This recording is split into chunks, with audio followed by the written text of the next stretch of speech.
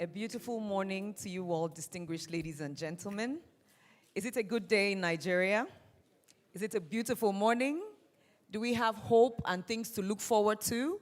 Yes, we do. Good morning and welcome. We've been looking forward toward this day, and we are grateful to God and to you that we are here again. Distinguished guests, just before we get into the crux of the day, I would like to bring to our notice some housekeeping information. In case we need to find the restrooms, they're right outside the exit where we came in through, and there's some wonderful women in black. The ushers, please wave your hands. Should you need any assistance concerning anything, please reach out to them. Please check your phones, your devices to be sure that they are silent. Some people's vibrate modes are louder than ringtones, so please just check so that there are no, or at least there are minimized distractions through the day. Should there be any emergency, we'll make our way out very nicely to the front of the center where the car park is, but we hope that we have no such emergencies here today. I would ask us, please, to rise together for the Nigerian national anthem.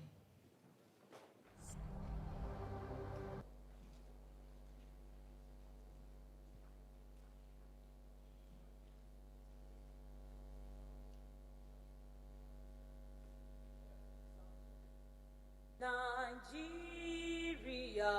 we hail thee, our own dear native land. Though tribe and tongues may differ, in brotherhood we stand. Nigerians old and proud to serve our sovereign motherland. Our flag shall be a symbol that truth and justice reign. In peace all battle honored, and this we count as day. To hand unto our children a banner without stain. O God of all creation, grant this our one request. Help us to build our nation where no man is oppressed, and so with peace and plenty, may be blessed. I think it's good to say amen to that. Say hello to someone sitting behind you before you sit, just in case you haven't already. In the course of the day, we would have many interactions with those who are seated around us. Please be seated comfortably. Thank you this morning. I would very quickly like to make some recognitions of those who will be manning today's event and those who have honored us with our presence. And those who might come in at some time, we will make sure that they're also properly introduced as and when due. We have with us the representative of the Vice President of Nigeria, His Excellency Senator Kashim Shettima, GCON, ably represented by a Special Assistant on National Economic Council and Climate Change, Ms. Rukayat El-Rufai. We say welcome and thank you this morning for honoring us with your presence. Seated very comfortably here with us is a doyen of transparency, governance, and reform in Nigeria. Please welcome and recognize the former President of the Federal Republic of Nigeria, His Excellency Chief Olusegun Obasanjo, GCFR. Honored to have you here with us, sir. The Honorable Minister of Finance and Coordinating Minister of the Economy, Mr. Wale Edun, is also here with us. Please appreciate his presence. The Honorable Minister of Budget and National Planning, Senator Atiku Bagudu, CON. We welcome you this morning. Thank you, sir. The Honorable Minister of Communications, Innovation and Digital Economy, Dr. Bosun Tijani, is also here, and if he's not, we say welcome, and when he's here, we will recognize him.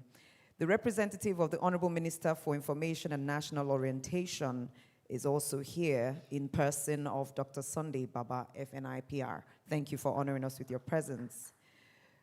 We have seated comfortably the head of service, our digital head of service, Dr. Folashade Yemi Eson, CFR.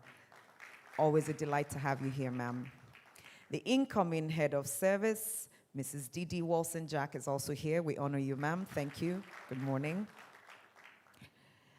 Of course, our chief host of the day, our chairman at the Aig-Imoukhuede Foundation. Please receive warmly Mr. Aig-Imoukhuede, CON. Good morning, sir. And CFR, yes, please. And sitting comfortably next to him is our executive vice chair, Mrs. Ofowe Aig-Imoukhuede. Good morning, ma'am. All are present. We say thank you for honoring us with your presence. Please appreciate each one with a round of applause.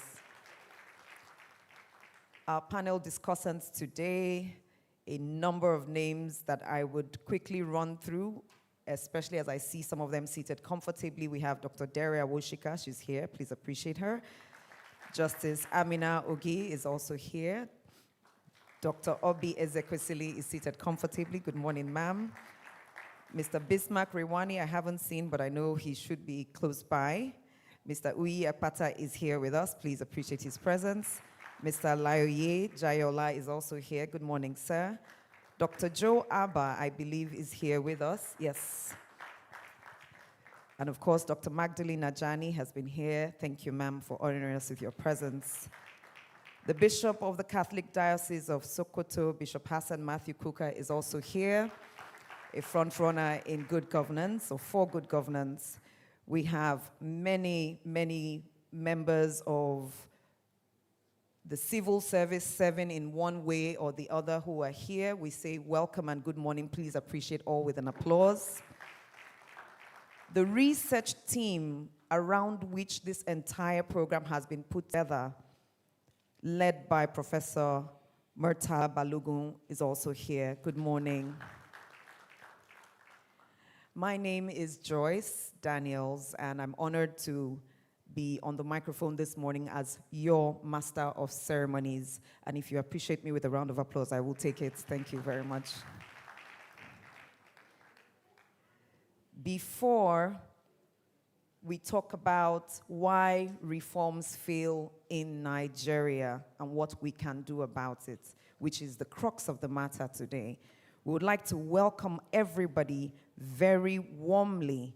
And to do this, it is my privilege to welcome the chairman of the Aig-Imoukhuede Foundation, who will welcome us and set the tone for today's workshop. Please receive Mr. Aig-Imoukhuede, CFR.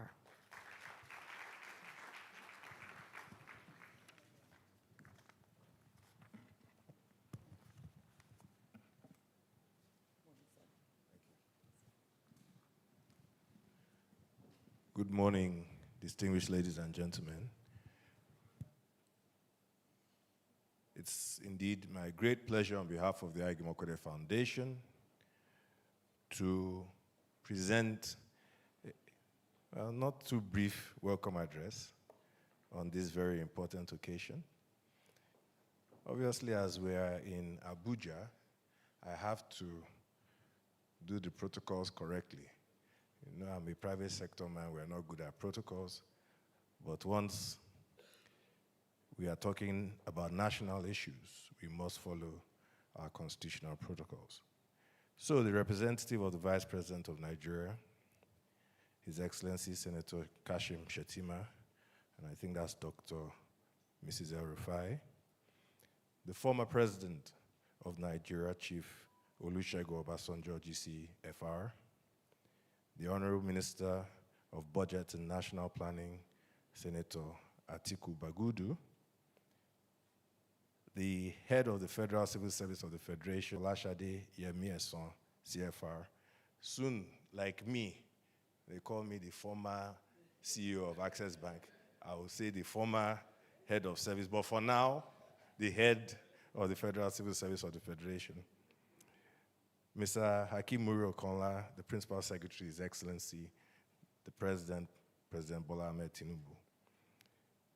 The incoming head of service, my sister as well, Mrs. Didi Wilson-Jack. I'm not sure if this is the last official outing of the head of service and the first official outing of the incoming head of service. But either way, I think Nigeria is very blessed to have such a smooth handover of batons between two absolutely fabulous technocrats and very, very committed, and all permanent secretaries here as well, members of the civil society present. Our speakers have been very well acknowledged. Distinguished guests, ladies and gentlemen. It is my pleasure to welcome you all on behalf of the Aig-Imoukhuede Foundation, which is ably led, chaired by me, but ably led actually by my wife, Ofowe Aig-Imoukhuede. I'm not going to claim or take credit for the work she does. Your presence here today signifies your commitment to the transformation of our country from what it is now to what it could be if we all did the right things. I want to begin by calling our attention to Chapter 2 of the 1999 Nigerian Constitution. This chapter contains the fundamental objectives and directive principles of Nigerian state policy. I will only read the opening sentence of Section 13. It says, "It shall be the duty and responsibility of all organs of government and of all authorities and persons exercising legislative, executive, or judicial powers to conform to, observe, and apply the provisions of this chapter of this Constitution." These are very, very powerful and weighty mandates, fundamental actually to the principles that direct us either as citizens of this state called Nigeria or as officers of this state called Nigeria. Now, sections 13 to 24 of our Constitution make up Chapter 2. Now, what does Chapter 2 of the Nigerian Constitution mandate? It's very similar to all other constitutions I have read of the 190 plus nations who have constitutions. It simply points out that the responsibility of men and women who have the privilege of governing the people of Nigeria is to deliver to them a decent standard of living. That's what Chapter 2 speaks about. That the reason why we are a nation state and we have collectively agreed to work together, live together, and die together as Nigerians, giving power, either executive, legislative, or judicial, to some to govern the state for all of us, is so that all of us residing in this state will have a decent life. Now, the United Nations has done an excellent job in defining what a decent standard of living means. The UNDP Human Development Index is a summary measure of the average achievement in key dimensions of human development of every nation in the world.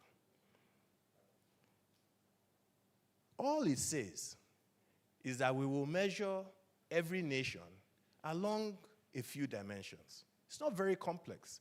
And healthy life, knowledge or education, and a decent standard of living. It is a standard means of measuring well-being. It is used to distinguish whether a country is a developed, developing, or underdeveloped country. And it's also used to measure the impact of economic policies on the quality of life. countries fall into 4 broad categories based on their Human Development Index ranking or rating or score. The categories are very high, medium, and low human development. Currently, Seychelles is the only African country that falls into the very high human development category. Somalia has the lowest HDI in both Africa and the world, according to the list. For Nigeria, since 2003, our HDI value has actually improved by about 20%. Our value is currently 0.54. But this places us in a low human development category. And our ranking is currently 161 or thereabouts out of 189, 190 countries. Last night, I spent the night in Abuja. I live, I think it's called in Metama. Now, the place I live is very highbrow, but it's a compound of several apartments and so on.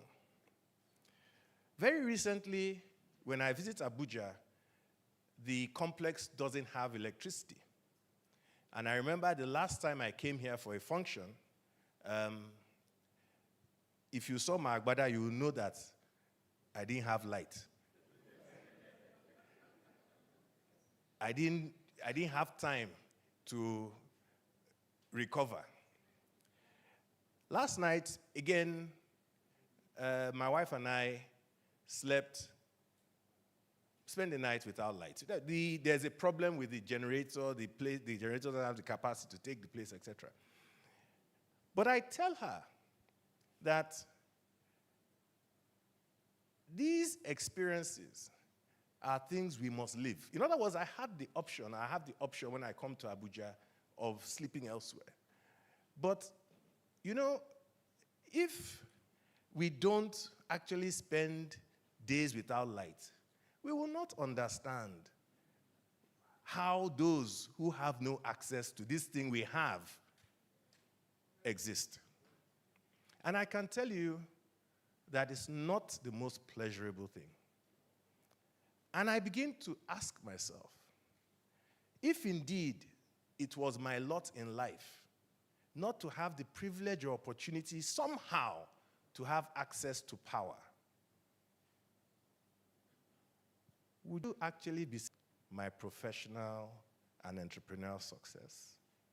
Perhaps my dreams too, for a decent standard of living and a decent life, or beyond that, would never have been realized.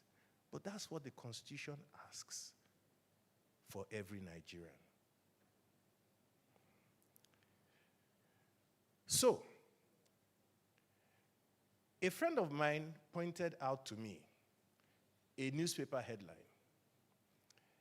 When we complain today about fuel availability and fuel queues, if you read the newspaper headlines of, I think, 1973, that's the headline.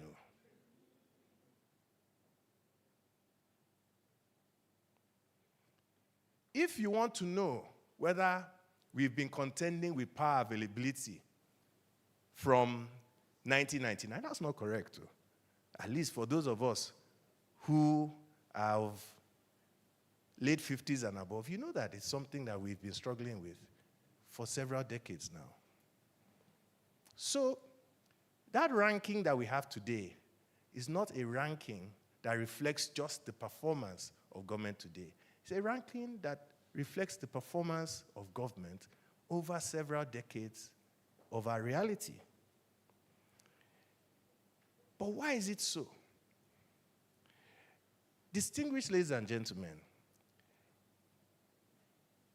it is universally known, and I think it's important for us in Nigeria to acknowledge this, that everywhere in the world, it is known that an efficient and motivated public service is critical for the following things: governance, production and distribution of public goods, formulation and implementation of economic policy, and management of public expenditure. Ladies and gentlemen, however gifted a president is, however gifted the cabinet is, without A, B, C, and D present at a minimum level of efficiency and effectiveness, in other words, a functioning public service, no nation stands a chance of attaining even medium levels of human development. Simple. There's nothing you will do about it. This is why all nations in the world have a continuing focus on ensuring that their government works.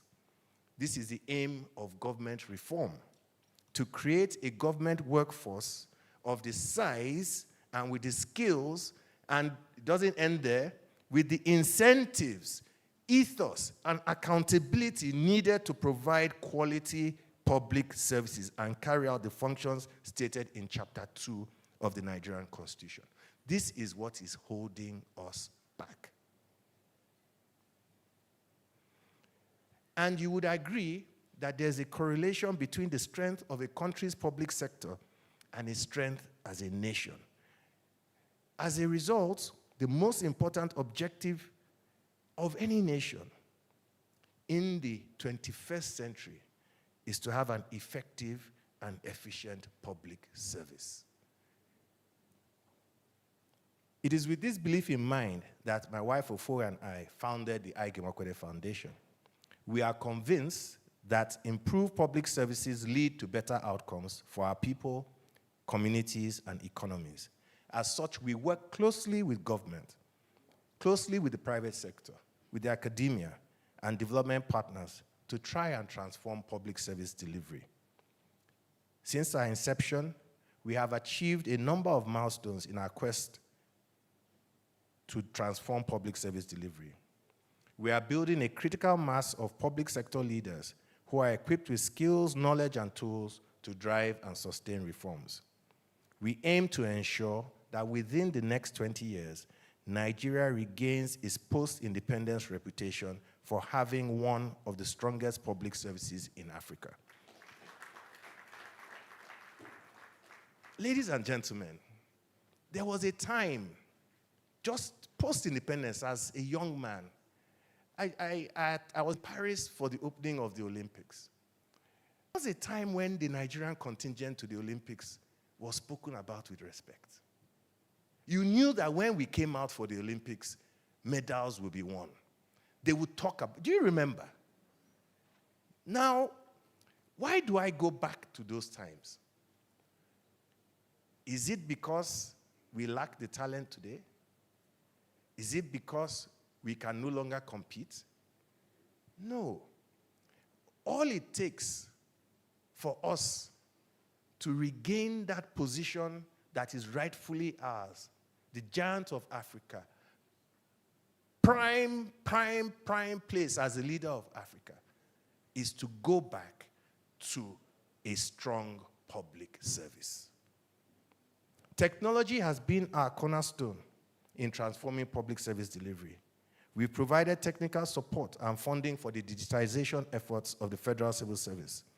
Through our support, the service has successfully digitized thousands of files, automated 300 processes, acquired hundreds of new digital devices. In addition, our collaboration with Microsoft, we are upskilling thousands of workers in the civil service. A key area of our support to the civil service is the Culture Change Program. To change the mindset of this key constituency, we provide communication training, culture change campaign videos, and ongoing assistance for the publication of official newsletters. We've helped to develop the Civil Service Culture Handbook, better than actually many of the culture handbooks I've seen in the private sector. But we must make it work. That outlines the values, behaviors, and practices that are essential for delivering the state's Chapter 2 mandate. A key element of our foundation's theory of change is to ensure that every Nigerian citizen takes ownership of the critical need to reform the public service. It is not their public service. It is your public service. It is our public service. And understand that as it strengthens, you strengthen as well. So we must join hands, come together, and make it work.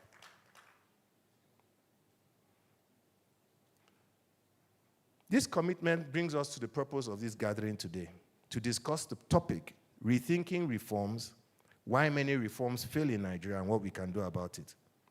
Today, we will share with Nigerians our evidence-based research on this very subject to equip and give our citizens the knowledge needed to guide us as we transform Nigeria's public service.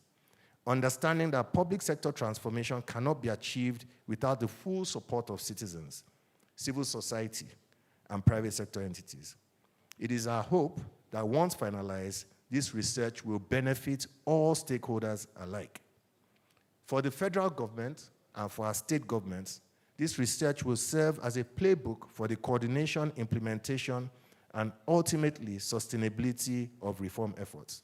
For private sector organizations, the research will serve as a guide for those of us who should, in our own self-interest, begin to play a much more prominent role in what the public sector does. As we delve into what we have in store for you today, allow me to provide an overview of our proceedings. We will hear from His Excellency Chief Olusegun Obasanjo following the keynote address to be delivered by my sister, Dr. Folashade Yemieson. The lead researcher, Professor M.J. Balogun, academia is very important in what we're doing. We'll detail the key findings and recommendations from the study. After a short break, a panel session comprised of experts from different experiences in life who have been involved in public sector reforms over the years will discuss the implications of the study's findings. We will hear from people like retired Supreme Court Justice Aig-Imoukhuede, Mrs. Due Process herself, Mrs. Obi Ezekwesili, and the renowned economist, Mr. Bismarck Rewane. And I hope we will hear from, he wants to keep in the background, but one of our very strong foundation members, I see him in and out, Dr. Segun Adeniyi. See? Yeah, okay. As I bring my welcome address to a close, I humbly but strongly request that this conversation does not end here. And indeed, the Nigerian public sector reform project reboots here. Whether you're a policymaker, business leader, member of civil society, member of the academia, member of the political class, your role in the reform process is invaluable. It is through our collective and sustained commitment that we can truly transform public service delivery in our country. Once again, it's my pleasure to welcome you all to this national workshop on public sector reforms. I look forward to a wonderful day ahead. Thank you, and God bless Nigeria.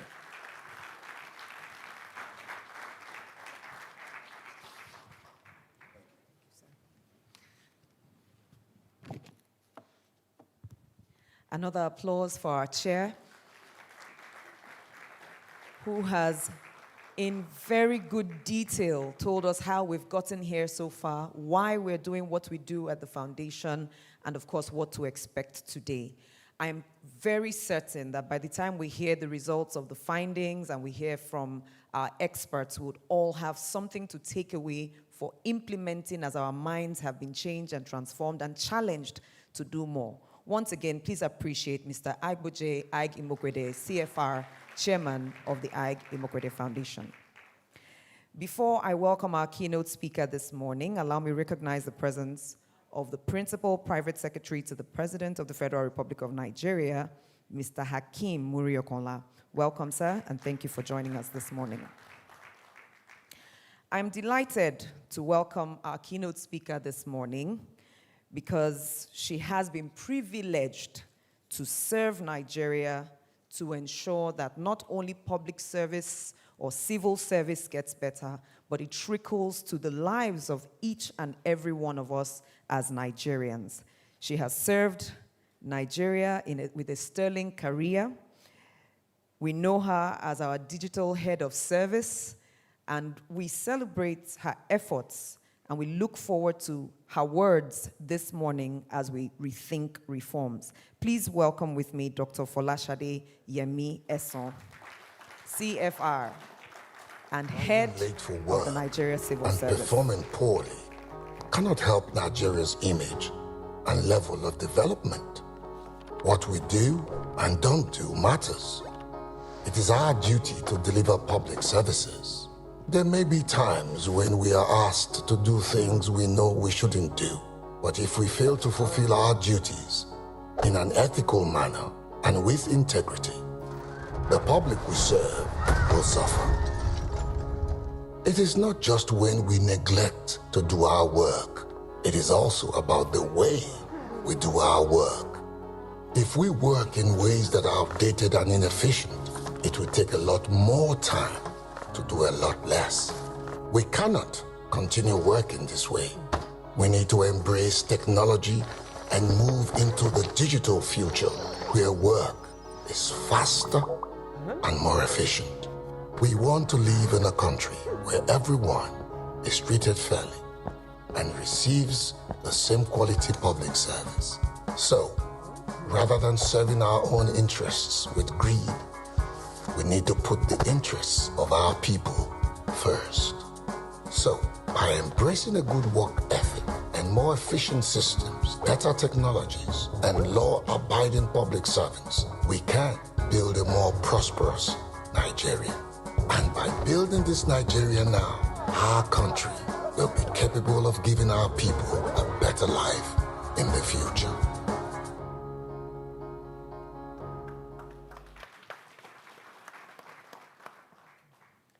The representative of the Vice President of Nigeria, His Excellency, Senator Kashim Shettima, GCON.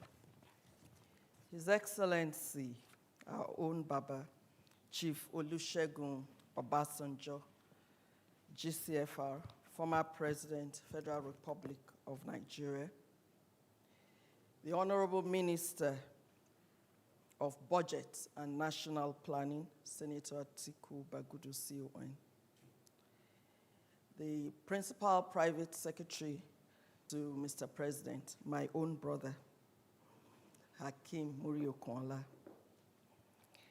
Our host, and again, my brother, the Chairman, Aig-Imoukhuede Foundation, Aig-Imoukhuede, and his wife, my sister, who kidnapped me and brought me here this morning, the Executive Vice Chair of the Foundation, Mrs. Ofowe Aig-Imoukhuede. The incoming Head of Service, my sister, Mrs. Didi Wilson Jack, CON. Transformative Permanent Secretaries here this morning. I hear the Abia State Head of Service is here. I acknowledge your presence. Bishop of the Catholic Diocese of Sokoto, Bishop Hassan Matthew Kuka, the lead researcher, panelists, distinguished ladies and gentlemen. I'd like to thank, first of all, our foremost and dependable ally, the Aig-Imoukhuede Foundation, for hosting this one public sector reforms research national workshop. This is yet another worthy investment in the public service and a demonstration of the foundation's unwavering commitment to take ownership of Nigeria's, and by extension, Africa's public sector transformation. It is very important that I acknowledge and appreciate the foundation for the in-depth, systemic, and high-level reforms research carried out, which is another very welcome technical support to the public service. I'm aware that data was obtained from over 500 political functionaries and career officials, as well as over 1,000 other stakeholders. And this research was done across the 6 geopolitical zones in Nigeria.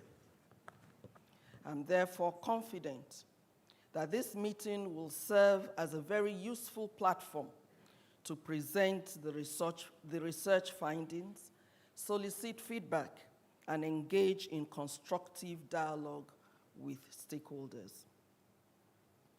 Permit me also to extend a warm welcome to all stakeholders in attendance. I'm glad that you all recognize the critical roles we all play in the civil service journey to sustainable transformation and the need to continue to foster effective engagement, communication, and collaboration. Distinguished ladies and gentlemen, since the dawn of Nigeria's Fourth Republic, under the current democratization, there have been at least 48 documented reforms with the objectives of improving sectorial services and performance. These reforms cut across a very wide range, including restructuring of the public service, fiscal governance, decentralization, enhancing accountability, legal and corporate regulatory frameworks. And this apparent proliferation of reforms further underscores the importance of the theme of our gathering this morning. Rethinking reforms, why many reforms fail in Nigeria, and what we can do about it. The theme also sets the tone for us to ask salient questions to understand the root causes of reform failure and how to salvage the reforms. Notwithstanding this fundamental objective, I feel it is also very important to understand that reforming a system can be a very daunting task for any individual or institution. In fact, reforms and reformers alike are never popular. Even in the world's most developed countries, challenges that participation abound. Hence, every system has its own inherent challenges, and it is instructive to point out that there are no infallible systems anywhere in the world. Challenges will eventually arise, and so reform is continuous. As the challenges arise, then we need reform action to deal with those challenges. Over time in Nigeria, reform program implementation has, taken its toll even on governance. And there are quite a number of impediments that successful reform programs always face. I'll just read out a list of them. I'm sure we all know this, but I'll just read the list out. The first is a lack of inclusive implementation strategy framework, poor funding and inadequate budgetary provisions in MDAs to fund the implementation of reforms, lack of skilled manpower, poor communication at planning and implementation stages, poor or total lack of ownership of reforms by subnationals, poor involvement of citizens, lack of synergy between the public and private sector organizations, lack of synergy amongst implementing MDAs, policy somersaults, and rivalry and conflict of interest, even among government institutions. Some others include the lack of political will and ownership to support reform implementation, resistance to change, poor ICT infrastructure, political interferences in bureaucratic processes, dwindling support by partners, a lack of legislation to legalize and institutionalize reforms, lack of institutional capacity, weak governance structures around the reform processes, inadequate follow-through mechanisms for implementation of reforms, and lastly, a lack of shared vision on national development, among others. And so with all these impediments, barriers to reforms, in 2020, the Office of the Head of Service had an opportunity to review the Federal Civil Service Strategy and Implementation Plan. And so the first thing that office did was to look at the initial plan, the Federal Civil Service Strategy and Implementation Plan 2017 to 2020. And at that point, the office wanted to do something different with reforms. And so we looked at a different approach to reform, formulation, and implementation in the service. So the first thing the office did was to do an in-depth study of all these challenges and pitfalls that I listed, because it was important for the office the same mistakes and to move the reform process forward. The Federal Civil Service Strategy and Implementation Plan was designed to foster robust linkages between the public and private sectors and harness their capabilities for a more efficient and effective approach to service delivery. And so I would list out a few things that the Office of the Head of Service did in 2019-2020 to ensure that the FCIP 25 was different from any other reform. The first thing was that there was wide stakeholder consultation. The office, first of all, conducted an end-term review of the plan and an assessment of the implementation capacity through what is popularly known as the SWOT analysis. So we looked at the strengths, the weaknesses, the opportunities, and the threats of the first FCIP. In addition, the office now had an engagement with a wide spectrum of stakeholders. These stakeholders included retired heads of service of the Federation. We had another workshop for serving and retired permanent secretaries. We invited chairmen of DGs, chief executive officers of parastatals. We actually spoke also with the organized private sector. We had meetings with development partners and civil society organizations.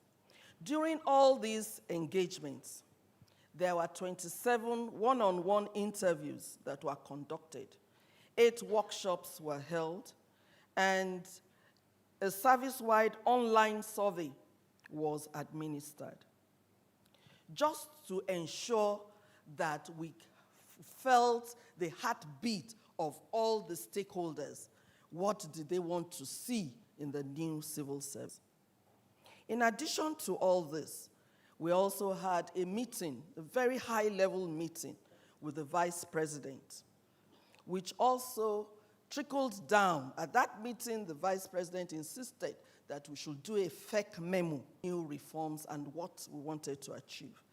So we did a FEC memo, and it was approved in 20, and the FCIP 25 was born. The second thing that we also did was to ensure that there was a proper governance structure for that reform initiative.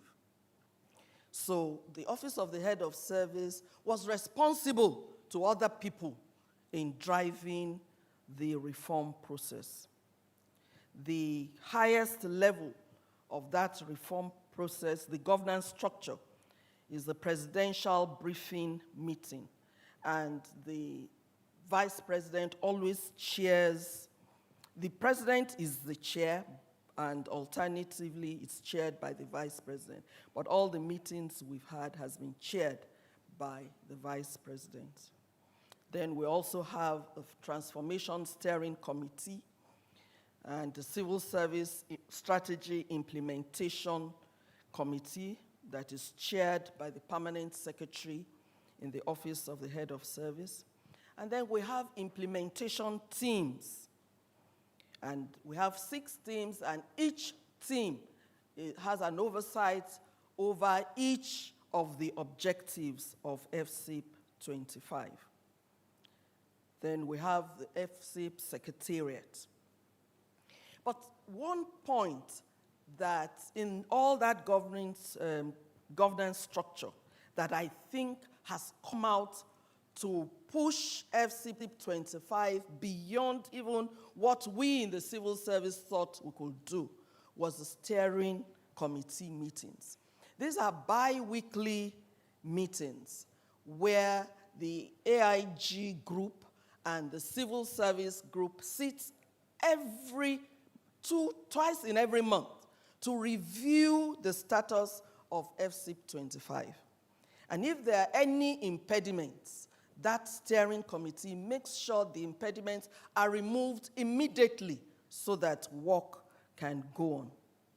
And so the involvement of private sector has also transformed the public sector. Now we work with timelines which we must not miss. And so we have delivery of results. So at this point, I want to take time out to appreciate Aig-Imoukhuede, because all of these bi-weekly meetings, he sits in. He's the co-chair of the steering meeting, and wherever he is on the planet, even if he has to join us via Zoom, there was a time he was at an event in Benin. I think it was a burial ceremony of somebody, and you know, his device was with him. We could hear the church, the songs they were singing in church, and he was still attending that meeting. That kind of commitment is rare. My brother, thank you very much. Another thing that we tried to do differently is the decentralization of FCIP 25 implementations to MDAs. Normally, any reform process is run from one place.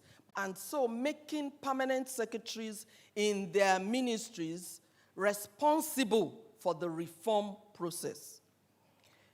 Permanent secretaries are heading the execution of the plan in their respective MDAs. And they ensure that each MDA has a team that ensures that these reform processes do not die, that they survive.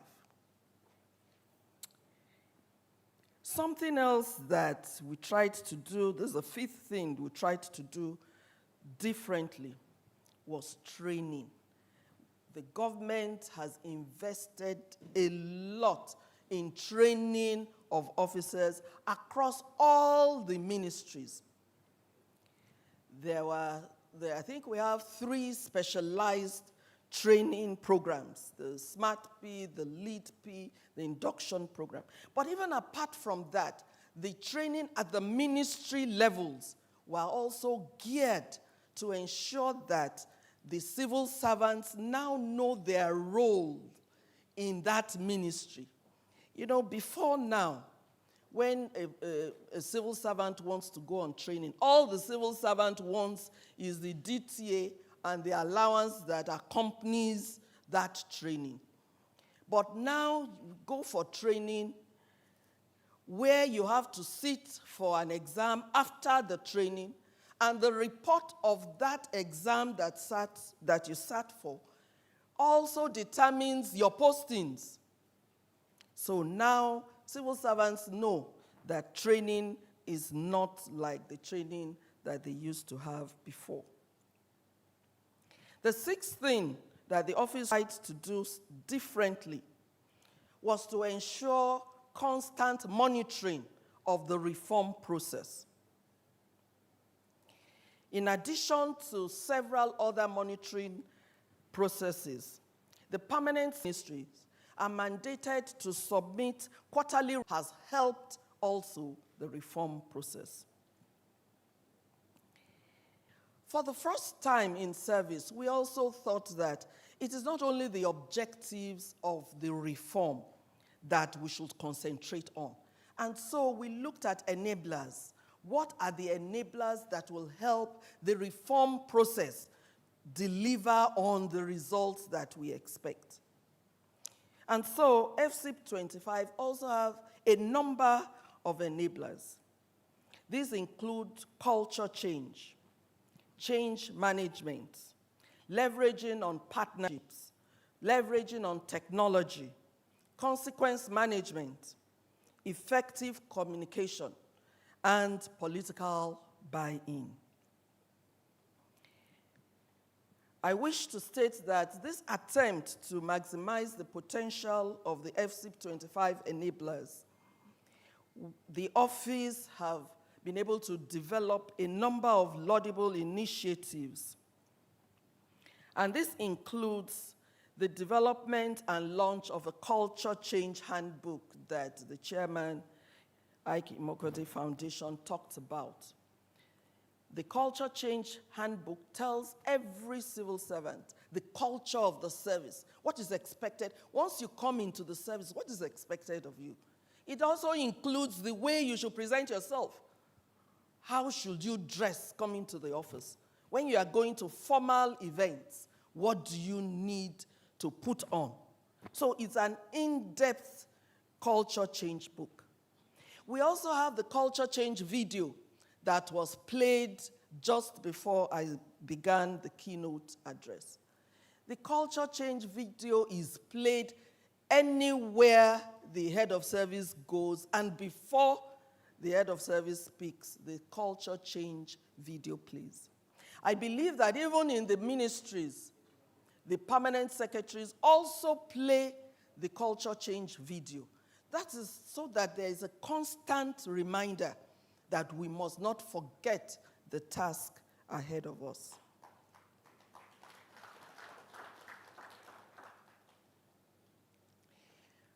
We also insisted on effective communication.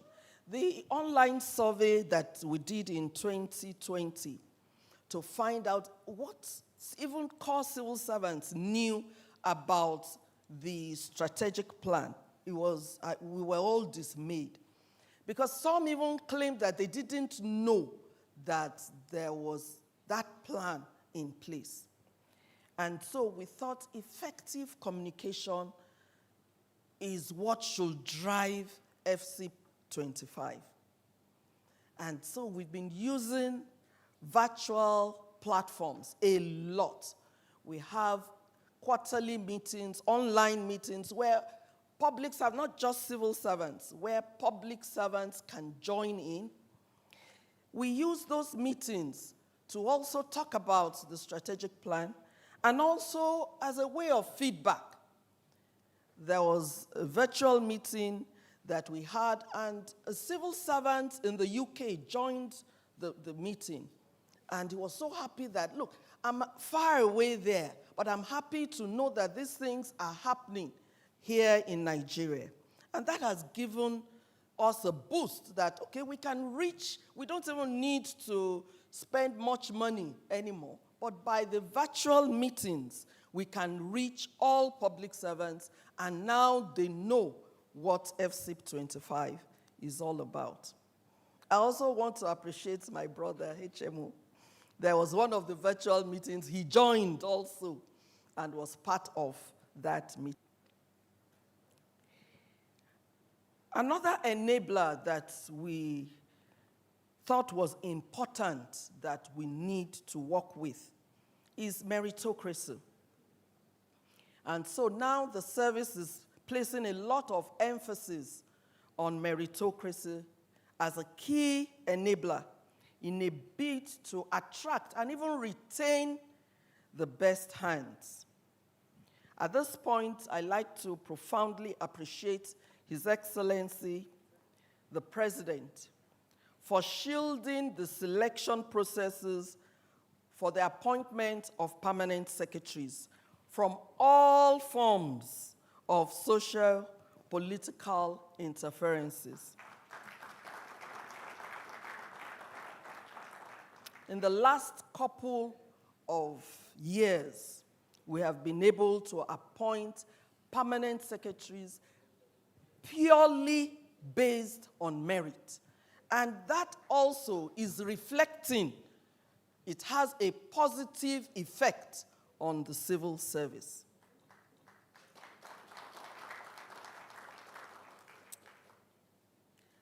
The words of the African literary giant Chinua Achebe in his novel, No Longer at Ease, reinforce the vision of the service to evolve a merit-based institution wherein he says, and I quote, "A person who has not secured a place on the floor should not begin to look for a mat," end of quote. If you are in the civil service, you understand that. Distinguished ladies and gentlemen, there's no reform initiative that will work if the people who drive it are not well taken care of. In this light, the FSIP 25 has tried to enhance the value proposition of workers. And right now, there's a service-wide implementation of the reward and recognition scheme, which the Emily Aig-Imoukhuede Endowment Fund is also a part of. There's a provision of housing. There's a long list of what the FSIP 25 is doing to enhance the value proposition of civil servants.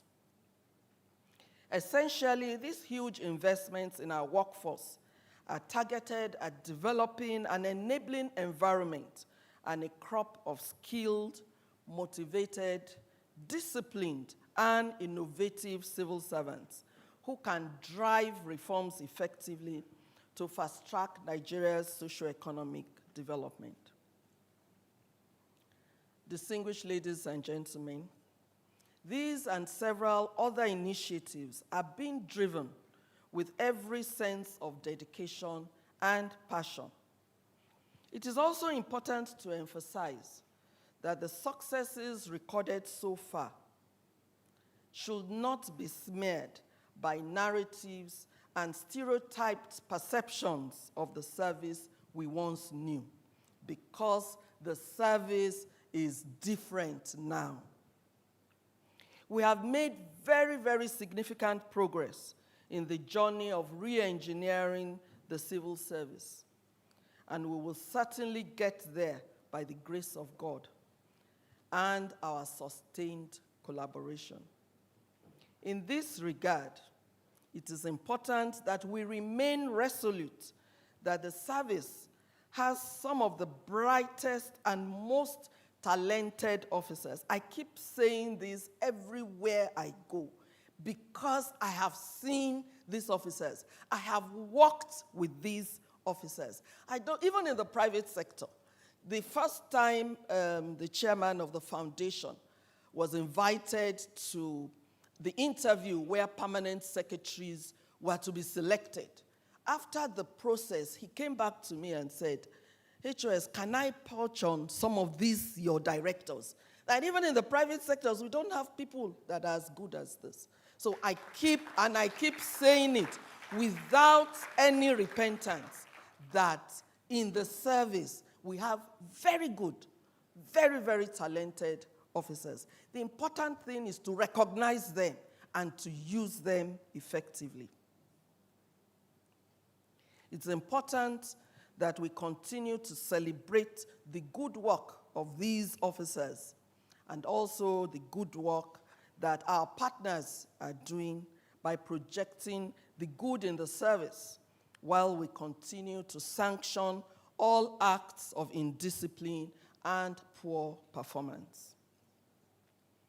Distinguished stakeholders, ladies and gentlemen, I know that the time allotted for this keynote address is over, but I have tried to share some practical things that the Office of the Head of Service has done. This is not theory, this is practice in reform formulation and implementation. Ideally, civil service reforms should focus on creating a government workforce with the size, the skills, the culture, and accountability necessary for delivering quality public services. And so, from experience and the work that we have done, it's important. Civil servants are part, civil society, media, they must all be part of the reform processes.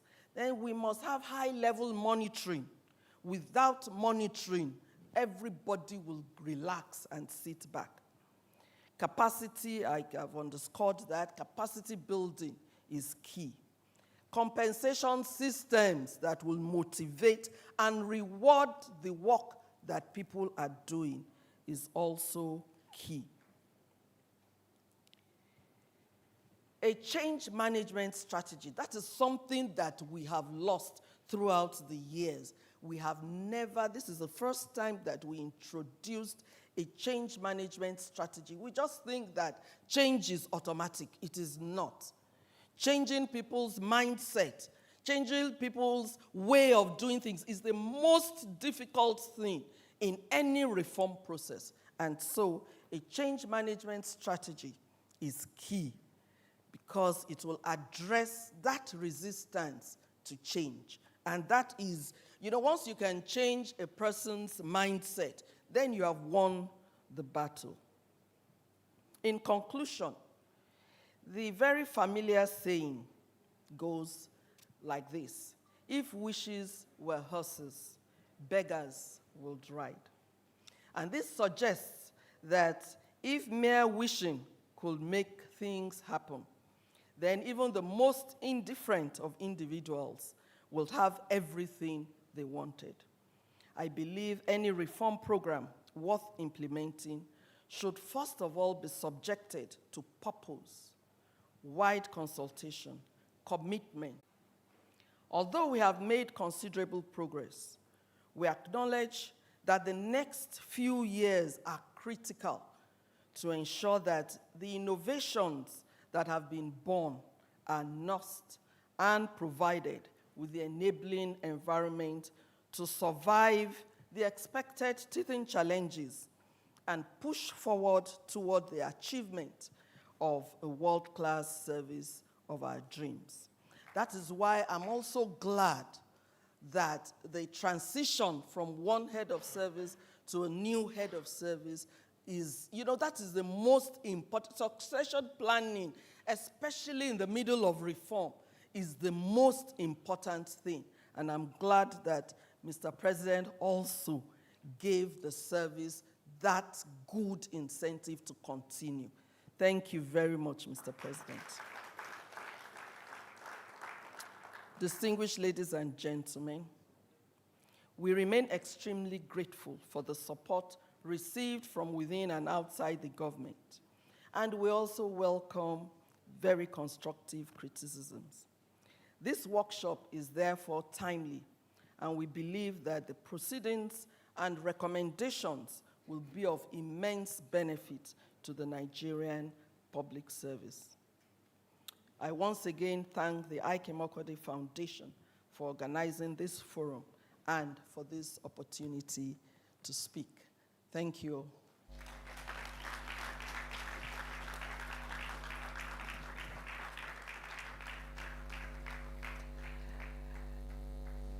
If detailed was a person, I believe it will be our keynote speaker for today, who has done justice in highlighting some of the successes of her tenure, some of the challenges, and some of the desires and advice required to sustain the reforms that have been started so that they would yield the required results in due time.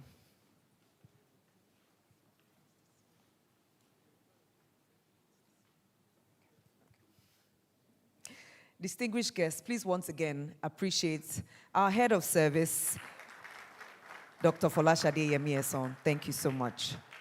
Before we hear about the research itself, we would have comments by our de facto today.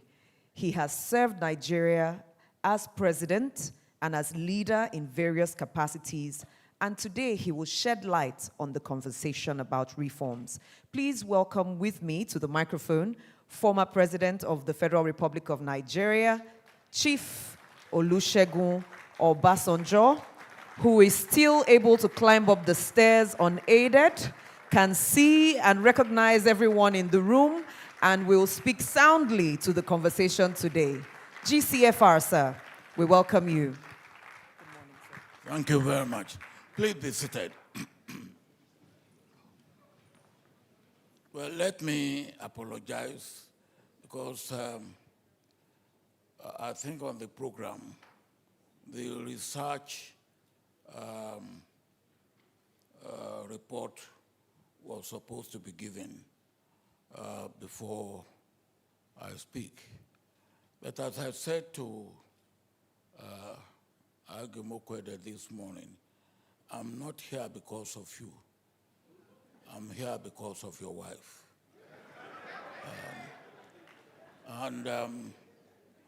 Because I have 2 other programs in Lagos where I'm supposed to be main actor. But this is very important. And let me start by congratulating my 2 sisters, the outgoing and the incoming head of service. I don't know if it has happened before, but I feel delighted that a lady is handing over to a lady. For me, we are getting there, and we will get there. The second point I want to make, I want to congratulate the executive manager of Aig-Imoukhuede Foundation. Now, you carry name, and she does the job. And thank you very much for the good job you are doing. Let me, of course,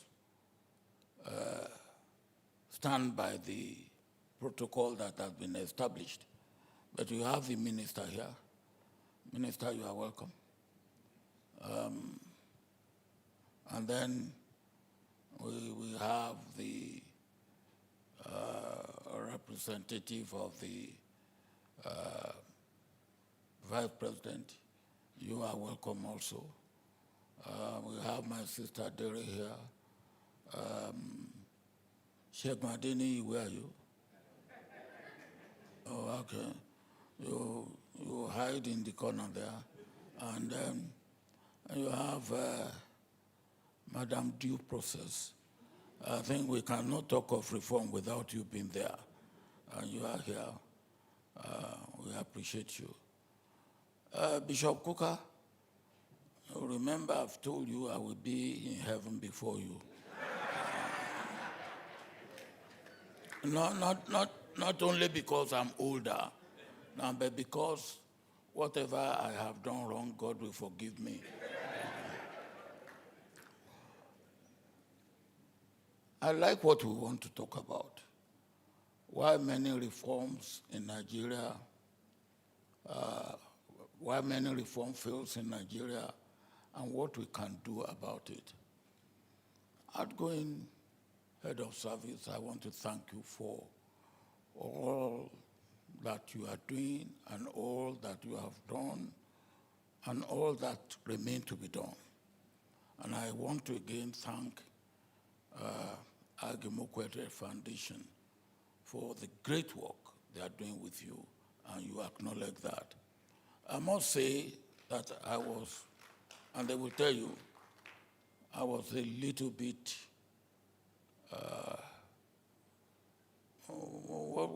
what do you say? I was not sure what the result would be working with the, trying to get a reform. But you listed a number of things. I want to list 5 essentials. I call them principal elements in reform. 1, the initiator. It is very, very important. 2, after it has been initiated, the one who will drive it. And you use the word driver more than 3 times in your lecture. It must be it must be driven, rather. Who is the driver? The initiator, the driver, then the owner. Every reform must be owned. The initiator, the driver, the owner, the executor.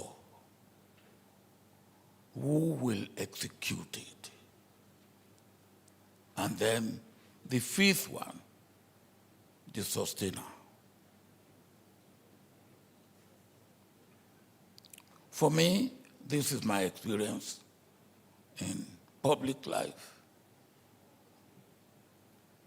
Starting from what I saw when I came back in 1959, and I had the opportunity to interact with some of our great men in the public service of this country, the S.O. Adebos, the Udochis, the Atas.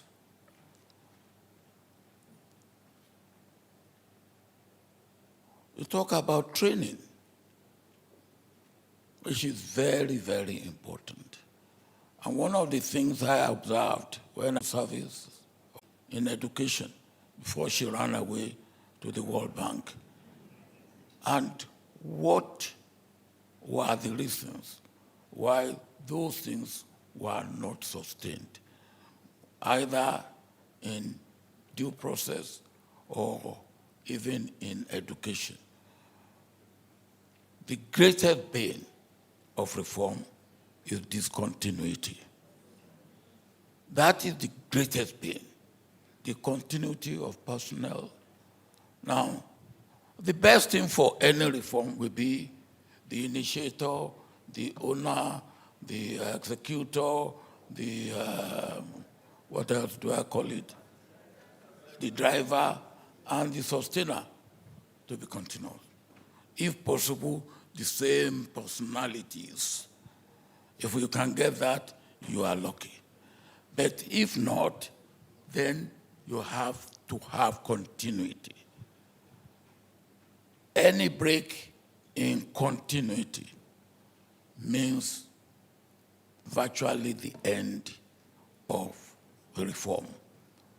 And then one thing we must understand is reform is a lifelong thing.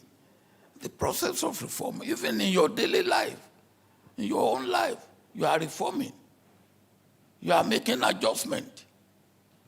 So why should it be difficult? I don't believe it should be difficult.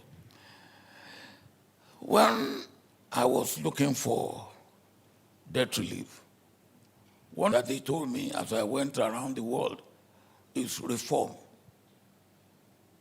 And I keep telling them, you are not the one to tell me about reform. I know that I need to reform. I should be about. But if you have any means or any area you want to help me in my own reform, please do so. And Tony Blair, the Prime Minister of Britain at that time, talked about service delivery. And he has done it in his own system. I said, yes, give me the person who did it for you in your own system. And you remember, you sent the lady here for 3 months, and we absorbed what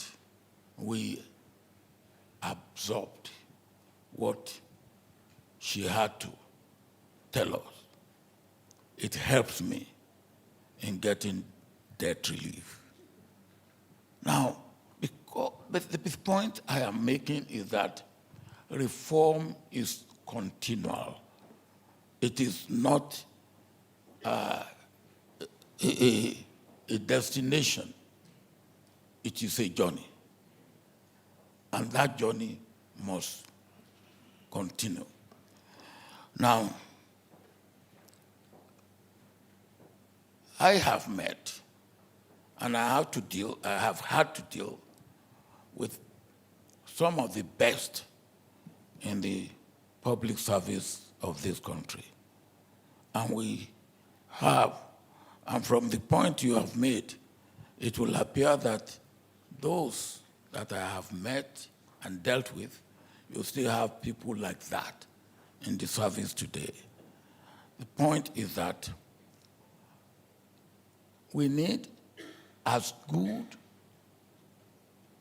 men and women in the public service as we need in the private sector. And the public service, if you look very hard, as I had looked when I had the opportunity, this public service contained some of the best men and women in every sense of the word that you can find in this country. The question is that some of them are frustrated.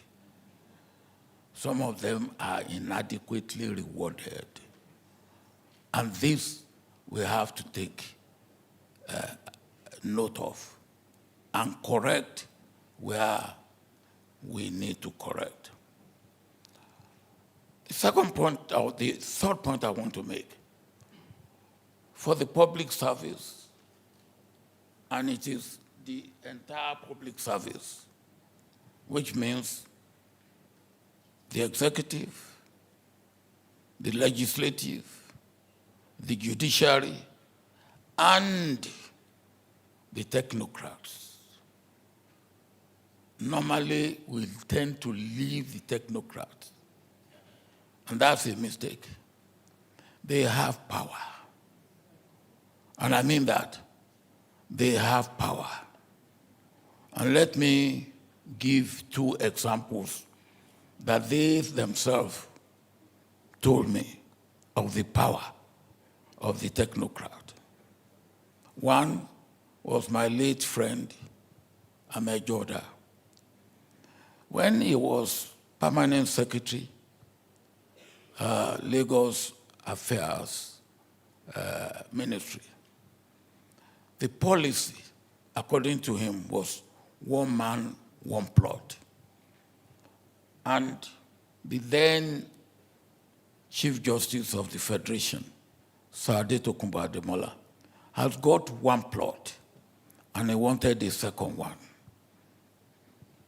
He went to the Minister of Lagos Affairs, who ordered that he should be given a form for a second plot. And of course, Aig-Imoukhuede gave him the form for a second plot. He filled the form, he submitted it, Aig-Imoukhuede put it, and put it, and nothing.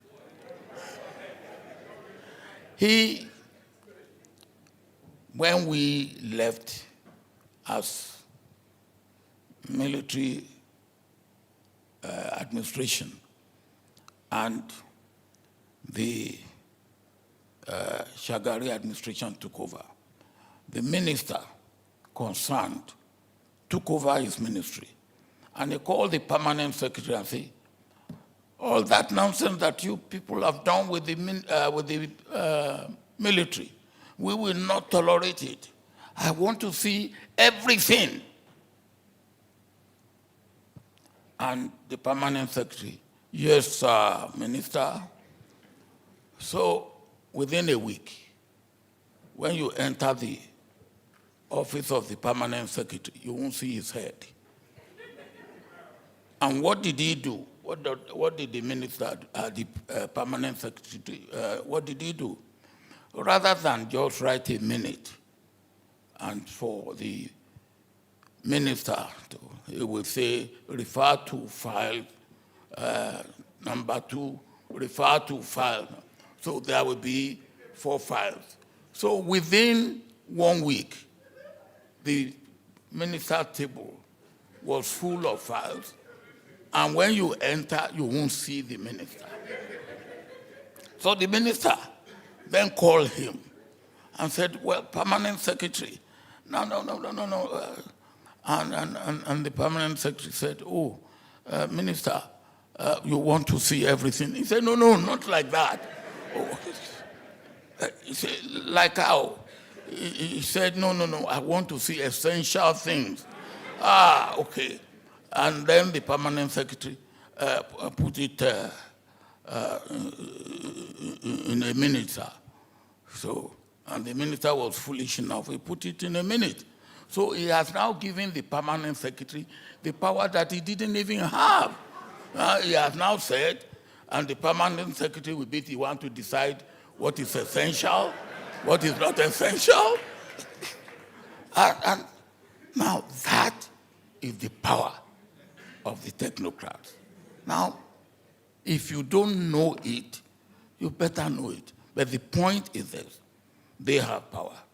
The political head group too have power. They have to get their power together and really respect and understand each other and work together. And that is when you can have a reform. Now let me end on a note of where I will continue to respect the Nigerian civil service, public service, particularly the technocrats, until I die. When we were trying to deal with the issue of the last vestiges of decolonization and fighting apartheid, we decided that Britain had responsibility for Rhodesia and had some form of responsibility and influence on South Africa. But how can we push Britain to move on South Africa, Rhodesia? We decided to move on the economic front. And we decided to nationalize, is it 2 or 3? 3 items. And what, fortunately or unfortunately, one member of British Parliament has addressed Nigeria as a toothless bulldog. So that afforded us opportunity to bare our teeth. Previously, I had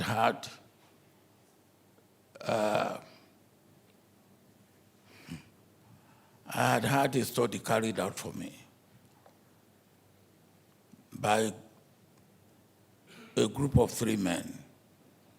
What really do we deal with? What do we deal with Britain? And what that came up to is that we put 250,000 men and women in jobs in Britain by the amount of import we got from Britain. 250,000 men and women. So I decided to carry my cabinet, my governors, and my colleagues in the Supreme Military Council. This was when I was military head of state. And to make sure it did not leak, I wrote the memo myself. I called a joint meeting of Supreme Military Council, Council of State, and the Cabinet. On the morning of the meeting, at 8 o'clock, I called Leman Chiroma, who was the head of service and secretary to government. When he read the memo, he took the memo from me, he went to his office, he read it. Within 5 minutes, he came back. He said, "This is hot." I said, "Yes, I know it's hot." He said, "The British will." I said, "Yes, I know they will." I said, "But by then, the 3 of us, myself, Yakubu Danjuma, and Shehu Yaradua, and then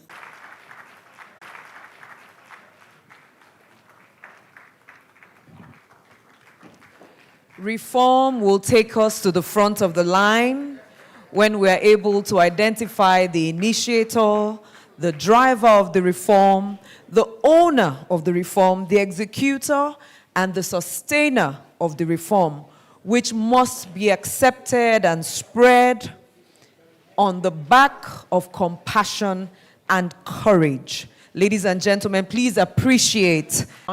I know she's still around, but I will just like to recognize Honorable Hannatu Musawa, who stepped in at some point. Please appreciate her presence. We also have the representative of the Ministry of Aviation, Mrs. Garba Balkisu Dada, who is here with us. We thank you so much, ma'am, for being here. Just to note that in your conference or workshop bags, you've been given pieces of paper there that you can note your questions and comments so that you don't forget. You know, sometimes you think of something and then next 5 minutes it's out. So please note it. So when it's time for group interaction, we would do well to highlight.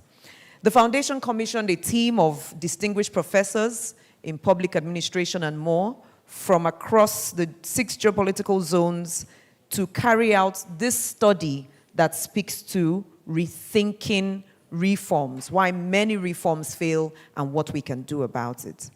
I would like to welcome, to speak on behalf of the body, the representative and kind gentleman, Professor Murtala J. Balogun, who, please welcome him as he comes, who served for decades at the Obafemi Awolowo University, a professor of public administration, who also has served as senior advisor at the United Nations headquarters, Department of Economic and Social Affairs, and served as well as special advisor to the President of the United Nations General Assembly. Today, serving Nigeria again on the platform of the Aig-Imoukhuede Foundation. Please welcome him. Welcome, sir. Thank you very much.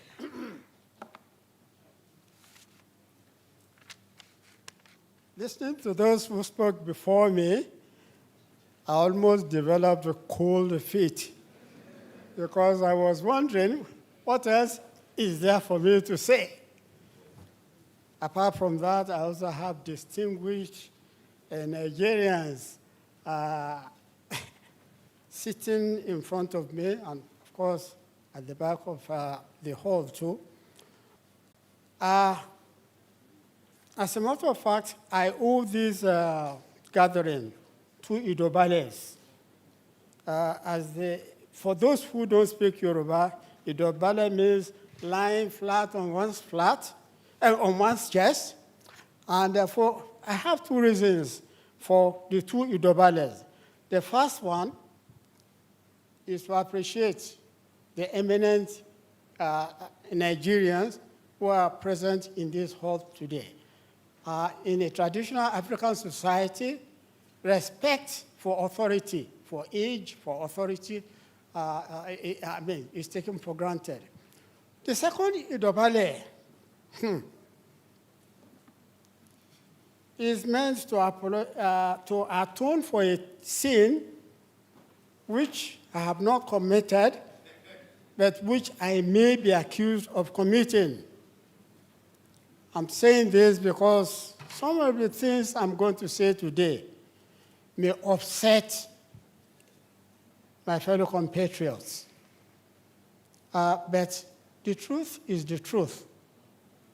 And I'm happy with the uplifting opening address given by the chairman of the Aig-Imoukhuede Foundation, followed by the anecdotal evidence of reform undertaken on the watch of President Olusegun Obasanjo. And I'm also happy that some of those who collaborated with him are seated in this hall. I recognize, of course, Ms. Aig-Imoukhuede, Obi Aig-Imoukhuede. I've followed you on Twitter.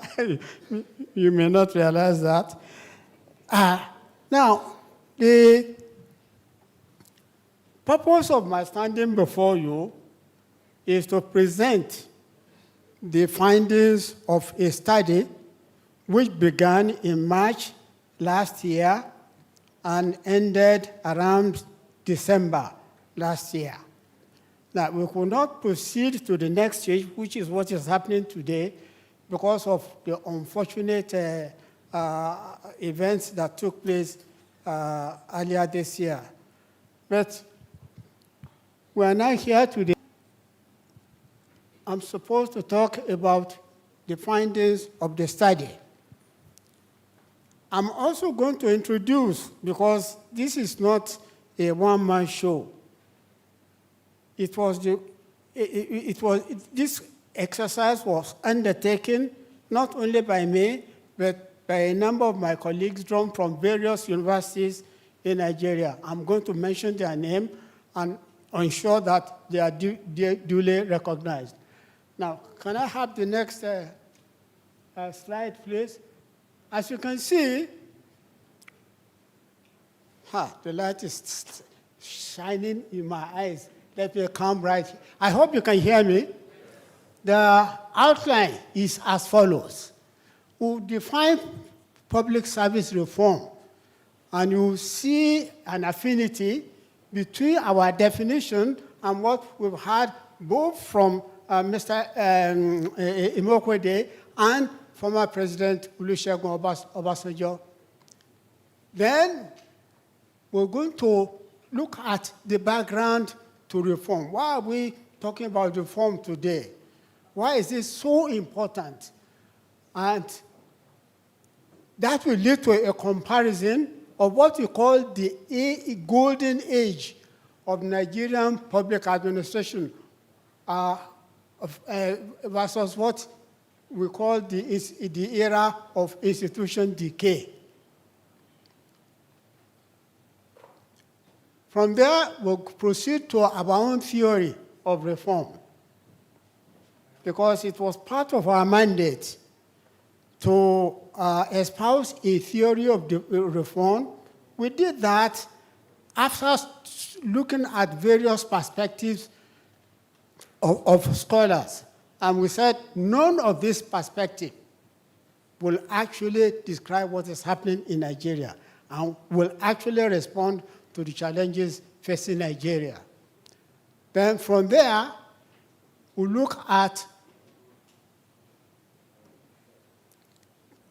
public service, public administration reform across African countries, with references to what happened in Ghana, in Mauritius, in South Africa, in Swaziland, and so on and so forth. And after that, we look at what we call the hard environment. This, in fact, is the meat of our report. If we are contributing anything new, it is this focus on the hard environment. I'm going to define the hard environment later on, so you need not be in a hurry. We'll trace the impact of the hard environment on public service reform.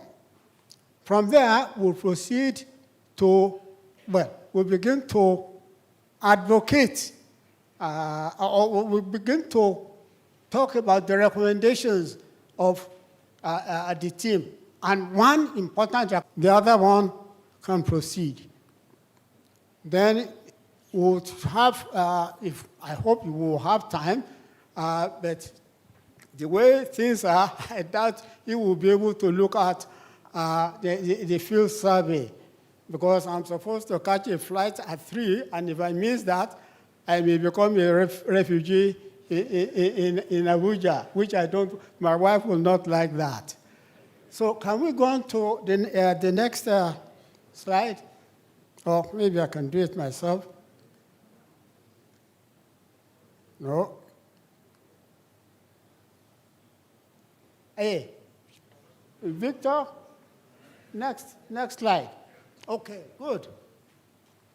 What do we mean by public administration reform? We've listened to the chairman of the foundation and how his reference to chapter 2 of the Nigerian constitution. In fact, that to me is even enough in defining what reform is all about. We are talking about increasing welfare gains, increasing standards of living. He told us about the low HID index ranking of Nigeria.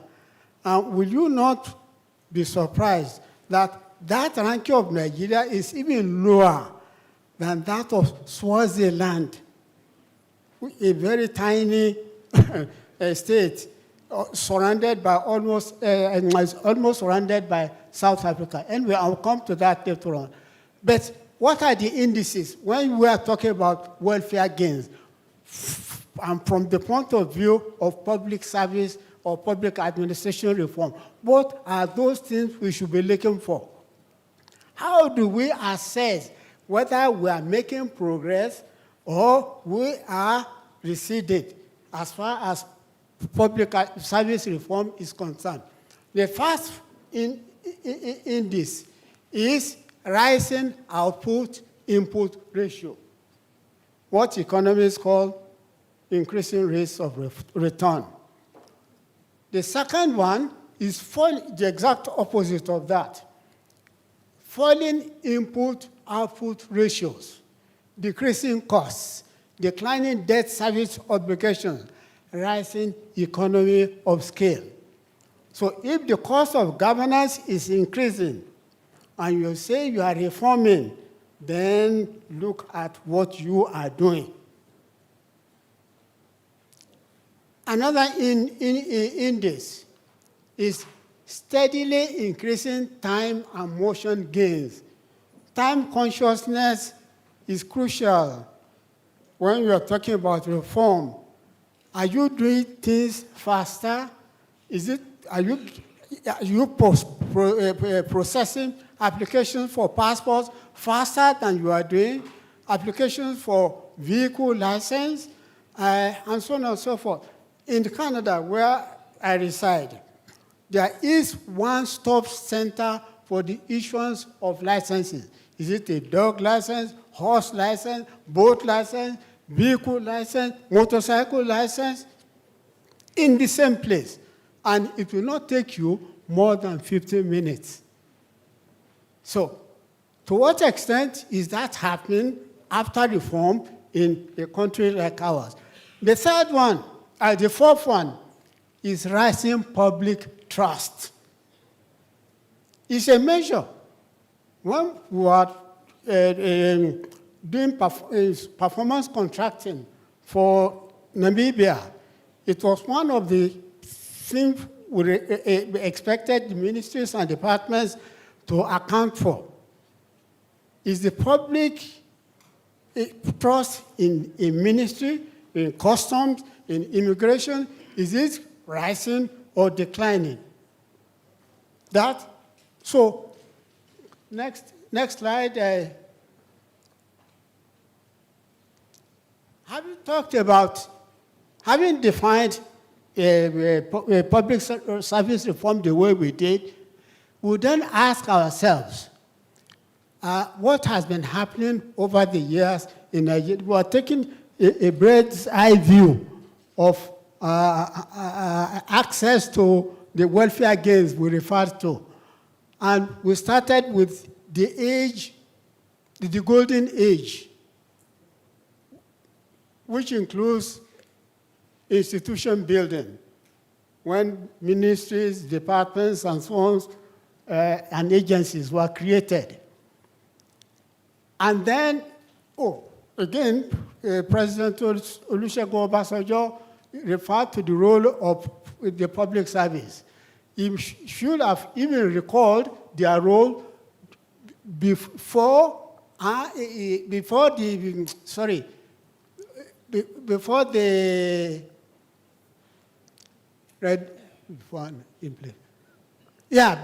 Civil War.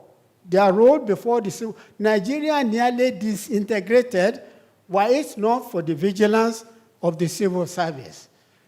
Then successful changeover from left to right-hand drive. That is a landmark achievement.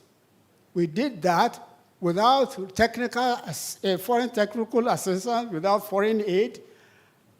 The same thing with the introduction of decimal currency in 1973.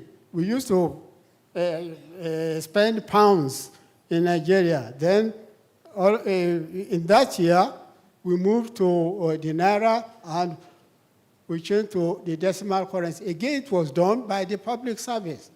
That's a plus for the public service. Then the Nigerianization of the top cadre. And of course, the drafting and codification of rules, civil service rules. In the olden days, as civil servants, you could not interfere in politics or identify publicly with a political party, a candidate, or label. Today, I don't know whether that is still the case. At the same time, the rules forbade anybody exerting undue influence on the recruitment process. That was in the olden days.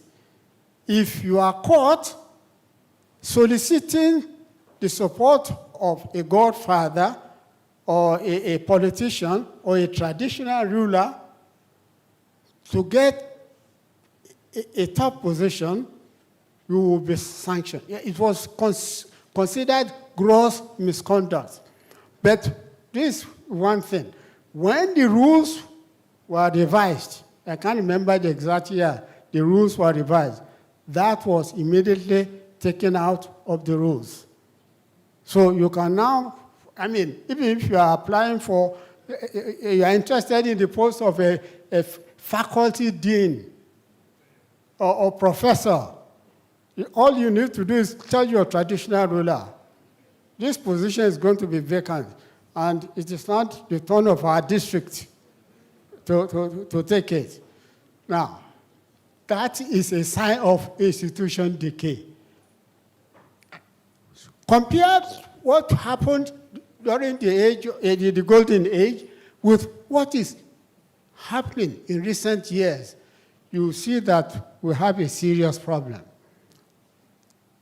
First of all, when ministries, departments, parastatals were established in the good old days, everything was okay until we found that indiscipline,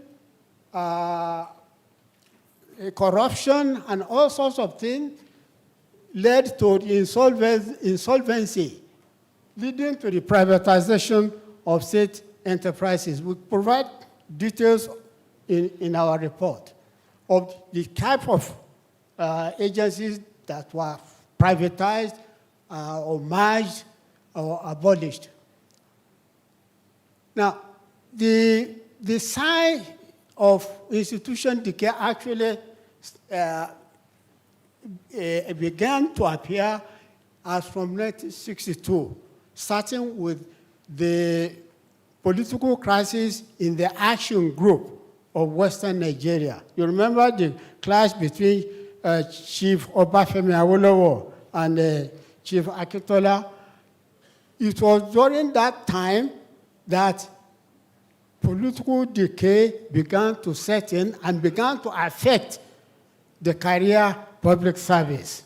I recall that around even that same year, a committee was established by the then head of the civil service of Western Nigeria to find out why productivity of the public service was declining. And one thing the committee discovered was political interference, what never happened under the colonial regime. And of course, as symptoms of a deeper malaise, we had the 1974 cement armada. I don't know how many people remember this. When the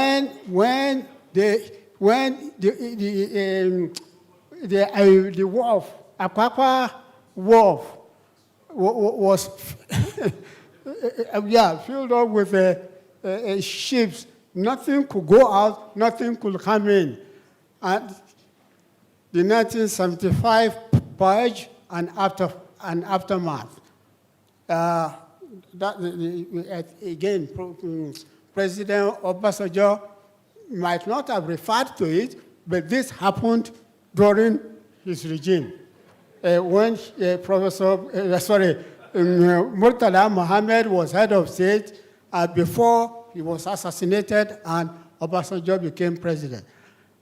The purge was itself a reaction, maybe an overreaction to what was happening to the public service. And of course, purge or no purge, widespread indiscipline continued, possibly up till today. Next slide.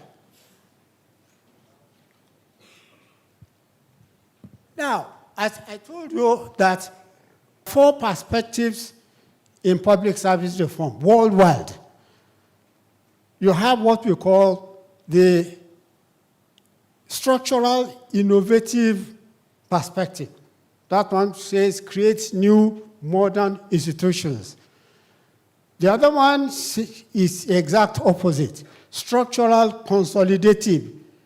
For developing countries in particular, the structural consolidative advocates say we do not have enough money to create ministries, departments, parastatals, and so on and so forth.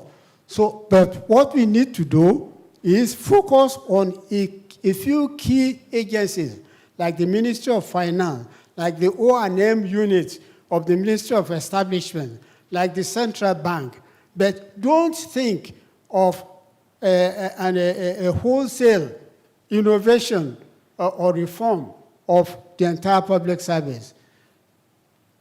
The problem with those two approaches is that they focus on structures to the exclusion of the environment in which the structures are to operate.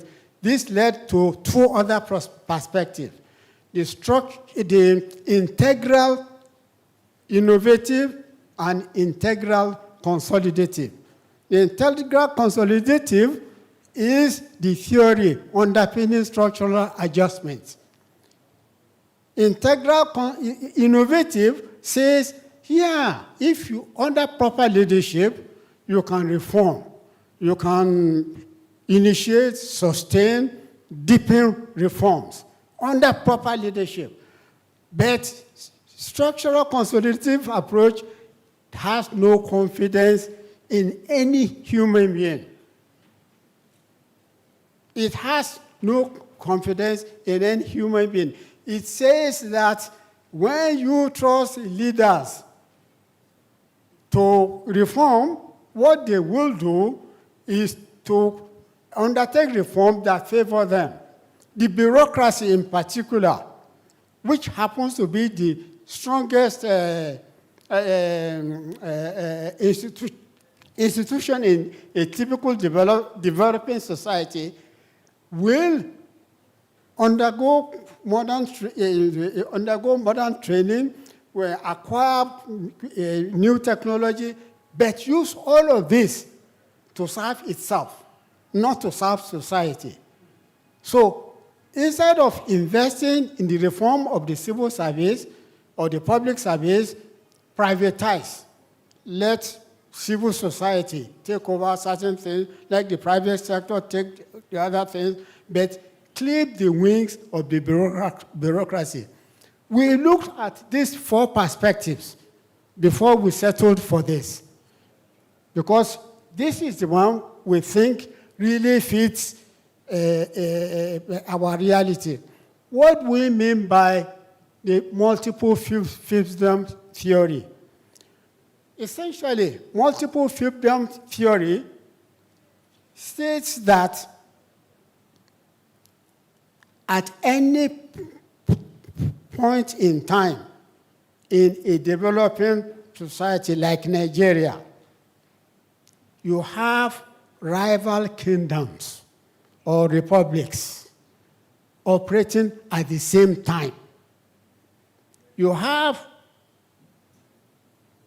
one country, one people, one anthem, one constitution. That is the Republic of Nigeria. But we think that the laws, the constitution, the stipulations of the Federal Republic of Nigeria is the one making things run in Nigeria? Certainly not. Because side by side with one nation, one flag, one constitution, we have multiple nations, multiple fiefdoms, discordant tunes, conflicting aspirations, contradictory laws. So, as some people, like the foundation, they are plotting the advancement of Nigeria. We also have others sitting in the basement of their mothers, plotting the downfall of Nigeria. That's what we mean by multiple nations, multiple fiefdoms. The fiefdom may be based on tribe or ethnic group. It may be based hypocritically at times on religion. It may be based on economic interest.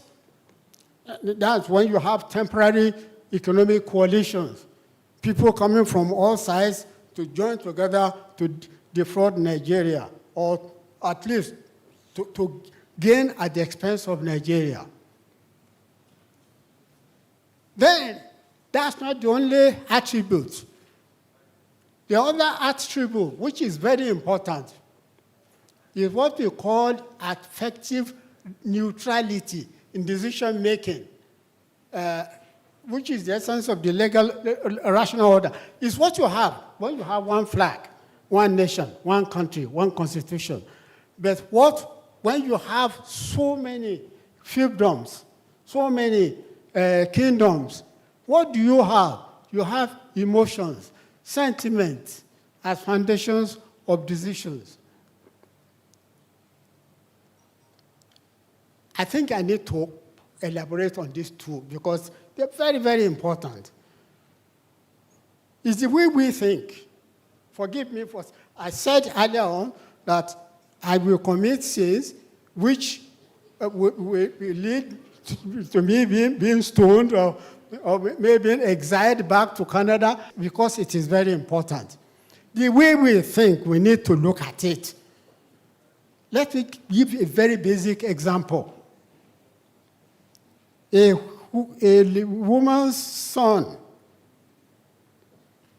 is accused of drug dealing, of taking drugs. He's addicted on drugs. Instead of looking at the boy, the type of company he keeps, the woman blames as the senior wife. That is her rival in the home. Or somebody is accused of defrauding Nigeria and is marked to the EFCC. And what are we told? Oh, the other tribe, they are after us. Yeah, so, I mean, what kind of impact do you expect reform to have under such circumstances when people have made up their mind not to think rationally? Emotions. I'm not saying we don't think. We Nigerians, we think. Oh, my God. I think it was the late President Aig-Imoukhuede of Namibia. He told me one day, bless his soul, he said, Nigerians are about the most brilliant people, black people he had ever met. He said when he meets them one-on-one, they're very brilliant, they're very, very energetic. When you give them tasks, they complete it. But that is when they are outside Nigeria. Then he said, how come they cannot get their foot on the ladder? I can never forget that. He said, why is it that brilliant people, who are brilliant individually, their country cannot get its foot on the ladder to climb up?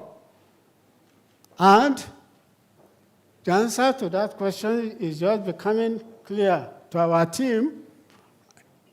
I think the way we think is important. When it comes to practical thinking, we are good at it.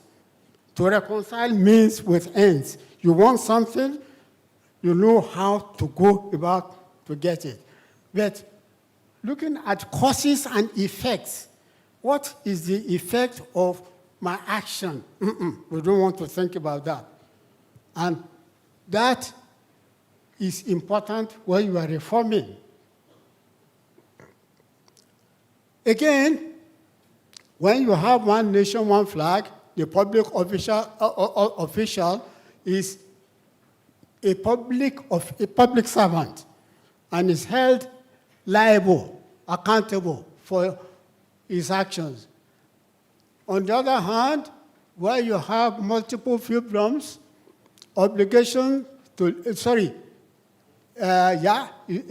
the public official has an obligation to help his or her brothers, relatives, friends, and so on and so forth.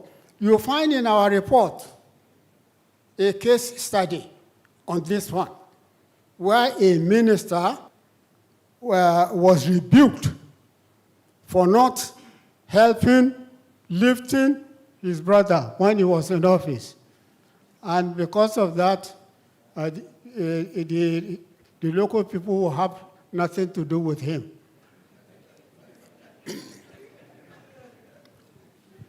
The public service is a call to service. In a country where you have one republic, one flag, one constitution. On the other hand, as an alternative, the public office is a prebend that gives the incumbent, how many more minutes do I have? No injury time? Okay, no problem. In any case, I'm sure these slides will be distributed, and you can look at this in your own time. So, okay, can you flip to the next slide, please? So, what we are saying is that the republic on the left is the soft environment. It is the one which is held captive by the one on the right, the hard environment. The hard environment breeds role ambiguity. It is a very heterogeneous environment. And that breeds role ambiguity. What am I supposed to do is not clear. Today, I'm supposed to help my brother. Tomorrow, I'm supposed to serve the state. The day after, I'm supposed to serve myself. Role ambiguity. So, gainful, our theory, our assumption, is that gainful and sustainable reform is an impossible mission unless and until the soft environment effectively subdues its hard counterpart or proactively delinks itself from the latter. So either option warrants the enunciation of new public service values founded on justice, integrity, accountability, probity, and so on and so forth. Then the enactment of a revised, unambiguous code of conduct for public officials. The enforcement of the code by the National Governance Summit. This is our innovation. The National Governance Summit will be made up not only of the ruling party, but also of the opposition, of civil society representatives, and of the private sector. People like the chairman of the foundation will be a key actor. And we're not saying he did not dictate this to us. So don't think that he influenced our decision.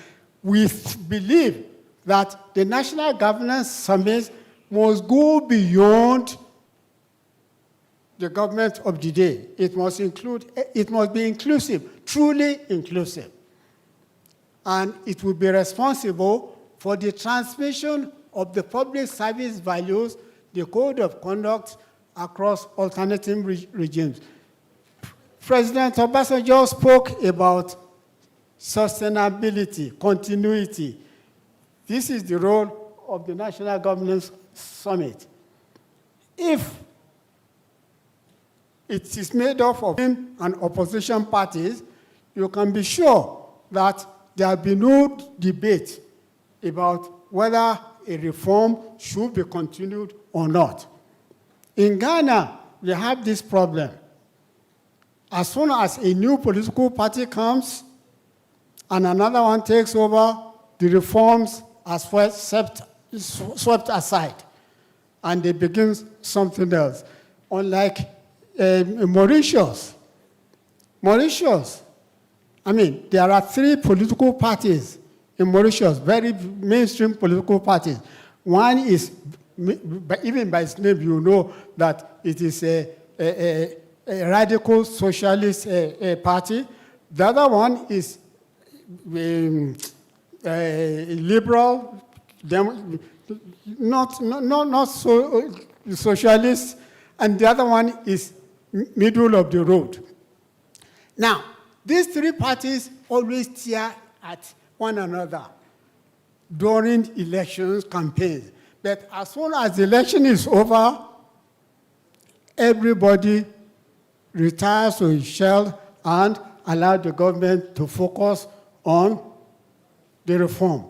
That enabled sustainability of reform. Next slide, please.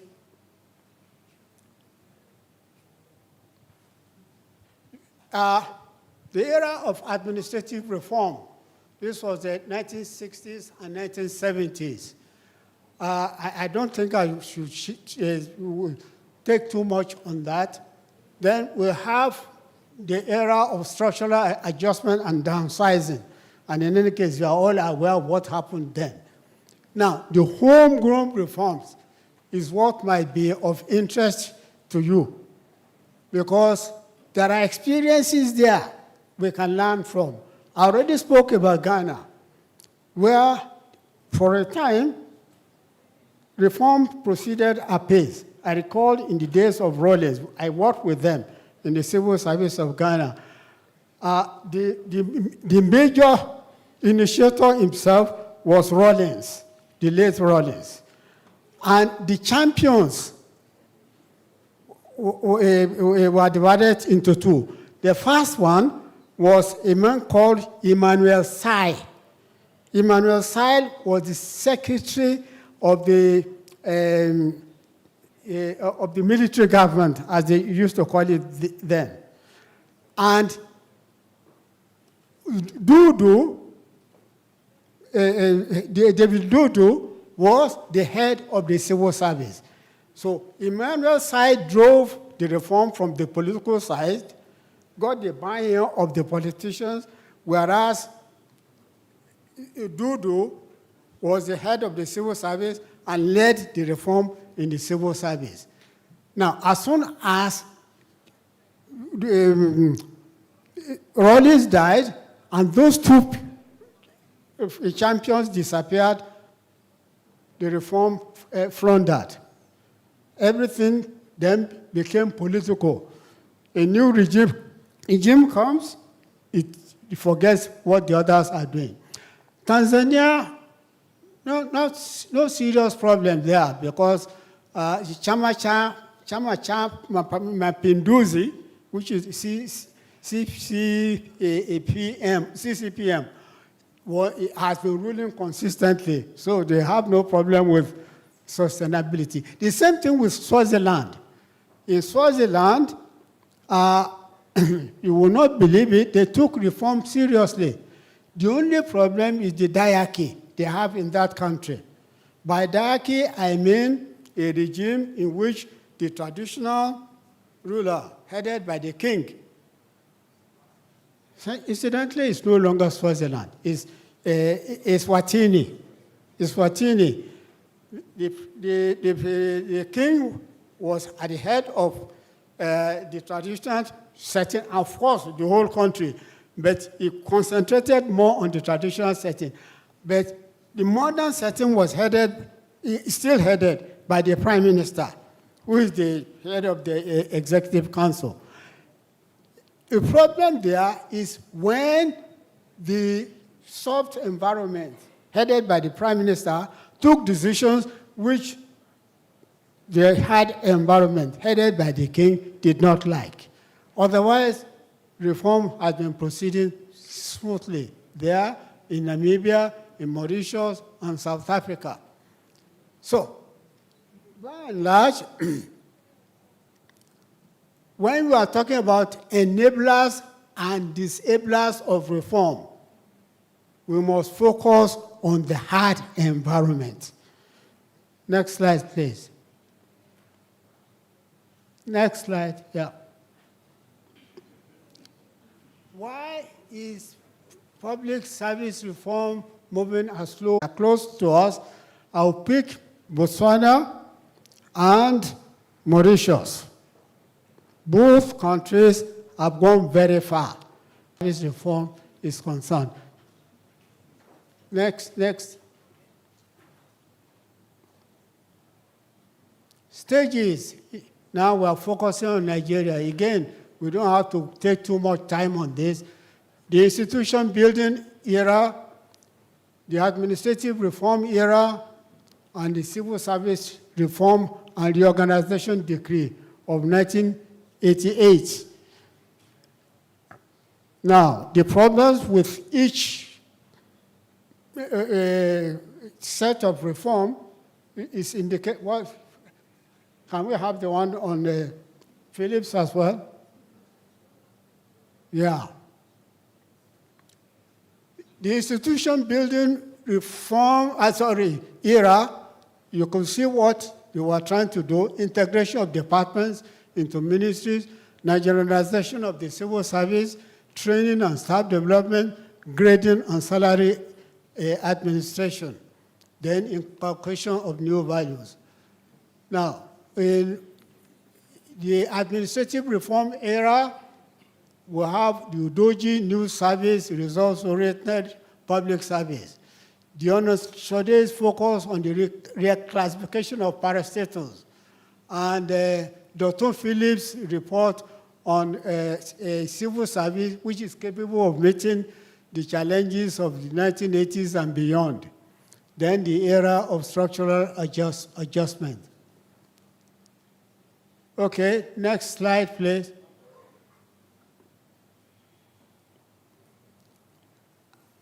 Yeah, I don't think we'll take too much time on this because this is self-explanatory. Next one.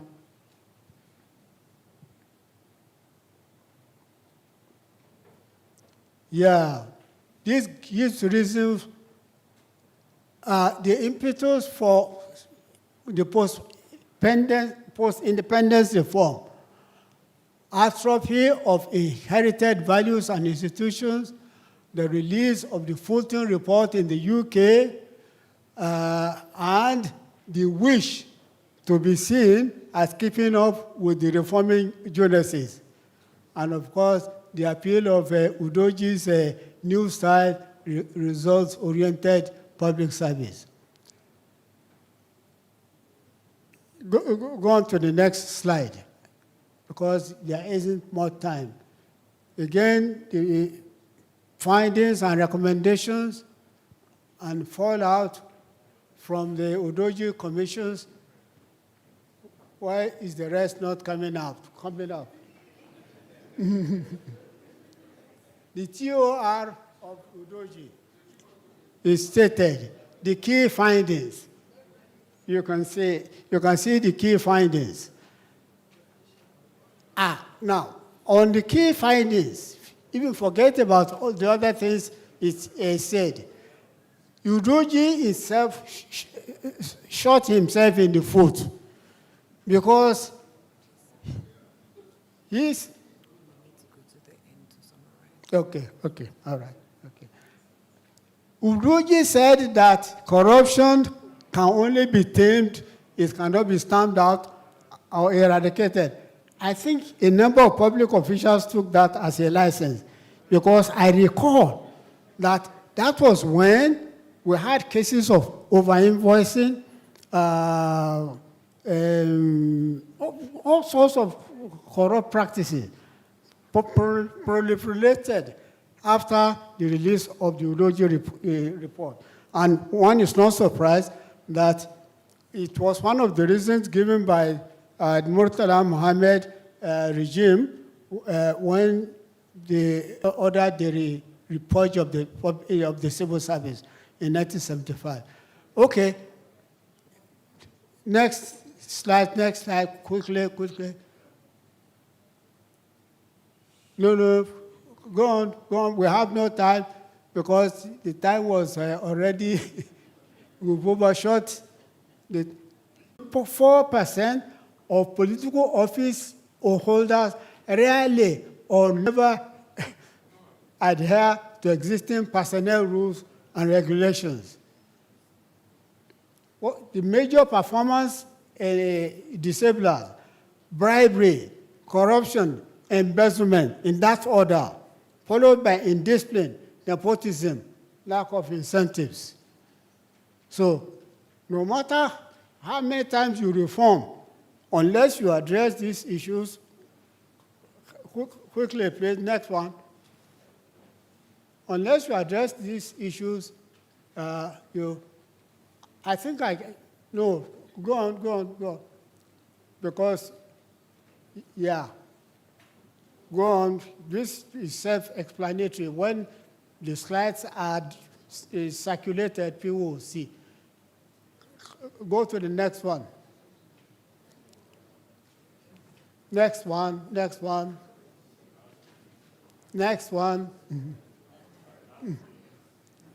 Next, go to the last page. Go to the last page. Yeah. You can see it's a very comprehensive summary, but when the slides get to you, you'll be able to see what we try to say in the report. So, the long and short of what we are saying is address the challenge posed by the hard environment. As President Obasanjo said, if that will require enacting a law, do it. If it will require sending people to jail, do it.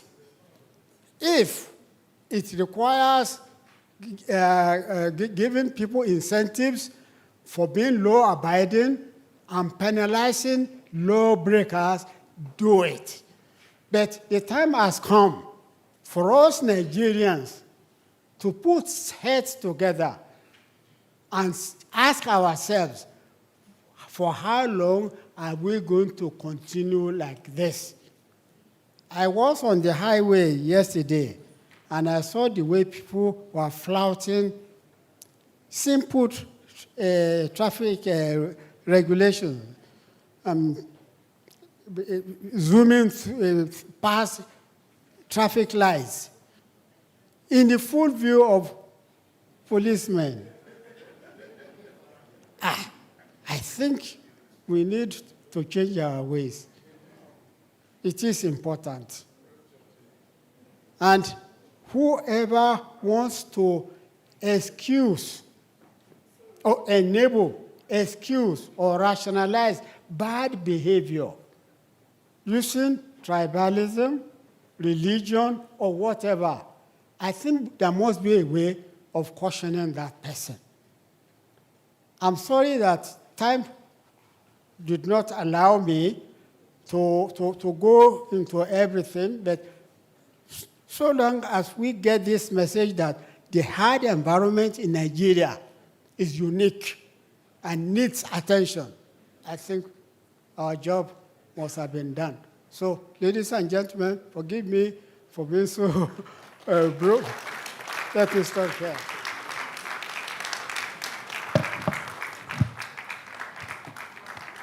Professor Murtala Balogun, doing justice to the research that has been done. Sir. Yes, sir. I did promise to identify my comrades in crime. Now, I'll start with Aig-Imoukhuede. Please stand up and be recognized.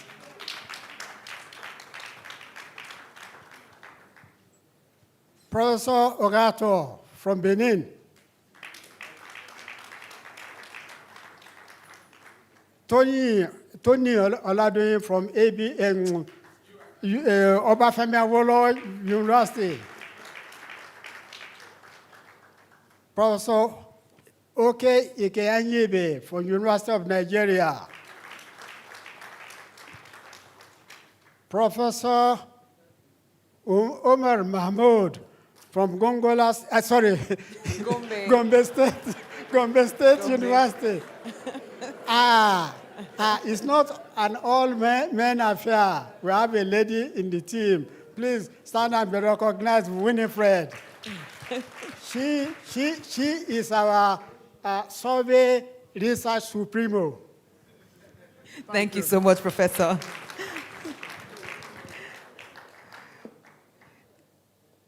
The hard side is where we need to put on the floodlights.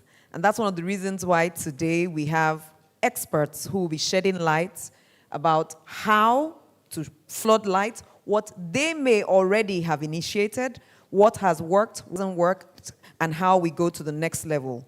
Before we welcome the panelists to begin that conversation, we would like to welcome one of these key leaders of policy. She is also the founder of the School of Politics, Policy, and Governance. You know her as Madam Due Process. We know her as Dr. Aig-Imoukhuede. Please welcome her for her intervention before we have the panel session. Welcome, ma'am. Thank you so very much. Thank you, Joyce.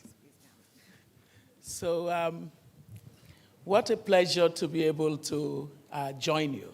When our dear Ofove reached out, I was away abroad, and it was really impossible to get this on my schedule. But, you know, we must believe in things and stay believing in them. I absolutely believe in the ordinacy of the public service for our country to become what it should be. To the extent, therefore, that I see people who are as excited about it, especially when those people are capitalists, like my dear, Aig-Imoukhuede, and he ought to be. You come from a very incredible pedigree of public service by someone we all grew up calling Uncle Aig-Imoukhuede, your father. And then your mom was the epitome of a strong stance on the fact that no society becomes without inclusion, especially understanding the importance of the role of women in development. And so nothing that I could have shifted would not be shifted so that I could be here. And I am just so glad that you're doing this fantastic work of focusing on the public service. A couple of points that I'd like to make, especially based on the work that has brought us together. Why do reforms fail? I think that my former boss did a good job of highlighting a couple of pillars that are fundamental to the emergence of reforms that have results. You know, in the School of Politics, Policy, and Governance, in God I trust. Every other person must data. Huh? Yes, so Prof, as much data needs to be spiced into this research as possible. One of the key things that we did know, not just in policy school, but also on the basis of the practice of policy making, is that data generated through very strong diagnostics already sort of qualifies for what I think it's the Einstein. Einstein said, if I have to solve a problem and I had 1 hour, if I used 55 minutes asking the right questions, 5 minutes is sufficient for me to get to the solution. And this is where a lot of reforms fall flat on their belly. Because as many of you that are very distinguished in private sector and public sector know, you ask the wrong questions, you have the raid by technocrats. And I have now come to the place where I say that Plato was correct. He'd said to the world, those who think that politics is beneath them will ultimately be ruled by their inferiors. the public service that has been introduced, whether by President Obasanjo, by the Aig-Imoukhuede, speaking from the private sector perspective, the public service that we know is a public service that actually did attract the best of minds once upon a time. It did. If you went to the private sector, it was because you were not distinguished. And then suddenly, something distorted that. And the factor that distorted that has been the quality of our politics. Because the quality of our politics has incredible impact on the incentives that drive the choices of those who choose to stay in public service or those who choose to do better things with their lives. Now, for the heroes amongst the really great and credible ones who have remained in public service, we must be grateful, because that choice is not an easy choice to make. So that's one. We've got to pay more attention to our politics. I did not see an important highlight of the political context within which reforms happen. And that's where the data issue for me was important. I needed to see even a trend analysis of quality of politics approximated through quality of governance. So if you looked at the good governance score of a country in a time series, it would show to you, by putting side by side the quality of growth, the quality of human development index, whether it's life expectancy or it is schooling levels, and then you look at income per capita. You can use those approximations as a basis to see the super importance of politics to the development of a strong and effective, efficient public service that delivers basic goods and services, and the absolute thing that we know, that whether a country be rich, about improving the quality of life of the citizens. That's why, the countries with the highest indicators are continually figuring out new ways of doing things. Because that's the raison d'etre, as the French would say, for government being in existence. And so this purpose must be served. And to serve it, we must go a little back in our studies and look at what is it about our politics that trumps, pun intended, everything. What is it about our politics that trumps everything? We need to correct for it. And correcting for our politics, especially at a time of interest in seeing the country be governed better, would require candor. And that candor means that we've got to ask ourselves, what is the philosophy of any reform that we embark on in this country today? Is there a philosophy governing it? I am so glad that a man who used to run the Bureau for Public Services here, I haven't heard anybody mention, Joabak is, yes. There has to be a philosophy underpinning it. What's the philosophy on which Nigeria stands?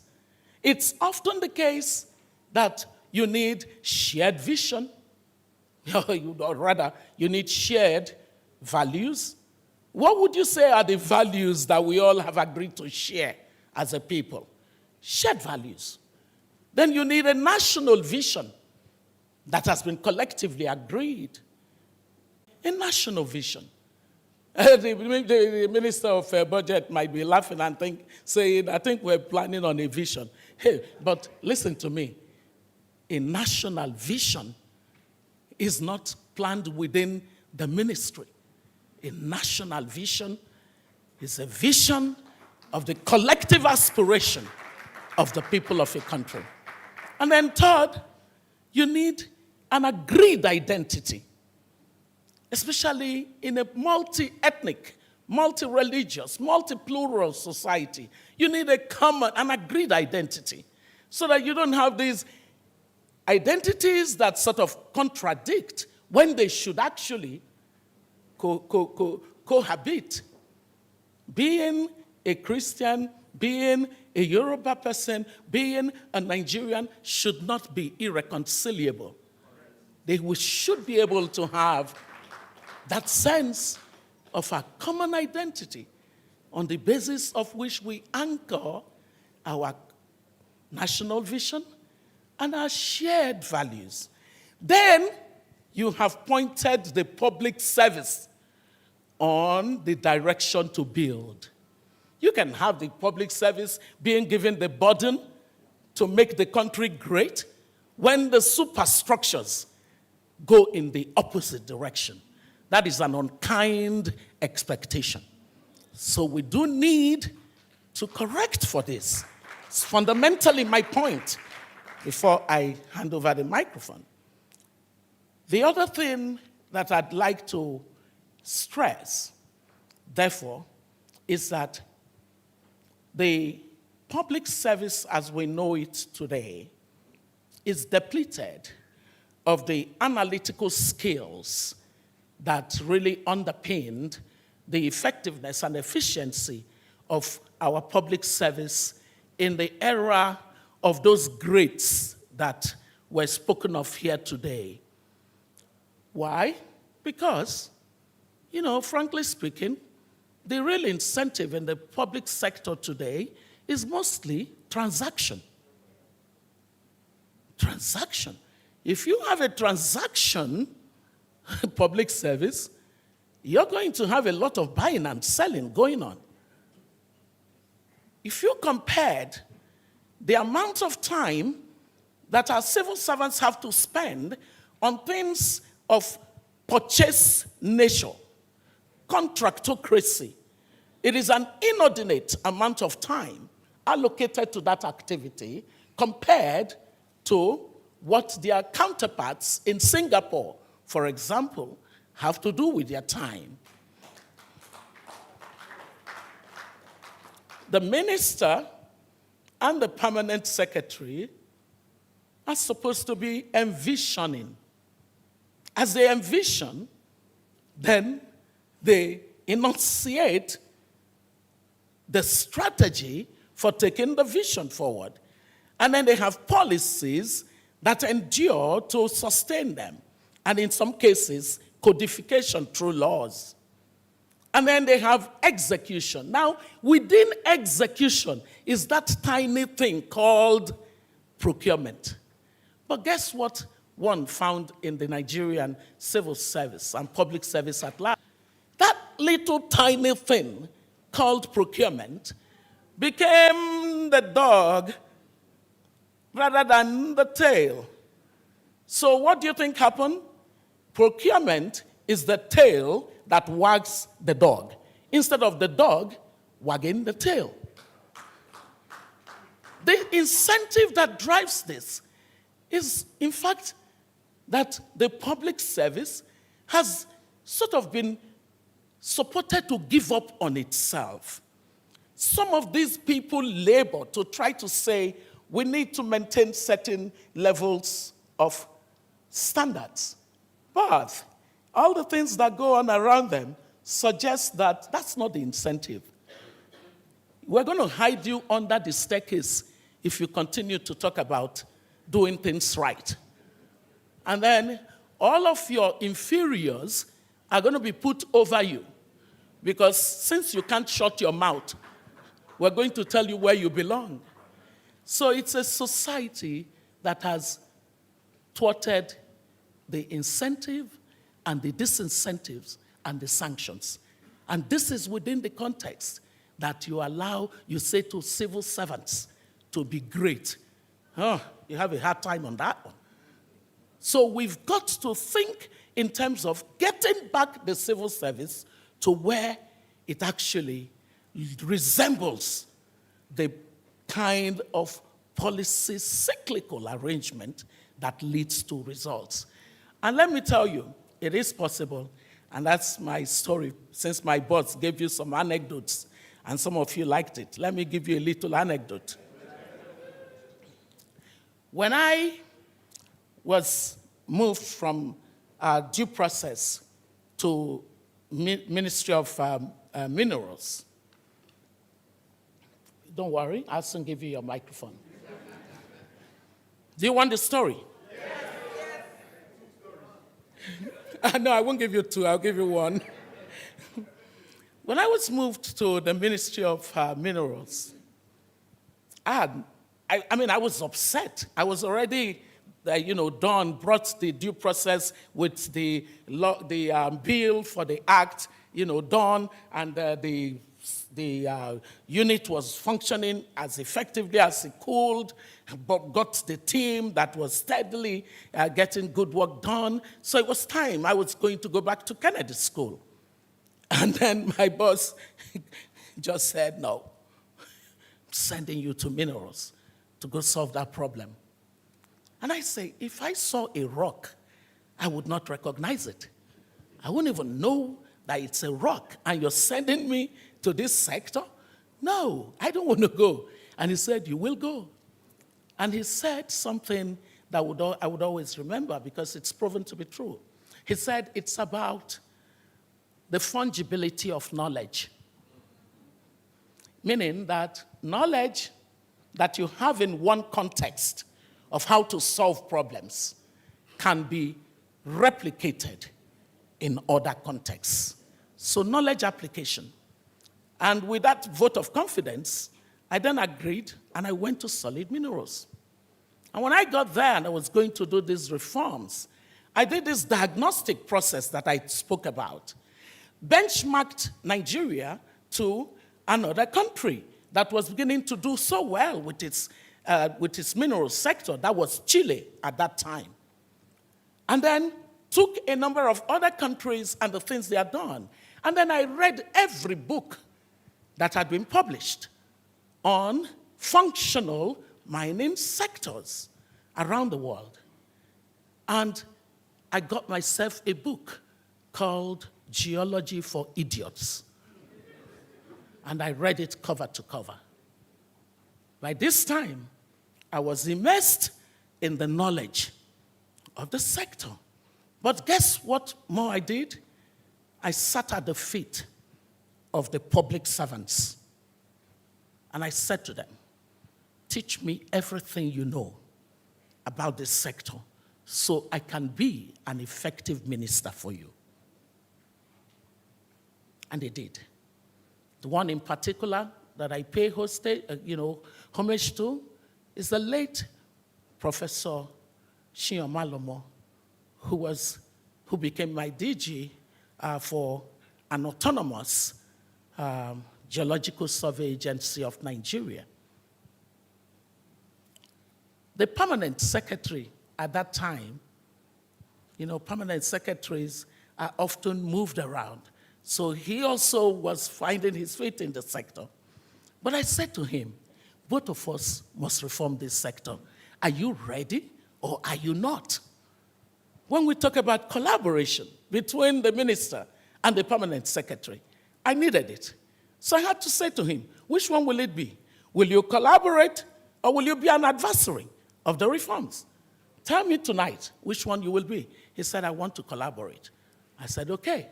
So we collaborated. You know where the story ends? Where the story ends is that he became such a driver of the civil service in Ministry of Minerals to support the very technical set of reforms, which we called Agenda 107 items of reforms that we needed to work on. Dr. Aboki Zawa did so well in organizing the strength of the staff of the Ministry of Solid Minerals that when the president said to me, now I'm taking you to education. And I said, leave me alone. But I ended up. Guess what I bargained on? You know what my bargaining was? I am not going to education to start teaching another permanent secretary how to do the reforms with me. I will only go to education if Aboki Zawa will go with me. I got an exception. You know why I'm telling you this story? The power to do reforms, they reside amongst us. We just need to find the kinds of minds that are totally committed. And that's why, for me, what we do at the School of Politics, Policy, and Governance is to find those kinds of distinguished, excelling Nigerians, like this young woman. She's a graduate of the School of Politics, Policy, and Governance, and many others like her. And they go through this 11-month program, and at the end of the program, what do we move them out to be? We want them to be people of character, competence, and capacity. We have Nigerians who can become that. We can't continue to be individually successful and collectively foolish and underperforming. That time is over, Aig, and if that is why you and Fove are this excited about what you do, you know you've got a comrade in me.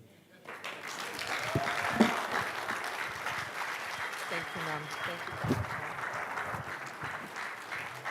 you. A comrade indeed. Completely committed to and sold out to reforms in public service, civil service, politics, policy, governance, till her last breath. You know you've been clapping. It's okay to clap one more time for Dr. Obiageli Aig-Imoukhuede.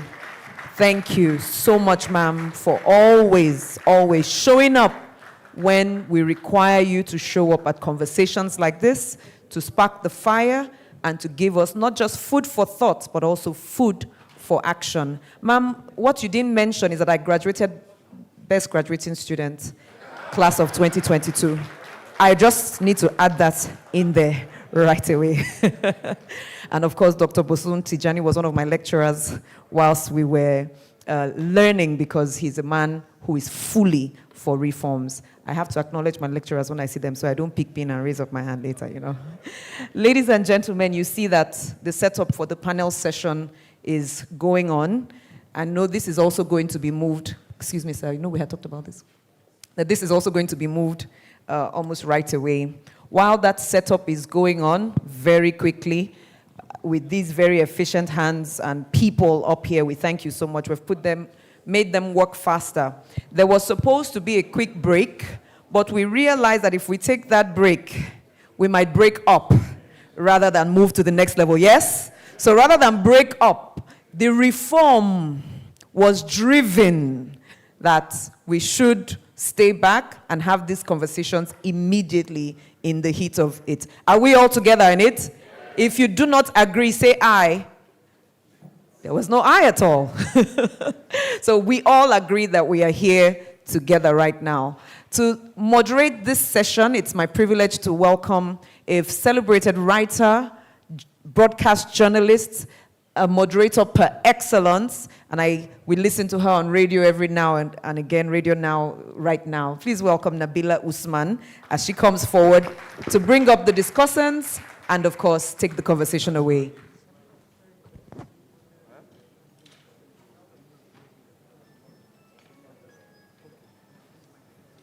All right. The microphones are all being set up. Madam Moderator, over to you. Thank you so much. Please appreciate and welcome Nabila one more time. Thank you very much. Good afternoon, everyone. I stand on existing protocols. Thank you very much, Joyce. I won't take up too much of your time. I'll just immediately go into introducing the panel who will be joining me to have this very important discussion. I'd like to start off very quickly with Dr. Dere Awoshika, OON, MFR, MNI. She happens to be chairman of Josephine Consulting Limited.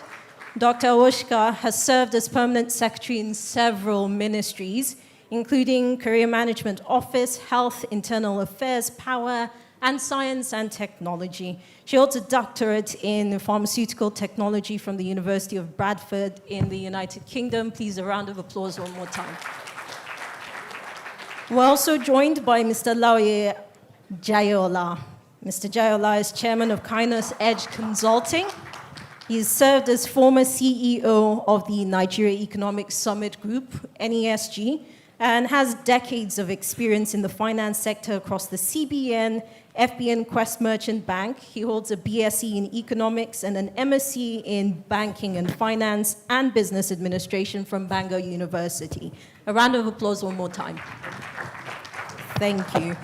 I would like to welcome Dr. Magdalene Ajani. Dr. Ajani is Permanent Secretary, Special Duties Office at the Office of the Head of Civil Service of the Federation. Dr. Ajani has previously served as PermSec of Transportation, Marine and Blue Economy, and the Permanent Secretary of Service Policies and Strategies Office. She happens to be an actual doctor. She is an ophthalmologist who chose public service, national service, as opposed to looking into your eyeballs. Joining us on stage as well is Mr. Uyakbata. Mr. Akbata is the immediate past country senior partner for PwC Nigeria and regional senior partner for the West Market area. Earlier on today, there was a lot of acknowledging of people who have stepped out of office or will be stepping out of office. He happened to step out of office in June of this year after what is 40 years of service in the sector. So I'm looking forward to having the conversation with him. And last but not the least, a gentleman who has been referred to just very recently. I have Dr. Joe Abba. Dr. Joe Abba is Country Director of DAI. And he's internationally recognized as an expert in governance and institutional reforms, political economy analysis, and change management. Most of us know him as former DG of the Bureau of Public Service Reforms. Beyond this, he's a man of many talents, recognized across different stratas in the world. And time would fail me if I were to go through everything it is that he is, but hopefully we'll get the chance to be acquainted. A round of applause for my panel, please. Now, part of what I'm hoping that we will do over the next hour is to answer key issues around public sector reforms, why they're necessary and why they're everybody's business. We're also looking to discuss the failure of past reforms as being the failure of the different stakeholder groups. We've already had a renaming of these groups in today's conversation so far. The failure of being able to identify the driver, the sustainer.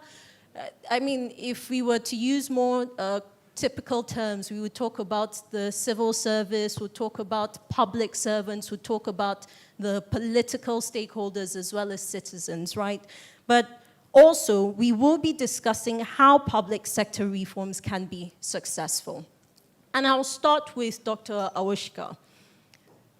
We've talked a lot about why reforms fail in Nigeria and what we need to do.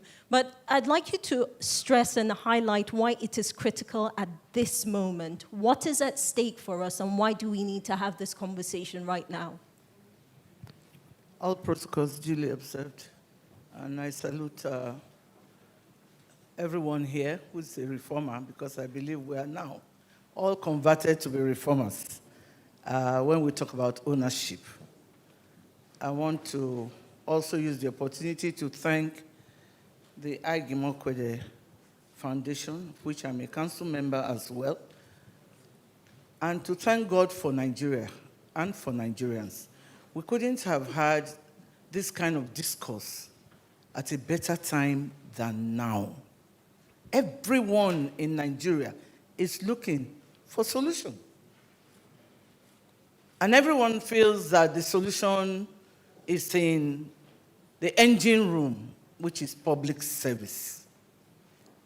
Civil service is part of public service.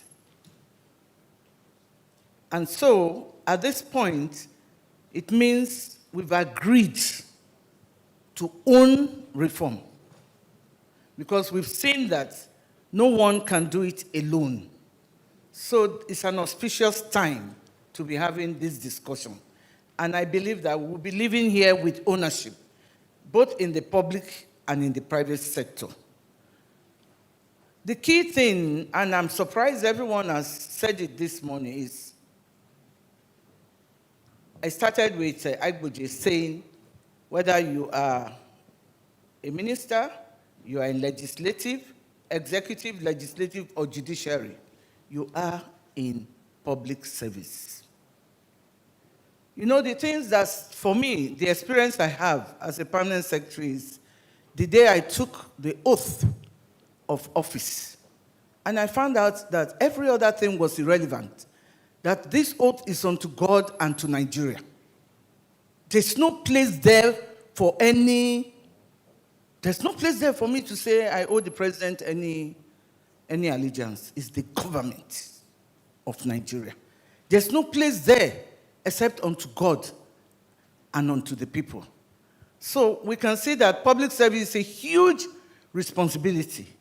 So perhaps we demarcate, because I heard people saying political and this. And I'm happy that we have Honorable Minister of Finance, how are you? And Minister of Budget and Communication, I'm sure others too.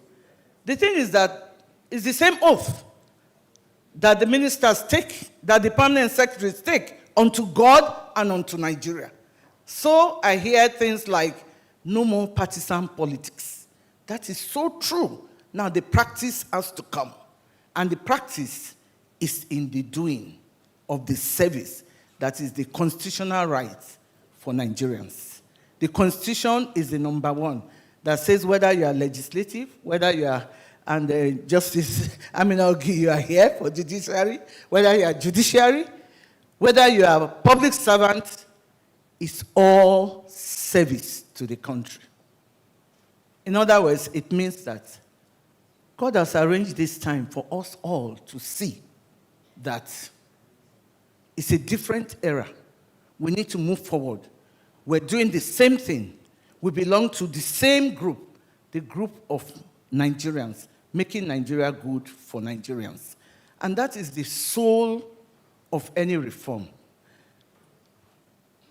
That whether it's initiated by A or B, is the value that it brings to the citizenry that makes all of us to buy into it.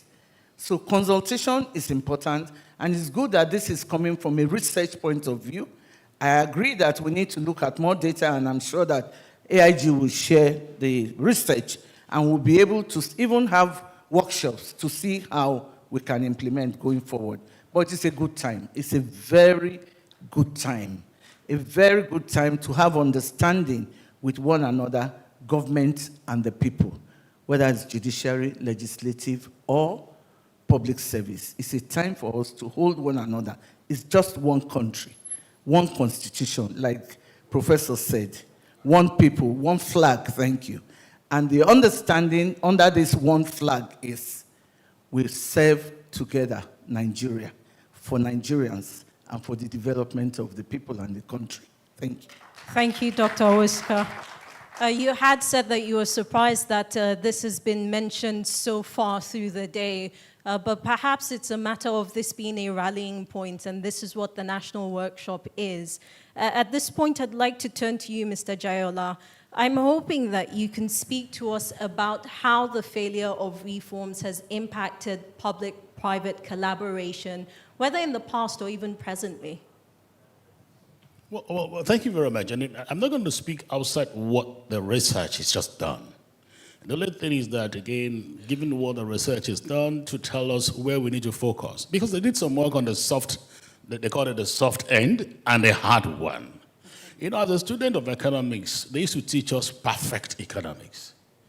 And as I was leaving school, I went to one of my professors and I said, why are you teaching us perfect when the word is actually oligopoly?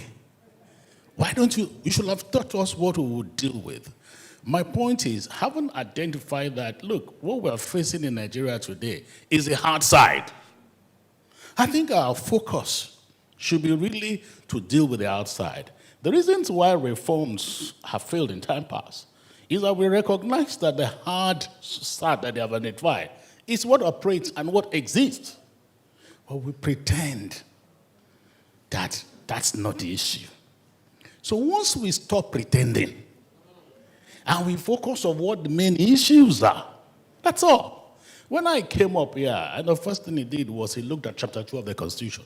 That's the first thing he said. Anytime they ask me, sometimes I try to get out of problems. And they say, is government A doing well or going to be? And I say, what does chapter 2 of our Constitution say? Once you evaluate yourself from that viewpoint, it's easy. And so, whether it is government now, government in the future, what all of us need to ask ourselves is that, are we fulfilling the oath? Which, if I don't trust you, I won't follow you. I think we get to a point, if we look at those hard work, how do we make government a lot more trustworthy? How do we make government believable? You know, and you know, they do a lot of work, they struggle, they do everything, and yet people don't believe them. So what do we need to do? So deal with the hard stuff and begin to work on them more as they take the work forward. And I believe that this thing will be a lot easier. Let me interrupt. Well, I guess I'm not interrupting any longer, but I do want to come back to it. I understand what you said, and from what you said we need to do with government, it's clear that that hasn't been done yet. How does it translate? How does it, when it impacts the private sector, what does it look like? You see, there are a lot of fuel. They'll get fuel, yeah. They will do it in Naira. And we, the citizenry, will feel the impact in reduced fuel prices, availability of prices. Look, when you see the impact, we know. Right. But you see, nobody acknowledged the work that government did. And they themselves didn't make a lot of noise about it. But that is the kind of thing that you do, that that give result, and people feel and they clap for you. Thank you, Mr. Jayola.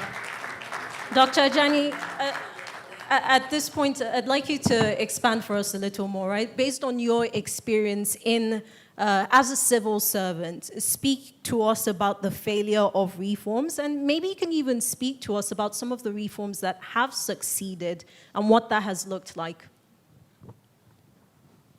Well, I think we've been talking reforms since the last 3 hours, and a lot has been said about the reforms that have happened in the service in the past. Some were partial success, and some actually succeeded. If we look at the banking industry and the telecom industry sector, they succeeded.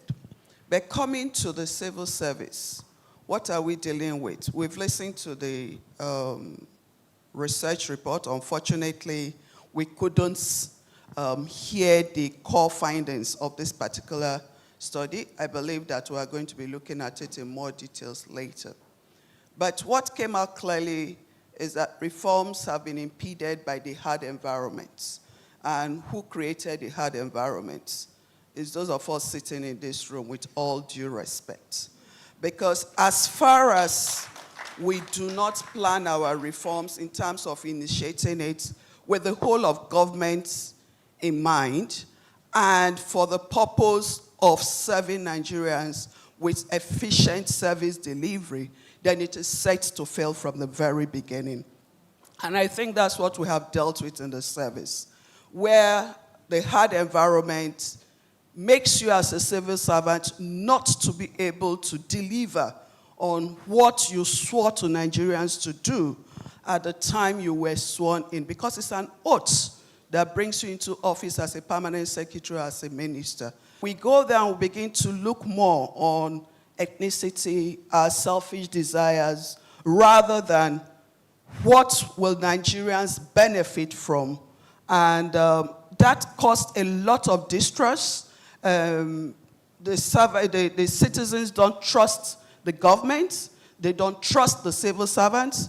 The politicians also feel that the bureaucrats are delaying them from delivering what they need to deliver. How do we as civil servants move forward from there? You have a clear heart. You have a vision, like We have the national development plans. We have the priority areas of government. We know what they are. We know what it takes to implement those things. But do we have the collaboration of all the parties involved? The clear answer is no. The clear answer is no. Dr. Aig-Imoukhuede mentioned it, and she shared her experience. And I think one of the takeaways we should leave here with is the fact that we should first learn to trust ourselves.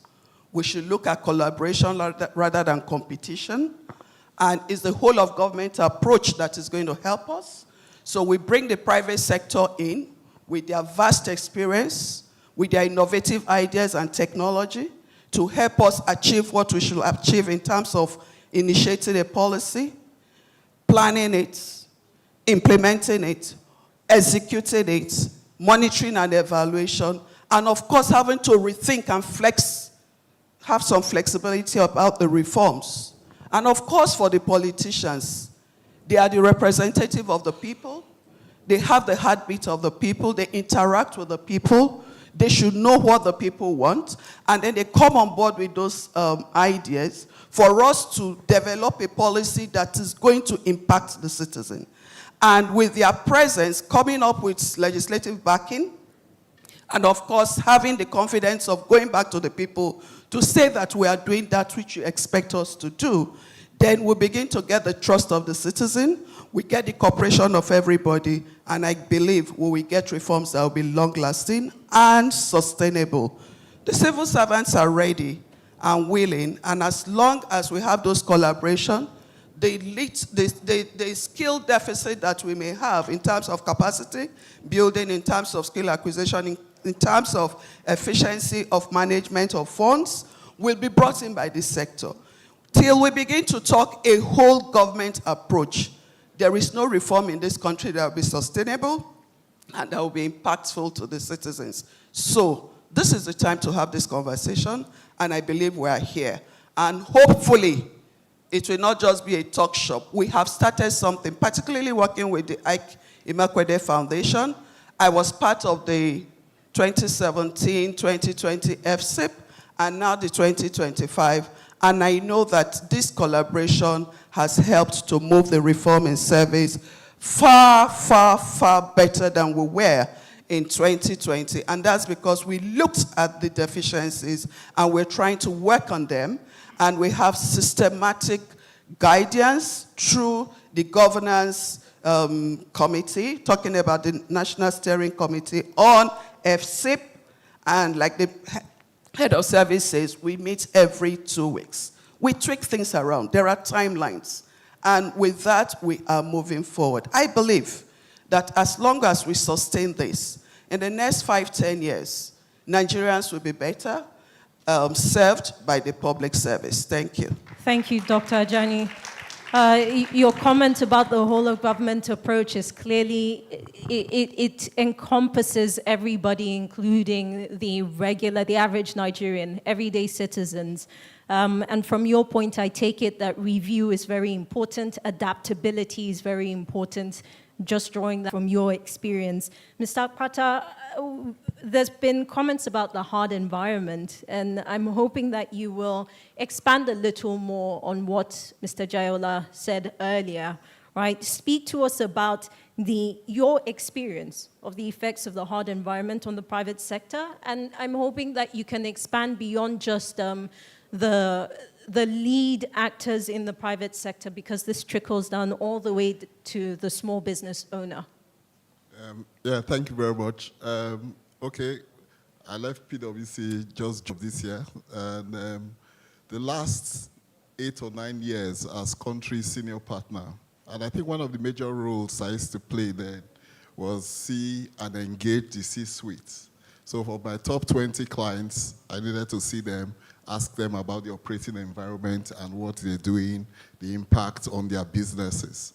And it was very clear that in each of those cases, all of those cases, 100% on the year-to-year basis, when I went back to them, one of the key items was the regulatory environment as a key challenge. So that was always there. And this was also further backed by the PwC Africa agenda we used to drive, where across Africa, all the CEOs said the top 3 every time it was regulation and operating environment. But of course today you have technology, climate, and those being the broader issues. But what was most telling is as I engaged them, there were 3 responses. One was that civil service and government regulation is dead. We can't do anything about it. 2 was, let's see how we can circumvent the processes so we can continue to be profitable. And 3, the third was, how can we engage to make a difference? So it's instructive that from a year-to-year basis, when I go back to meet these particular clients, guess those who were most successful, those in the bucket 3, those who really thought about their businesses and see how you can engage the business to deal with these issues. And at the end of the day, these are the businesses that ended up being more sustainable. And guess what? In the process, make more money. So we talk about this health environment. I saw the last slide, very interesting, about these disablers and everything about corruption. That's still there, very clear. I think one of my first tasks, I think it was in September 2015, as the regional senior partner, was to present a corruption perception index report to the then vice president, where it was very clear that if Nigeria were able to be in the same, less corrupt perception category as Malaysia, who was like, Malaysia I think is 50, then our GDP would have been 45% better than where we were at that time. If we were to go the way of Colombia, that was 90, and we were like, I think 135, then we would have been, say maybe about, say maybe 23% better off. And of course, it went to Ghana at the end of the day. So I think at the end of the day, it's a combination of 2 things. When we really see and drill the impacts of lack of reforms or not being successful, at the end of the day, the numbers game at a broad level, then I think we can begin to realize the importance of making those reforms work faster. That, to me, is very, very crucial. So it's a no-brainer now. Well, anyway, at the end of the day, Nigeria is 145 now from 134. So my optimism of 9 years ago may have been a bit deflated, but I think there's a slight improvement because we went from 150 back to 140. But hopefully, I'll be looking forward to the next 5 years when we see this as a broader issue of how we address this and see, hopefully, some of these reforms translating to those actual numbers. On the last note, too, again, maybe because my accounting background can be sometimes, should I say, deflect from the main issues, but it's also very important, too, that we see the reforms happening. But if at the end of the day we see and say, okay, let's see how your efficiency can lead to reduction in cost or improvement in revenue, then hopefully you will see that there are potential savings from our 27 trillion budgets. Just imagine we save 20% and deploy it to value-added initiatives. So those kind of challenges or targets, bottom line, those are things we should push forward, in my view. Thank you, Mr. Akwata. And Dr. Abba, I'll come to you, right? There's been quite a bit of nodding because you've been in the sectors that each of these people represent, and now you work in the non-profit sector. I'm hoping that you will explain to us or list for us how it is that development partners, funders, collaborators, what their contribution is, the role they play in trying to address the issues of reform failure, or even where it is that they failed to address it when they engage with the current actors on the playing field. Thanks very much, Nabila, but I'll say a couple of things before I get to that. First of all, you introduced Dr. Ajani as a proper doctor. The degree of a medical doctor says Bachelor of Medicine, Bachelor of Surgery.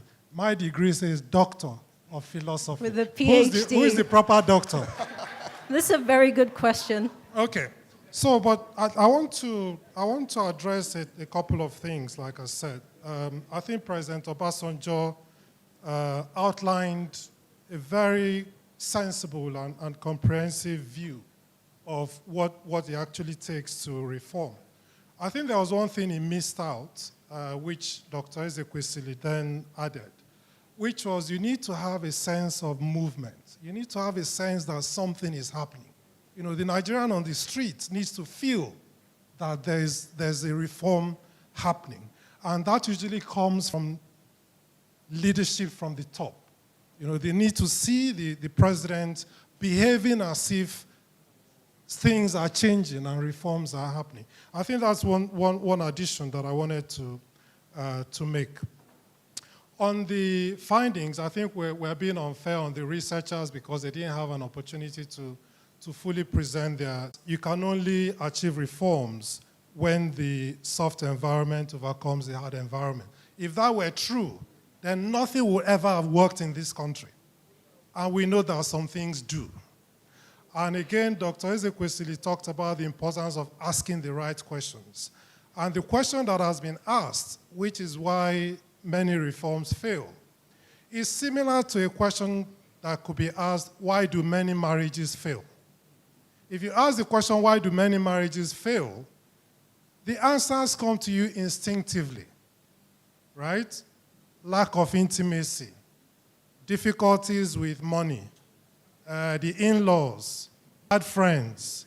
You know, these things come to you intuitively. But when you ask, why do some marriages succeed? Well, that's a much more interesting question, which, as it happens, not many people write about. And so my hope is that the next iteration of this research would focus on why some reforms succeed. And the reason why I'm particular, and I'd like to participate in that, because that was actually the topic of my PhD dissertation. I think it's important that we find why some things work despite this hard environment. Because if we keep waiting for the day we will overcome the entire hard environment, nothing would ever work. So I wanted to make that point, and then I'll very quickly answer your question about the role of development partners. I want to say that the relationship with development partners works best when it's a combination of challenge and support. And when we talk about development partners, we shouldn't just refer to civil society organizations or international donors. We should also recognize the very important role that organizations like the Aig-Imoukhuede Foundation play, and the role that they are playing here today, even bringing us to this discourse, is a really important thing. And while you ask the hard questions about why many reforms fail, it is also providing that support to places like the head of service to make sure that these reforms succeed. That is what happens when development partners are at their best. They are at their worst when the government itself or the citizens themselves are not really clear what they want. That's why you start to hear, oh, this is donor-driven and the other is donor-driven. It will be donor-driven if you don't have your own agenda, if you don't have your own driver, you don't have your own initiator, you don't have your own, all of those things that President Obasanjo mentioned. So long as you can have this combination of challenge and support, then you can get the best of development partners. Thank you. Thank you, Dr. Abba. And by the way, Dr. Abba has a PhD in governance and public policy from the Maastricht University in the Netherlands. So, you know, we need to differentiate his doctor from a few other doctors on the panel. Dr. Oishka, I want to come back to you. You retired as a permanent secretary and years of experience really in public service. Earlier, we had President Obasanjo giving examples of how power or influence can be used in your different positions. Speak to us about the challenges you faced in your years of service and how you overcame them. And I will have to implore that maybe briefly, because we're talking so many years of service, you could probably give us an example from each year. 35 years service, challenges in a hard environment. And how you overcame them. And it's easy to make it soft. That's where I differ from Abba. I agree with the researchers that it's easy. So what I did was to make it soft, to be able to achieve. There are challenges, and most of the challenges, I don't want to mention names. For example, in the ministry, I was in, if I mention the ministry, some people will just get it. No, I served in several ministries. So,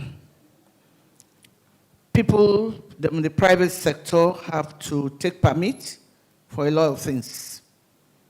And I said to my team and the HM that it has to go online.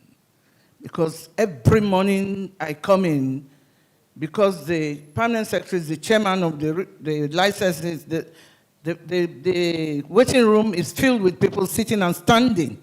So I'm not going to be able to work. So the time that I will use on that would be on my whole time. So I was fought.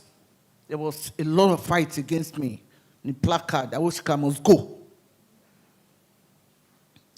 But we did it. I'm happy that revenue is coming from that direct to government, quite a lot. And it's easy to seamlessly get the license for whatever they need to do. So that's just one. I will talk about power, and I will mention power, because I heard the chairman say that no light yesterday. And it concerns all of us. And there can be power in the country. I had a very, very good minister, knowledgeable in power. Collaboration that Dr. Aig-Imoukhuede said, we did. We had strong collaboration with one another. And we decided to look at what are the problems. Came in at that time, the power generation was 1,720 megawatts.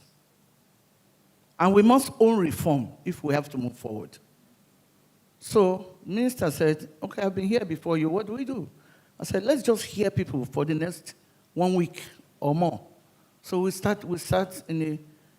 chose a place outside the ministry, and everybody was coming to talk. Didn't say any word, watching, writing our comments. Minister writing his own, I was writing my own. Everybody, directors asking questions from the key officers. So we went back and had a meeting with the directors.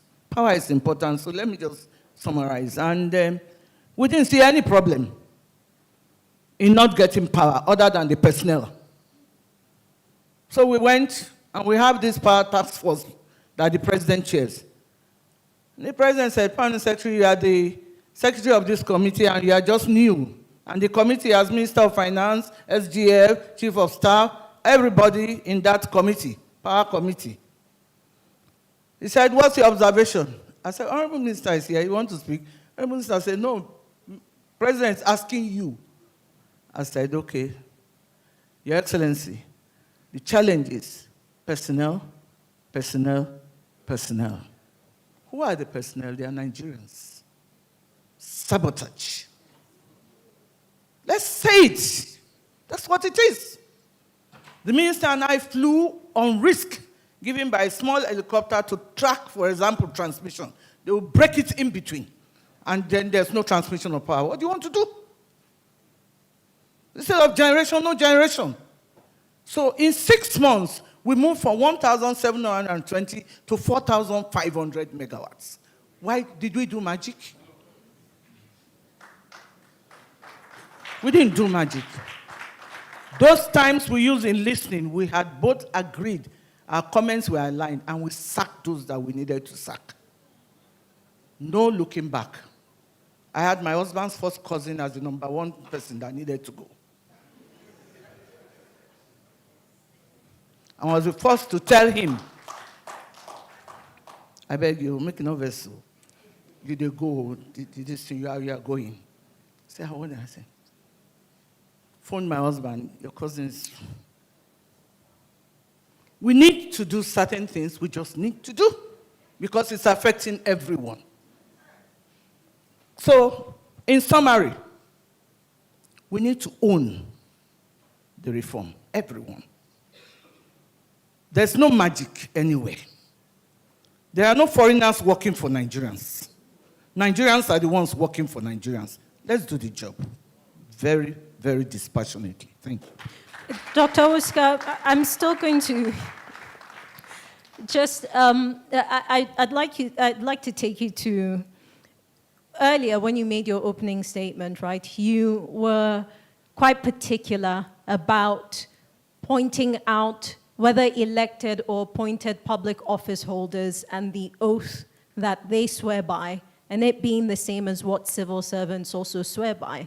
And yet, and this was in the research findings, there's a disparity in understanding those roles and responsibilities to the office, to the Nigerian people, to that oath that they swore by. So I'd like you to speak to us on how it is the public office holders, the elected office holders, how they impede the ability of these reforms to actually be followed through, whether reforms being initiated at the point of their own office or before they assumed that office. There's a missing gap. I don't know the orientation given sometimes. It depends, you know. But every public office holder, whether a minister, with all due respect, honorable ministers and permanent secretary, director generals, when they step into that office, that party is gone. That office is service to Nigerians. That is the key. So I know that parties have very strong hold on the people they are sponsored, but there has to be that understanding so that we can move forward. And unless we do that, unfortunately or maybe fortunately, I don't know much of that aspect. We're running a presidential system, but you know, under the parliamentary system. Pardon? Parliamentary system. You know, they will debate it and come back to a singular position. That singular position is never on party line. It's on people's line for the citizens. Thank you. Thank you, Dr. Oscar. Mr. Jayola, we've been discussing reform in the cost of governance for years now. The Oronsai report continues to come back into conversation time and time again. Present needs being reviewed to implement it based on current realities. And the crux of it is that we will collapse some ministries into others, some departments and agencies into others, and yet every other day the National Assembly is passing a bill that establishes some new agency or the other. And with all due respect, very recently we've also had Ministry of Livestock Development, and this isn't to take away whether it is important or not, but we do have a new ministry on our hands. This counter messaging, right?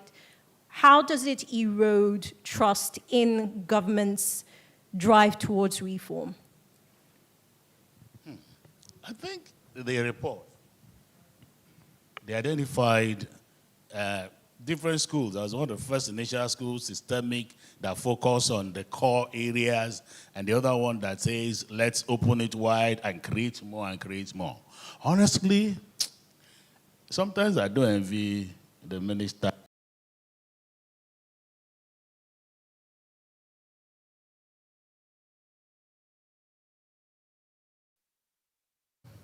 That's why what Mrs. Oshika said, it's something that we'll probably need to look at it again.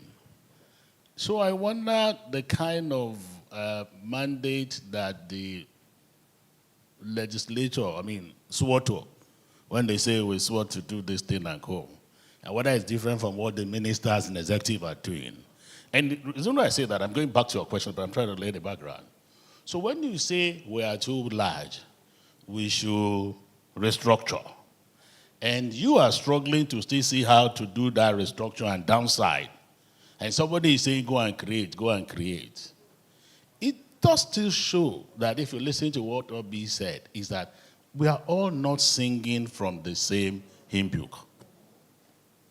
Because if we as a nation have agreed to what is important, what is crucial to us, we wouldn't be able to do it.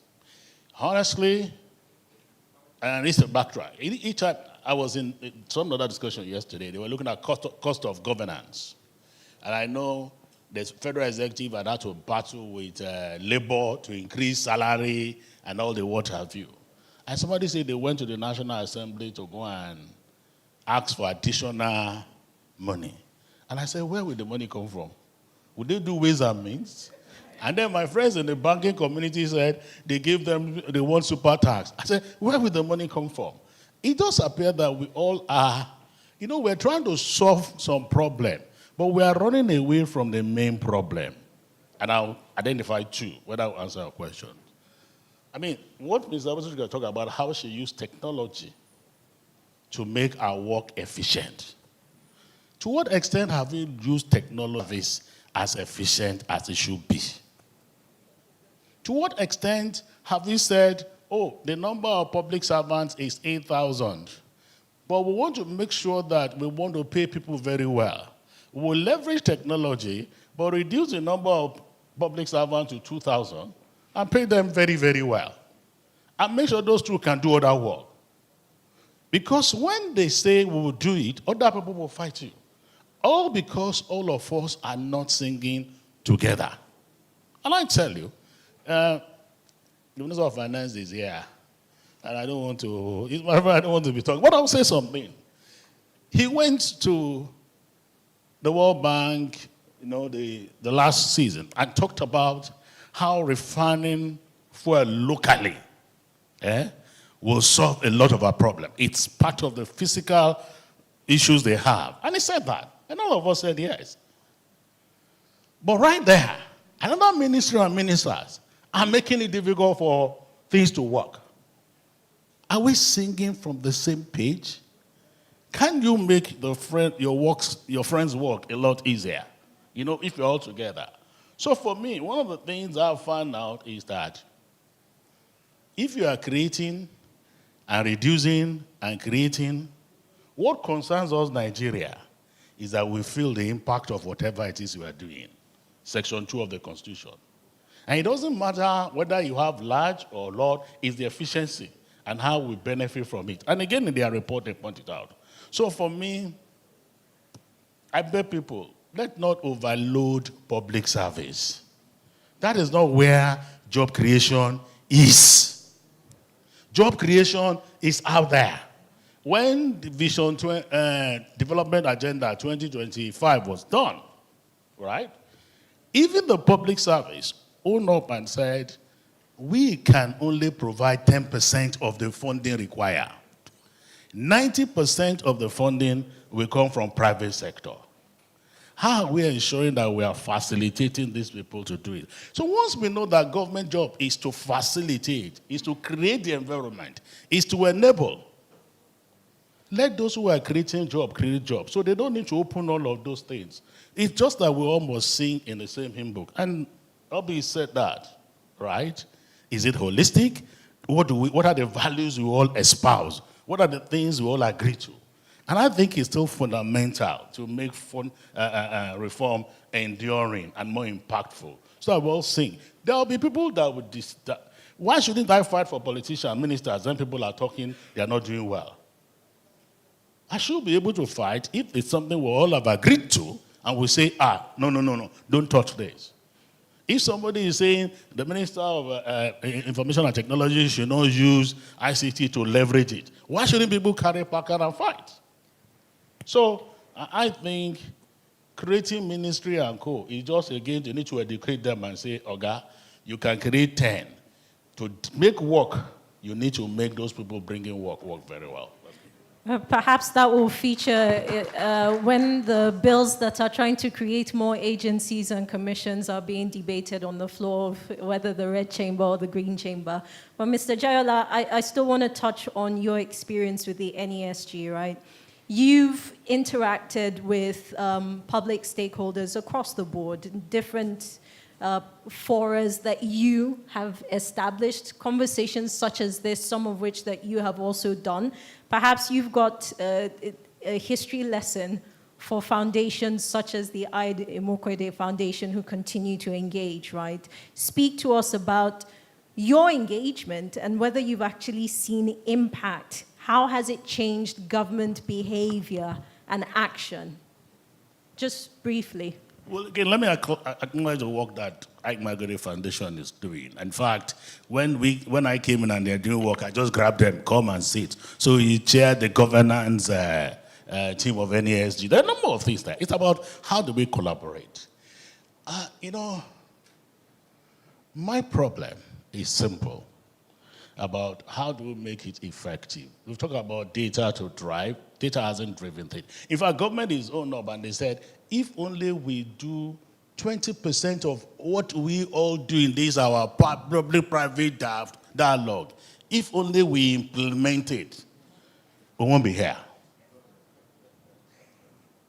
They've said it. In fact, we have it on record. So our experience has not been very, very good, and I will tell you.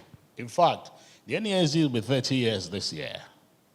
And part of what we're trying to do is to review about how has our engagement engendered economic development and help achieve Chapter 2 of the Constitution. We do some work, and it's something that we'll collab and do it very well. Sadly,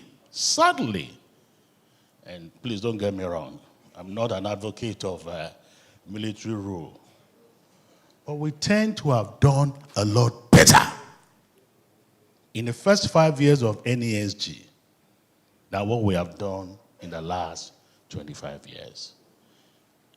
So we're saying maybe we need to rethink how democracy can bring about impact, dividend to the people. We need to sit down and rethink it. It's a major observation I've had. We're sitting down, we do that, sometimes not because the minister does not want to do it. He has some and I'll give you one example. We had just done 2025 development plan. We have just done it, elaborate. We brought in everybody, public, private, states, everybody, because we had read why reforms don't work. And the next FEC meeting, they were approving projects outside the development plan. And the minister was not talking. So I asked him, I said, Honorable Minister, when are we going to start to implement this development plan? He said, so I put it in writing. So that it will not be that the minister, I think will say, those NASG people are making noise again. That will enable him to move it forward if he doesn't want to. So it's important that even within the group, sometimes we say they are doing their thing. I think one major important thing that we have to know is that how can it become our team? Unless it becomes our team, maybe we'll still be repeating. Sorry. Thank you, Mr. Jayola. There are a number of Nigerians who, to some degree, and this is not being critical of you, are reminiscent of military era because of how immediate it was to feel the impact of decisions taken. But perhaps where we are today is a clear indication of the lack of sustaining power. That style of government, the things they tried to do, and how it simply did not carry over, even though they were good things, right? But perhaps a conversation for a different day and a different platform. Dr. Ajani, we've talked about collaboration a lot, right? You've highlighted it quite a bit as well. Speak to us on how we can improve it, because clearly it exists. So how do we improve it to take the next 2, 3, 4 steps forward? Thank you. I think I want to pick some of the things he said. And that is for us to take ownership of whatever it is that we're doing. And to take ownership means that everybody comes on board and understands where we are going. So we want a one government approach, and everybody it's important. The private sector, the politicians, the civil servants, and Nigerian citizens. So talking about the stakeholders. Because whatever we give in terms of efficient service, it's going to improve the lot of Nigerians and virtually all the sectors. So if we all define what we want to do and see that as our vision for our nation, now we're talking about reform. We're trying to reform a certain sector. We all agree on what that reform is. And we bring the diverse expertise of everybody, particularly the private sector, to come in. They will teach us in the public service the way to do things a bit more efficiently and manage resources very well. They will build our capacity. And of course, when they do that, we will now be focused to do what we need to do and deliver that efficient service that will run the system based on extant rules. Because there is one thing for the politicians to want to deliver on their mandate based on what people need, but doing it in a way that we mess up what the extant rules are. Processes have to be adhered to. And in the course of doing this, we are saying that it's not only Aig-Imoukhuede Foundation that should come on board. If the private sector understands that the impact of the services from the public will affect their return on investment, then they should come in and support the public service to deliver efficiently on their regulatory rules and policy developments. So please, let's have more private sector come in to support what Aig-Imoukhuede Foundation is doing to be able to empower the civil servants for more efficient service.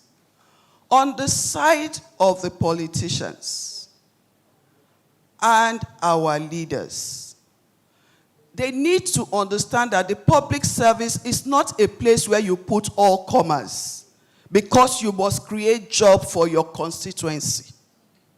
We need to bring people who have the capacity, who come into the civil service based on merit. Because that is the beginning of the problem in the civil service.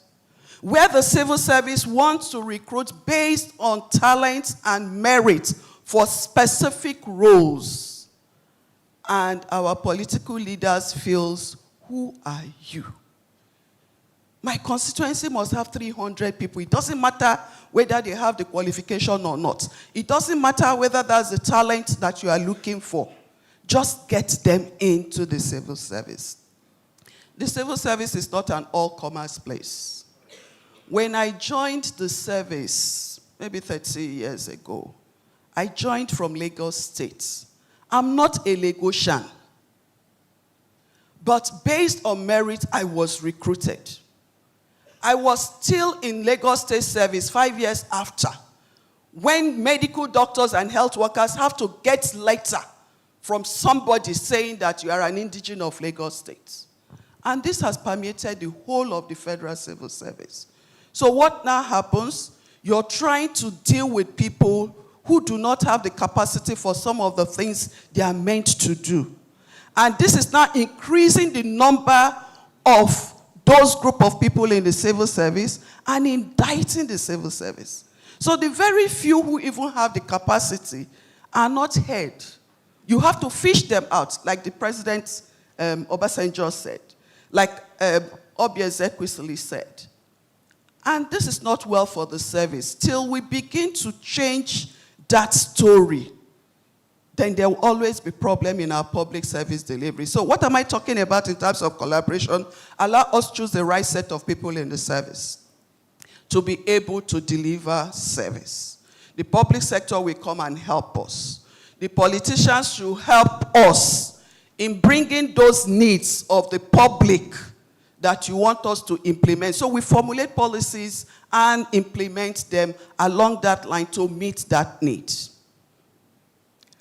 And for the civil servants, we need to come forth with our leadership role and our skills that we can acquire based on trainings from the public servants the private sector, and help us to deliver our mandate. We need collaboration from the ministers. We need collaboration from the ministers to deliver the mandate of government to the citizens. We need to remove self and look more at Nigeria. It's so painful when you go to African countries, far smaller than us. Things are functional. But as big as we are with all the resources we have in this country, because of the fact that some of us are focusing on what is in it for me, for my village, for my religion, then we don't move forward as a nation. We are not looking at it as what is in it for Nigeria. And that collaboration of looking at Nigeria and having everybody come on board to deliver Nigeria, that is what we are asking for. Thank you. So the problems that you listed, right, and the examples, they all fall under what the research pointed out in terms, the hard environment. And earlier we had the head of the civil service of the Federation come out and talk about FC25, right? Do you think FC25 is addressing those current issues? Definitely. Like I mentioned earlier, I said I was part of FCIP 2020. And then now FCIP 2025. That's collaboration from the private sector. That public-private partnership which Aig-Imoukhuede Foundation has brought has helped us, at least let me say in 3 ways, just a few. The civil service before 2020 was probably working 100% analog. But what do we have today? About 60 to 80% of policy files in the federal civil service, not just the office of the head of service, is already digitized. And this is coming from collaboration with the private sector, bringing in innovative ways and more efficient ways of doing things. Some MDAs are working 100% online. When I was a Minister of Transportation, 1st of March 2023, we went 100% online. So you work from your devices. We were no longer carrying files. Approvals are given online, all the processes online. Today, the Office of the Head of Service works 100% online. The Minister of Finance is here. Finance is already working online on their emails 100%, and they are moving on to policy files. This can only come from support from the private sector. Beyond teaching us the skills and encouraging us to do it, they also provided funding. And so we need more people to come in to help. We know that government does not have the much needed funds. But when we have more collaboration, it's going to help us. Then on the side of performance management, I said I was going to just take 3 things. On the side of performance management, we were assessing civil servants using the APA form, and we all know how bastardized that mode of assessment was.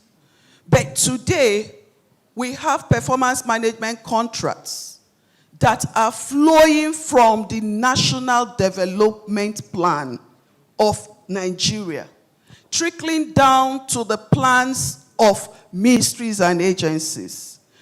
And the 8 priority areas of government is also incorporated into that. Okay? And so every staff begins to see their role in achieving the mandate of their MDAs with clear cut-out performance management contracts. So we go from Mr. President signing with the ministers and permanent secretaries, and we trickle it down to our agencies, to the directors, and down to all the staff. And we are beginning to have conversations now on performance management. I can't tell you that this came solely from the civil servants. That collaboration with the private sector is helping to drive this.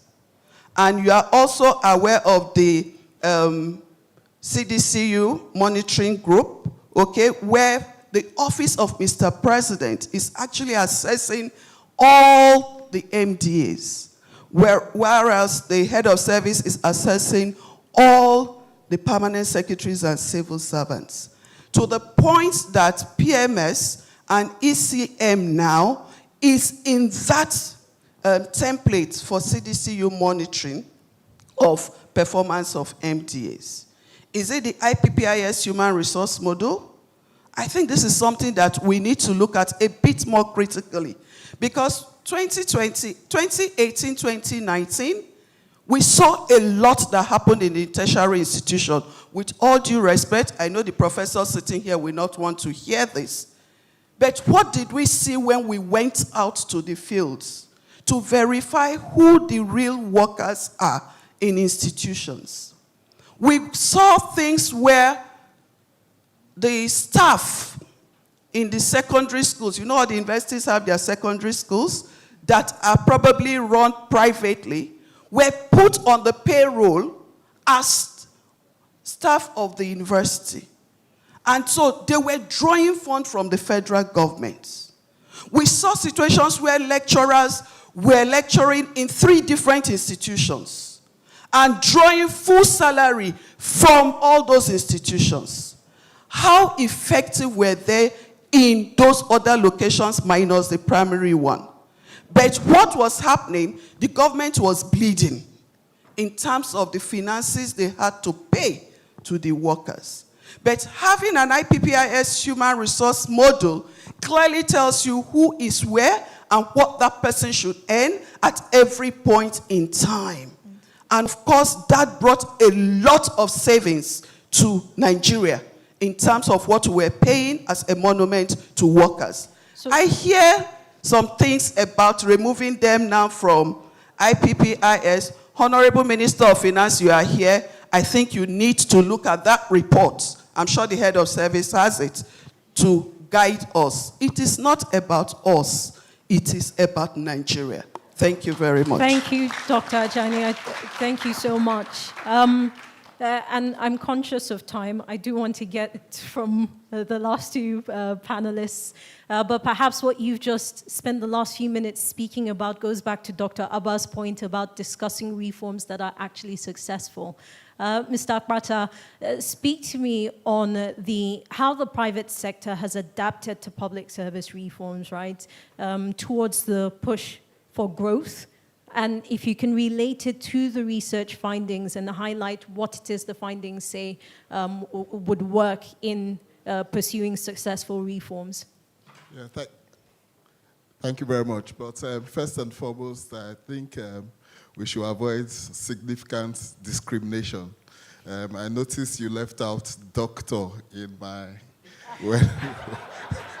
when referring to me, my sincerest apologies. I was actually awarded a doctorate degree from the Wellspring University.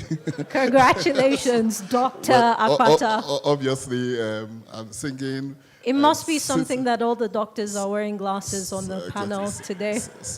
Sorry, apologies for that. Just sitting between real doctors anyway.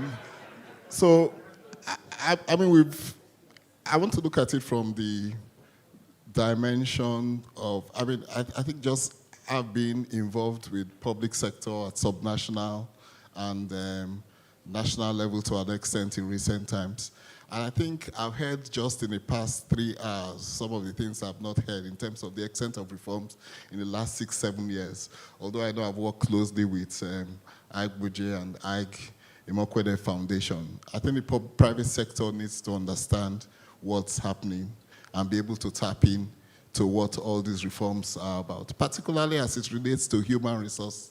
I know PwC, for instance, we supported when it came to sort of like empowering some of the talents within the civil service. And I remember then they said, okay, can you take 10 people without making any payments? And they said, no, we can actually pay because we got some of the best talents. Respect. It's a no-brainer if we really understand and get more of this information, then the civil service can, the private sector would certainly tap in.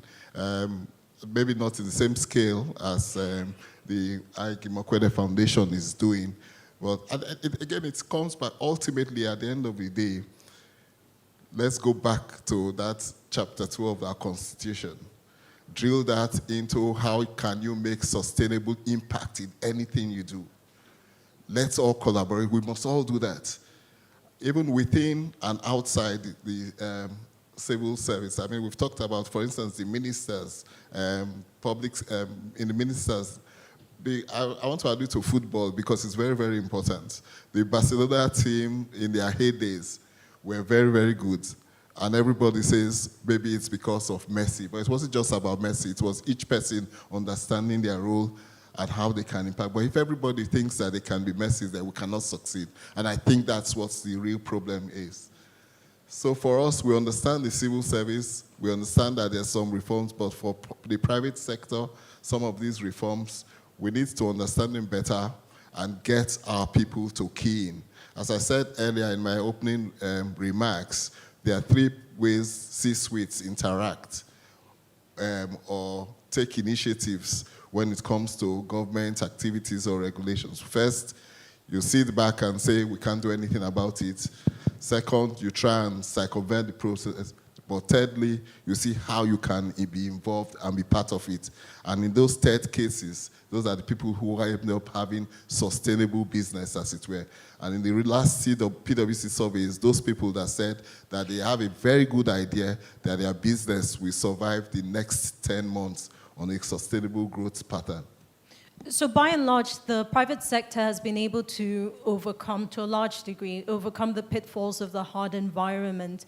Can you briefly speak on why and what lessons can be drawn and implemented in the public sector? Well, I've not really said they've overcome that, but I'm just trying to allude to the fact that those who have done well are those who have been able to address it by partnership. So if you sit back and roll the sleeves and say, I can't do anything about it, then you just fall through. So I don't want to dwell on what's obvious, that if you say you can't do anything about it, you are bound to fail.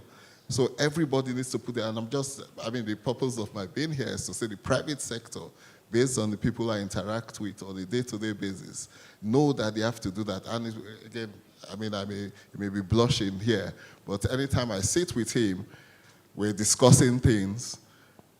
On the first spectrum, one CEO is telling me about how profitability is affected and how they're doing things. On the second spectrum, you have people who are really engaging and understand the big issues and saying, how are we solving this problem? And at the same time, making same money. Those are the kind of conversations I have anytime I'm with Aig-Imoukhuede. I will still do a follow-up, right? Yes. When we talk about successful reforms, we talk of the banking sector and the telecom sector. Yes. Started from government, trickled down to private sector. We've been able to, ride on the wings of those reforms. What was it that the private sector did to be able to carry on, to overcome that hard environment?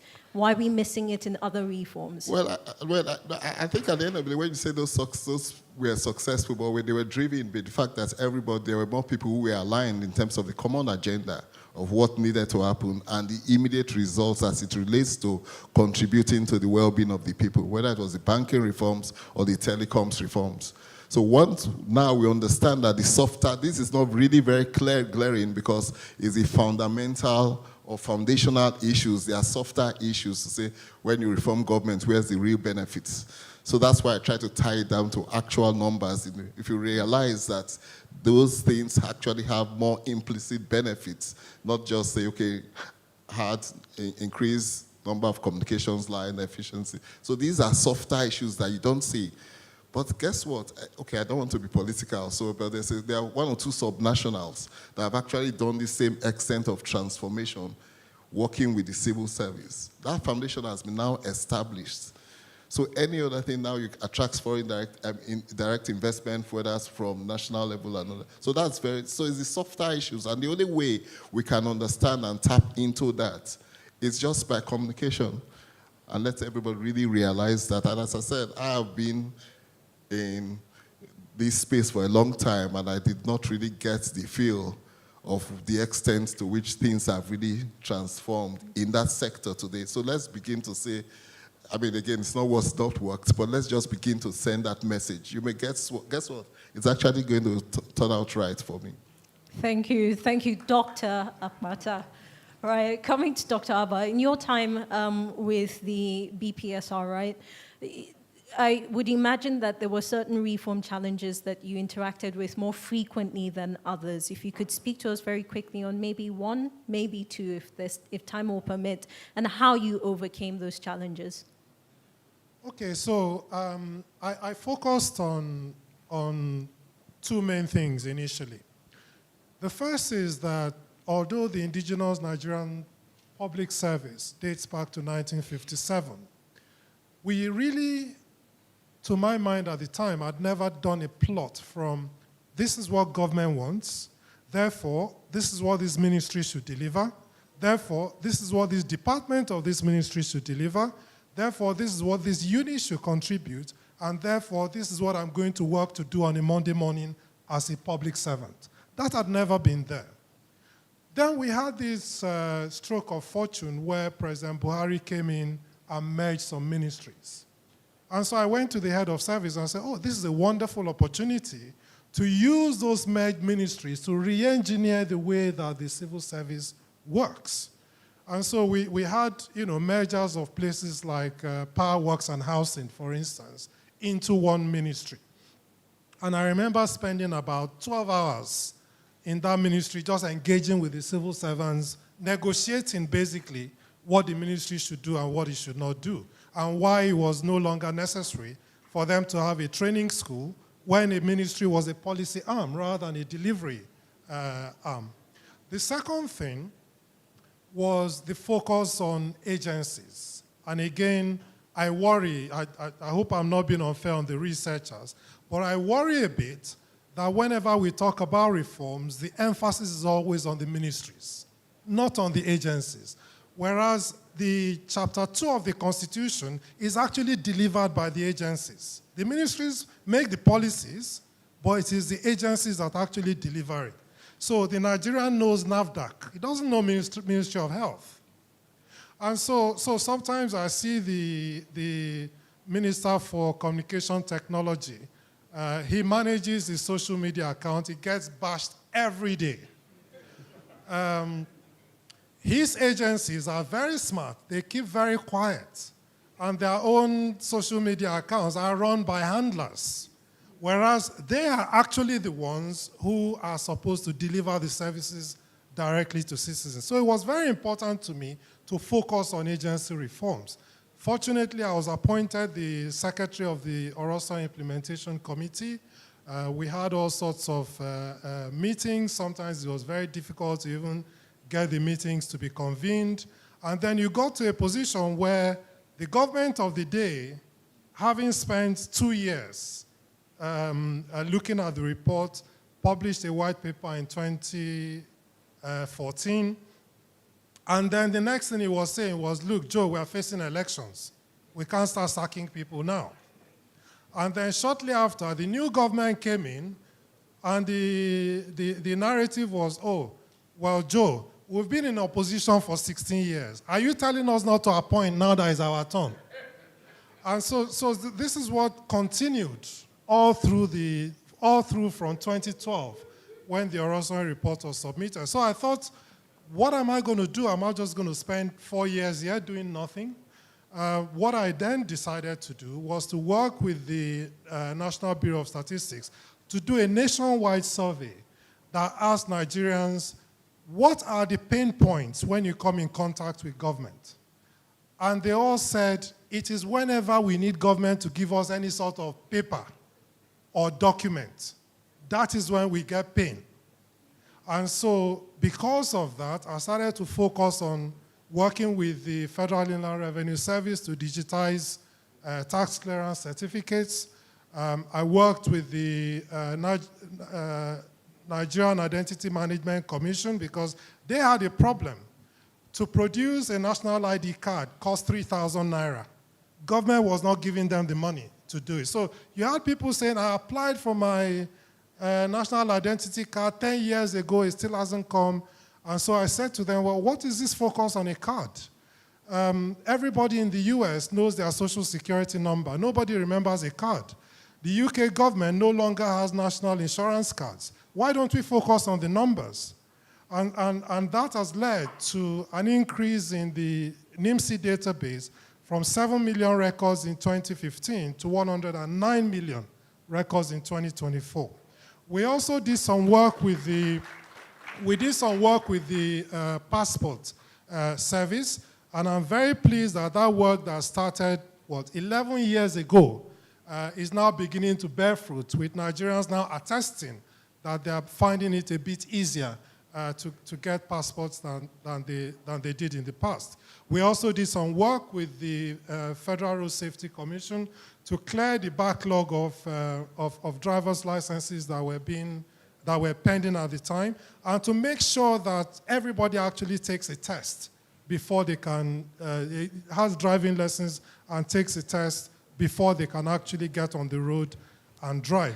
The last thing was actually focusing on capacity building. And I'm very pleased that the incoming head of service is here, because many people have heard about SmartP and LeadP, the performance, the capacity building projects. Not many people know that this lady sitting here is the one that did all the work, wrote all the documents, and made sure that those schemes actually got off the ground. So I would say that my biggest achievement in office was turning the focus of the public service reforms from the public service itself to the public. And that my biggest failing was not being able to reform the pay system sufficiently for me to accept a second term. That's why I left. Thank you very much, Dr. Abba. Unfortunately, time will not allow me to do a follow-up, but you've spoken quite clearly around the sustaining power of these reforms. It's very encouraging to hear about work done 11 years ago that's bearing fruit today.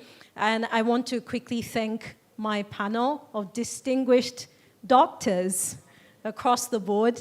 Mr. Jayola, I know that you didn't talk about a doctorate, but I'm sure that there's one DR somewhere in your background. I unfortunately have an honorable timekeeper that is asking me to wrap up the conversation. Just one comment, please. I'd like to say. Yes, Dr. Oshka. I just want to say that, not getting this. So. Research that was presented today is loaded. There's a lot in it. And so I don't want us to leave this room, because following it through and reflecting, there's quite a lot that has been gotten. Even the data, there's no way you can reach those conclusions without data, which means behind those conclusions is data. This was just a presentation. And so it's good for us to live here with that information, because I don't know why they are sitting, and it's a Nigerian, should I say, attitude. They are saying something because of lack of information, and sitting there and want to be good, and don't want to be heard, and that's just the truth. There's a lot there. That's something I want us to do, and I hope that the service will look into it sectorally and be able to get something for us to move forward from here. The second thing I want to say is this: we need reform. It's clear. And we have the solution in this room. And we've been able to arrive at the key drivers, the tools for reform. And so we need to move forward as a nation. It's not about any one of us, like Dr. Ajani will say.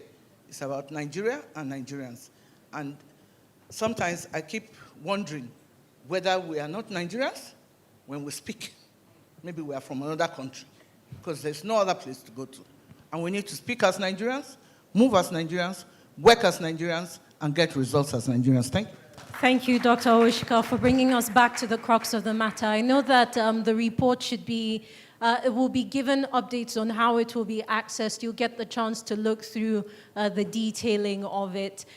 Please, a round of applause for my panel, Dr. Dere Oshka, Mr. Laye Jayola, Dr. Magdalene Ajani, Dr. Ria Kwata and Dr. Joe Abba. Thank you. You've been a lovely panel.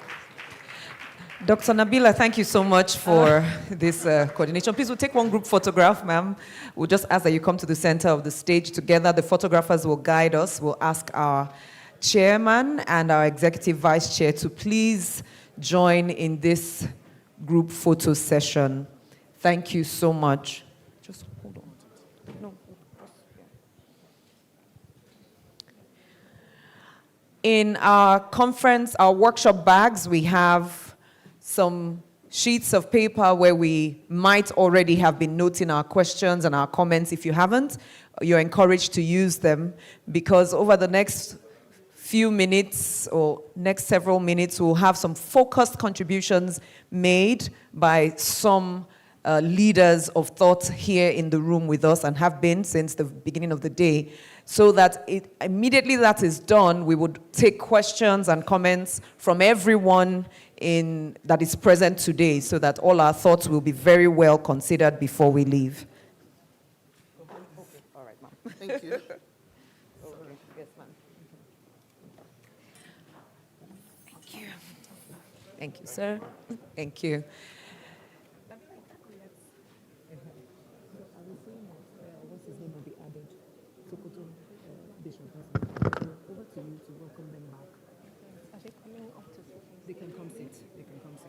Please bring the microphones back. Yes, please. So you will just tell them that you would welcome them. Just talk about the fact that he's such a reformer at heart. Everybody knows him across the country as somebody who leads the policy. We're bringing 3 more people up now. Yes.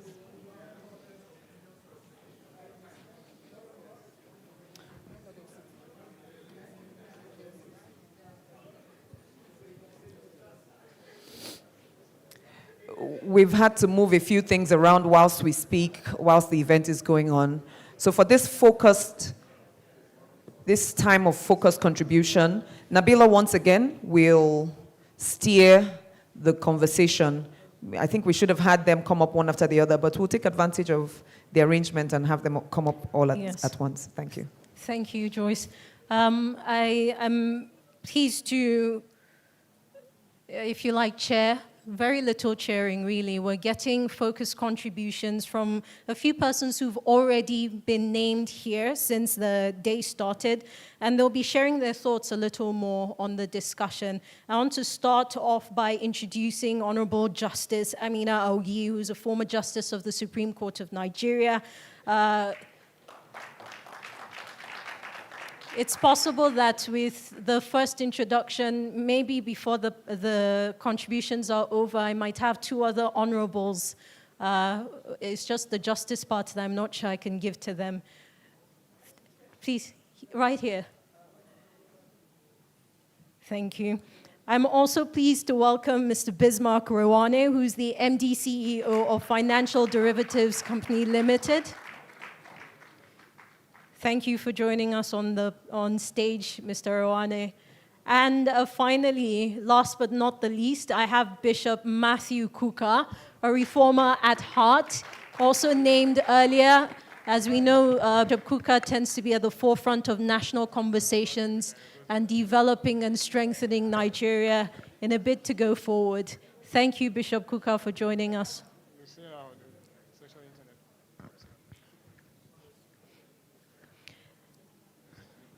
Now, we're hearing from, essentially, these are people who have worked in government, for government, with government over the decades, right? And they're just going to share very brief thoughts very quickly over a few minutes. I think I will start with ladies first.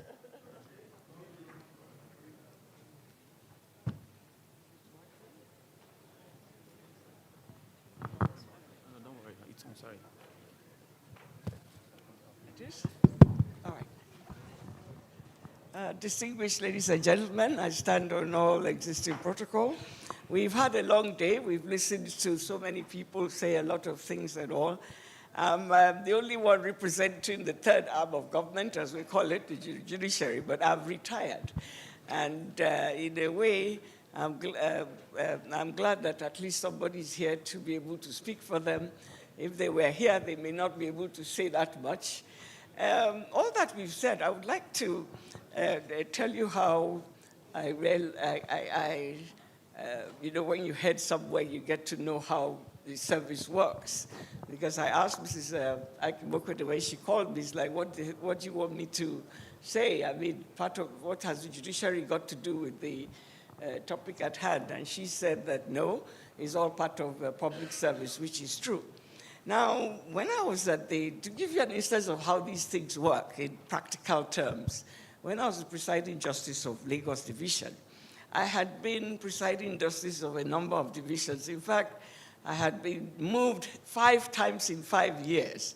I get here, put these things right, the next station, the next September, I moved again to another division. I was presiding back and forth. Then I ended up in Lagos.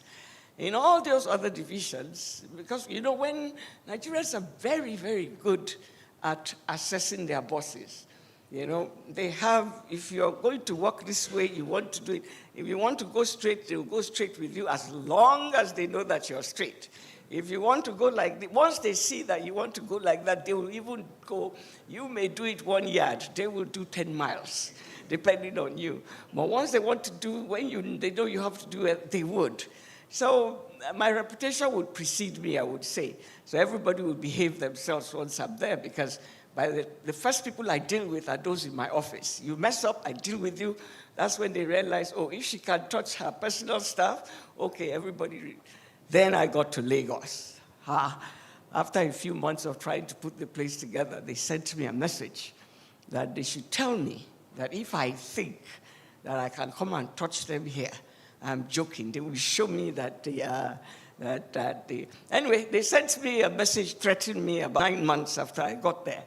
And I keep telling the story of how I looked at myself that year, first day of Ramadan of 2013. And I'm like, they're threatening me. And it was like, what do I do? When you're so used to people obeying and doing everything, then somebody decides to take you on. I mean, you could imagine how I was thrown in my chambers. What do I do?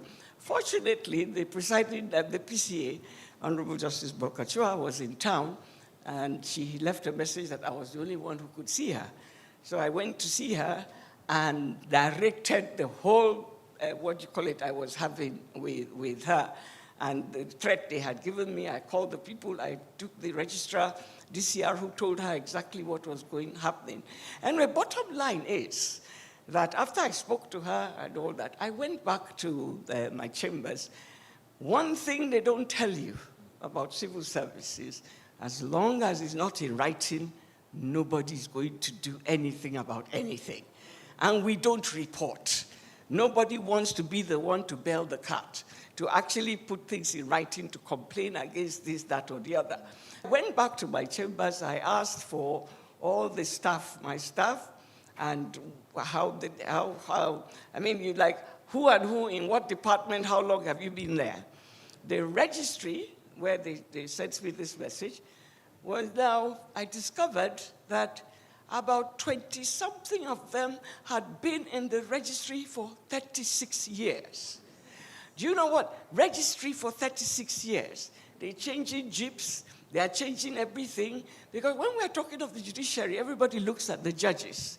They look at the judicial officers. They forget the staff that runs the whole place. That the lawyers have to file papers, that the papers have to come to everything has to be done before we come to sit in court. So they blame the court, they blame the judges, they blame everybody without looking at the staff that have to run the place to put things together before those files are put there.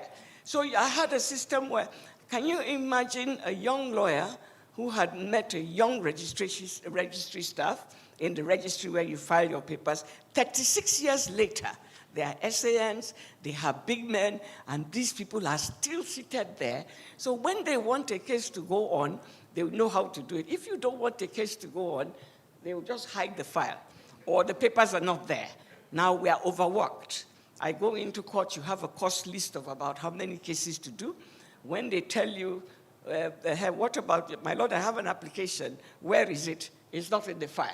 Why is it not in the file?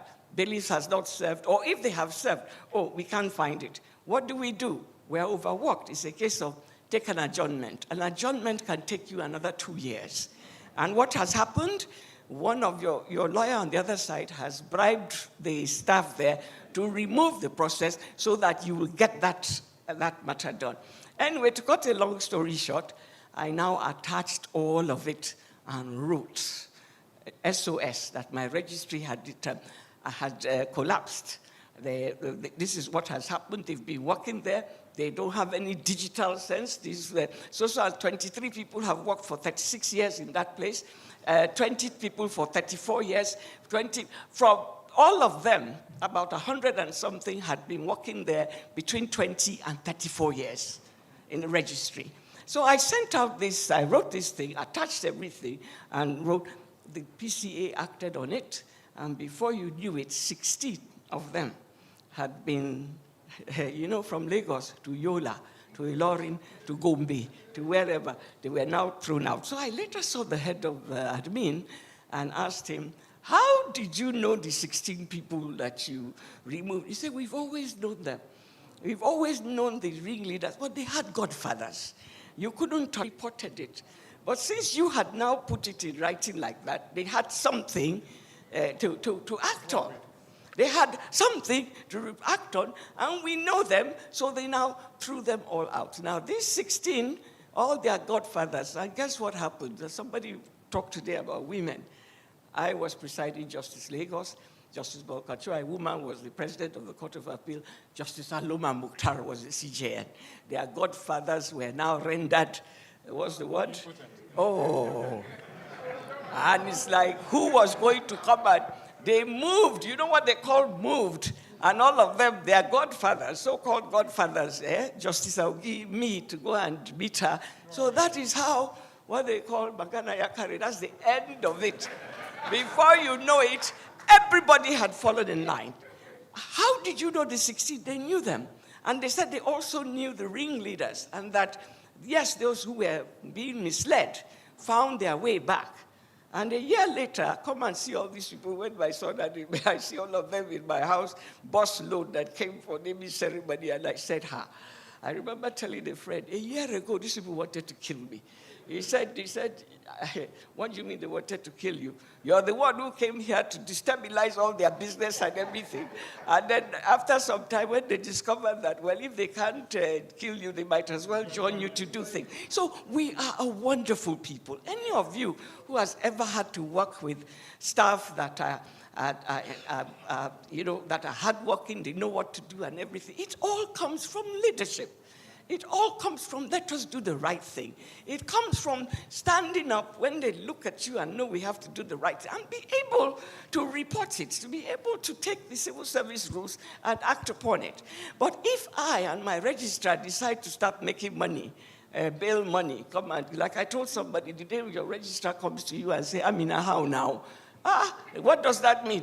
They're already telling you that me and you are in that business. But if I respect myself, how dare you come to now talk like that? Anyway, the bottom line, like all of us are going to say, for reforms to happen, we need to have a paradigm shift. We need to be able to train our people. And I still keep talking about the judicial justice sector. We need to have specialized schools. Judicial colleges, just like you have TV college. We need to have people that from secondary school know, like you have lab technology, you have all those things that we are going to go to the judicial sector. We are going to be trained in whichever way it is to be able to do that. For now, too many godfathers putting people that don't fit into the place we are having. We have round pegs in the square holes. And then I also want to tell you, and then I round up on that sector. I was on that panel, the first panel that removed Ngige and put Peter Obi that time. I was on that. That's the first time in the history of this country that the courts acted and removed the government. No, that's not the story. The thing is that before then, the politicians didn't really know the power that the court had until that case came up, and then after that, come and see floodgate. And then what do we have?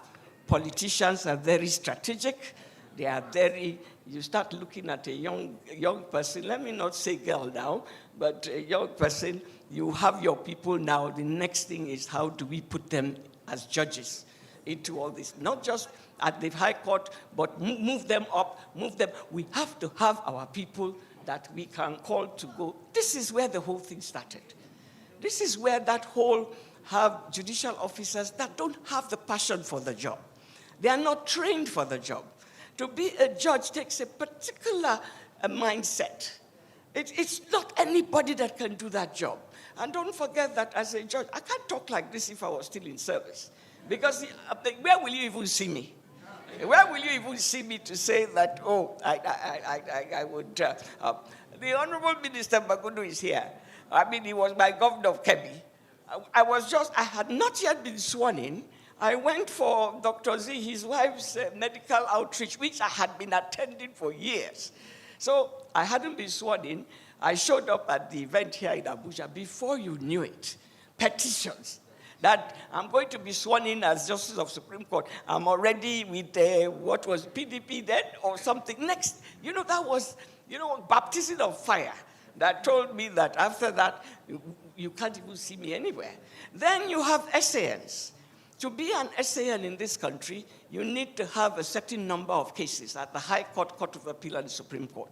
So cases that shouldn't even be in the system are now piled up. The courts are overworked because these people want to be SANs and need to have this case. So even if their client can't pay, the SAN is ready to pay all the way up there, as long as I have the required number of cases. So we do have a problem. We need justice sector reforms as badly as any other sector, and I rest my case there. Thank you, Honorable Justice Aig-Imoukhuede. Very critical what she said, and it's worth saying that, there were a few stories in there, but definitely lessons, giving you practical examples of the cost of doing reforms, and nothing like a legal luminary telling you that you have to put it in writing. The devil is in the details, as they say. Mr. Rawane, the floor is yours. Let me start off with a story and a joke. In Egypt, many years ago, there was a guy who was in charge of allocating telephones.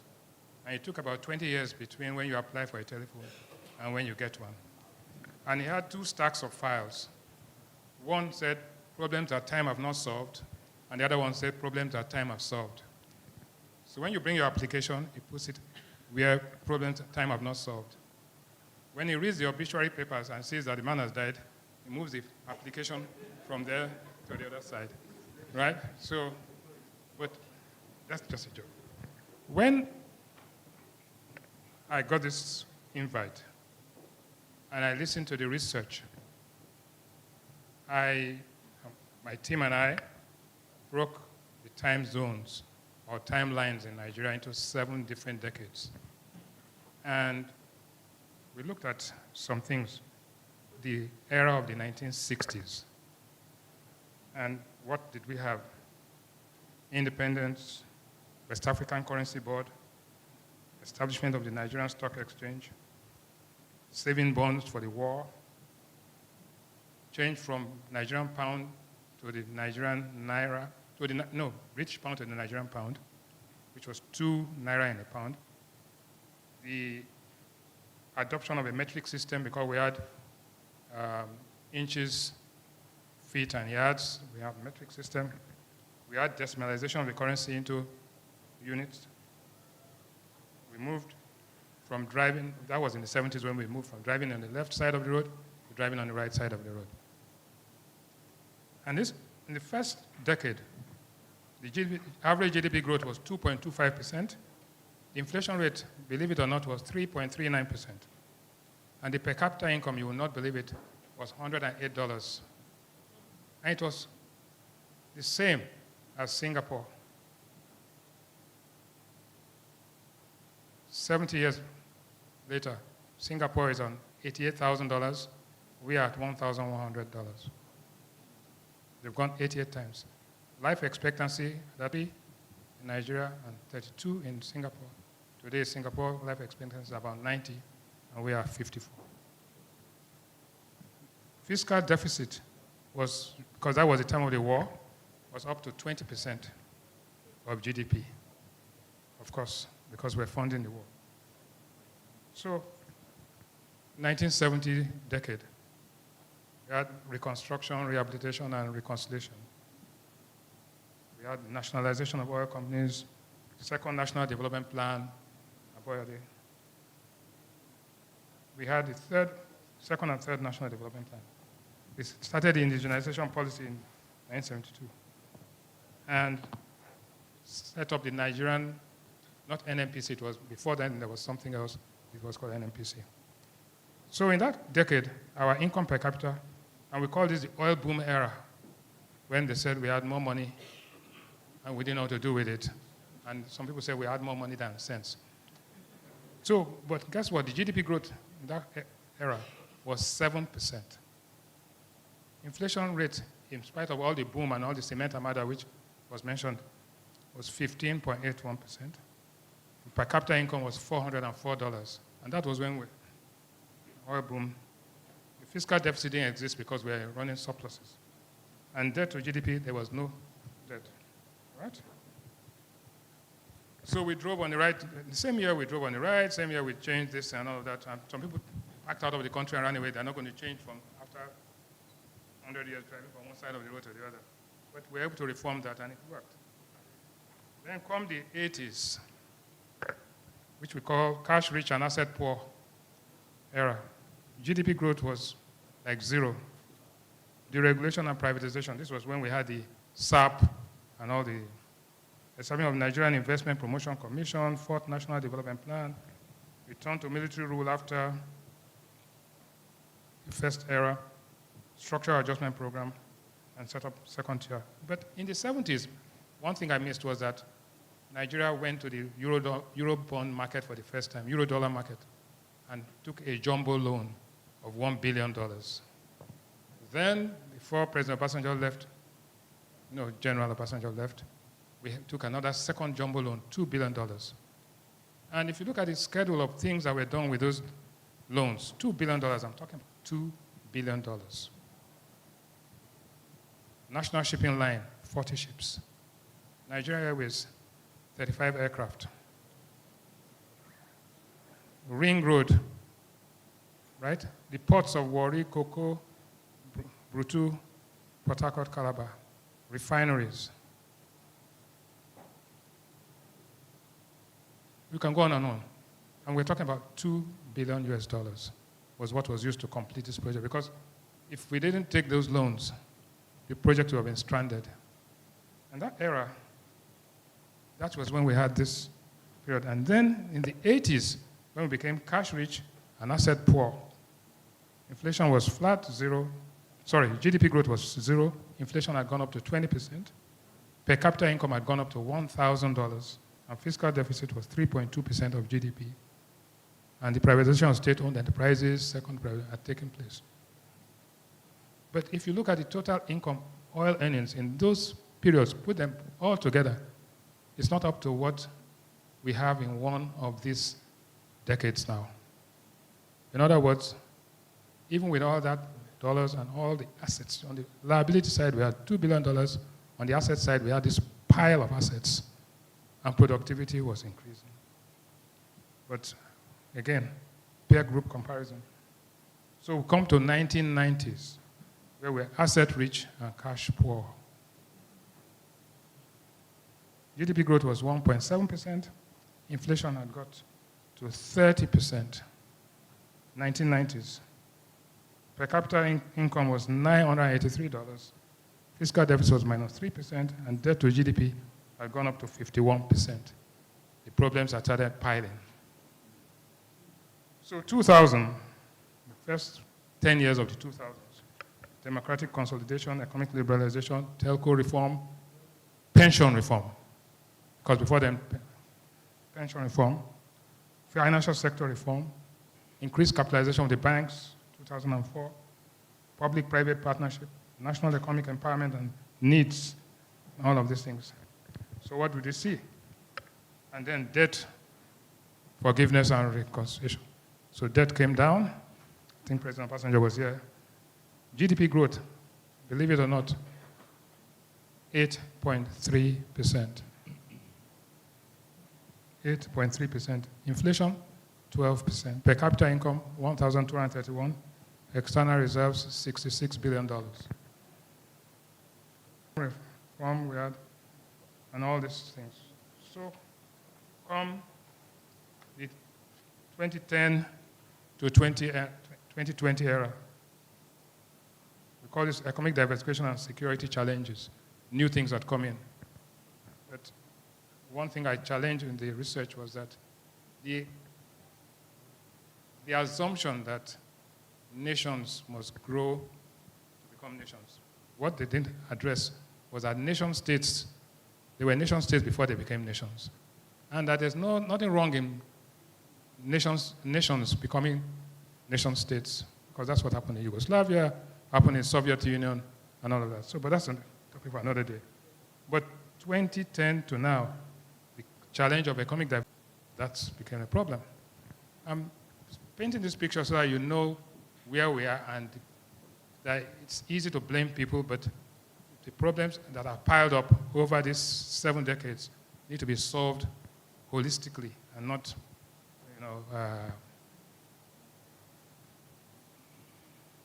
now. So we now go to the next decade, which is the decade we're in now. And that's where we end up. That decade is what we call continuing reforms and digital transformation, because the world has moved. It was in agrarian revolution, industrial revolution, Cold War, now the digital. And the time between, while it took 50 years for the industrial revolution to complete itself in Europe, it took only 10 years or so for us to adopt it, because we are coming in. And you could win, but you could also lose big time. So we are now in the 2020s. GDP growth is 2%. Inflation average is 19%, but it's gone up to almost 40. Per capita income, believe it or not, is down to 1,800. The largest economy in Africa has become the third largest economy in Africa. Fiscal deficit had gone up to 6% of GDP. Now it's being brought down because revenue drive down to about 4% and likely to decline. The debt to GDP ratio is 40. And the point is that the liabilities are there, but the assets are not there. Problem is that if you take all the capital formation throughout the military years, Third Mainland Bridge, sports, all of that, put them together and look at all the assets and capital formation in the civilian years from 1999 to date. There's nothing that you can compare capital formation in these democratic years compared to the past. So in economics, we say that an economy does well when your standard of living is better than that of your father, and that of your father was better than that of your grandfather. It would be difficult to say that that's what's happening. So the challenge now is to use, 1, technology, 2, consolidation of things, and knowing that a problem identified and dimensioned is 50% of the solution. If you don't do that, if you don't know the problem, then you don't know what to. You just be spinning wheels and gathering wool. So, subsidies, all of this. The issue is that there's a revenue problem and there's a growth problem. And Wale, my brother, is here and he knows what I view on this. You cannot finance your development with revenues. It's part of it, but you need investment. And that investment comes from domestic and international sources. And investment is a function of confidence. So whilst we discuss here, it's good to situate this in the context of time and the cumulative effect of what has happened over the last 70 years, so that we don't start heaping the problem on others. Thank you. Thank you, Mr. Owane. In many ways, a sobering picture that you've painted, looking at the economic cost of inaction, failure of reforms, and where we are today, where certain reforms are being taken that should have been taken years before. Thank you so much for putting things into perspective. At this point, last but certainly not the least, Bishop Kukah. Thank you very much. Well, in economic terms, I'm the least. I've just come in after. Let me say how, frankly, I didn't imagine that being here would be so awesome. Aig and your wife, I want to thank you. You invited me at the first conversation that you had. I turned up, but I must tell you, I left a little bit cynical because I was like, you're trying to deal with the civil service of Nigeria. And I was just wondering, I said, well, anyway, Aig has a lot of money, so can figure out where to throw it to. But to have come and to have seen how far you have gone and where we are, and to listen to the things that are being said, I can tell you this is one of my, I feel very emotional. I'm not a young man, and this is my 47th year as a priest, and I'll be 72 years next month. I have spent a lot of time thinking and talking about this country, perhaps for a better part of over 40 years. And when I came back from the Kennedy School, I had, for me it was like a kind of restlessness. But my people keep asking me, are you not tired? Why are you talking? You're just humoring people. Everybody is tired. You're not in the university. But I remind myself that I'm an extraordinarily blessed Nigerian. If you go to my village where I was born, I was the first person to finish secondary school in my village. And it took, I don't know how many years before another person. If you put the capital in my village, I can't think of what there is to show in my village that we know about the federal government of Nigeria. The only time that, I think the first time that something big happened in our village, which I call federal presence, was when an ambulance brought a military ambulance brought the corpse of one of our cousins who had been killed in the military. But that's about all. So if you ask me, I have absolutely no reason to feel the way I feel about Nigeria. But this country, every day, the intensity of my passion grows by the day. I read a book written by a gentleman whom, when I was doing my PhD in London, he was also in London. He titled a book, Africa Works. Maybe some of you have stumbled on it. Africa Works, the instrumentalization of failure. And he argues rather persuasively that actually what Africa calls failure, what you call failure, is an instrument. So you don't have electricity? No, there is a reason. You don't have water? There is a reason. And I think one of the speakers here made the point most eloquently. It's not as if we are not capable of generating power. And that the conversation about reforms must also address the issue. Because you are like asking somebody, an earthquake has just happened, and you ask people, you're bringing brooms to people to sweep away the debris. Because when you pause and you think about how long and how much time we have taken to destroy the foundations of everything that human civilization has built in Nigeria. When you now begin to think about how you can climb out of this, we are men of faith, but I can tell you I'm the first person to say we are not going to pray ourselves out of reforms. We will not.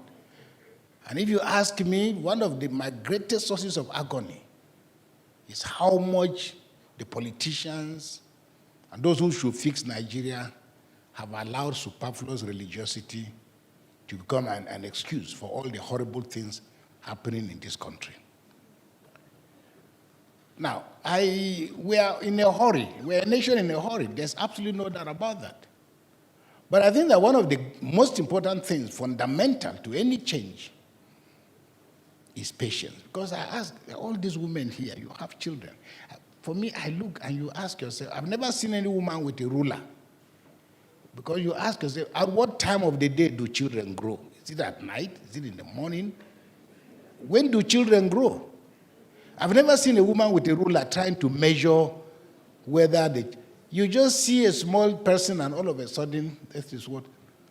In the same way, I think many of the countries we're talking about, we're referencing, have developed a certain level of pay. Everybody keeps talking about Singapore. Singapore doesn't have Muslims. It doesn't have Christians. Singapore has not had a military rule. Lee Kuan Yew came to power in 1969. Lee Kuan Yew also, you must give him the credit. He got a degree in mathematics in Cambridge. He and his wife. In fact, in his biography, talks about the fact that, I think it's Kissinger's biography, talks about the fact that when he was in the equivalent of secondary school, the British government was giving out 2 scholarships. And he and this young girl that he was friendly with, they wanted to get the scholarship, but he said the girl was more intelligent than him. But he couldn't imagine this girl going to Cambridge and leaving him behind. So he doubled his effort. As God would have it, both of them got the scholarship. When you go to Cambridge and you come back, you have an idea about how to fix a country. He sent his son to the same Cambridge.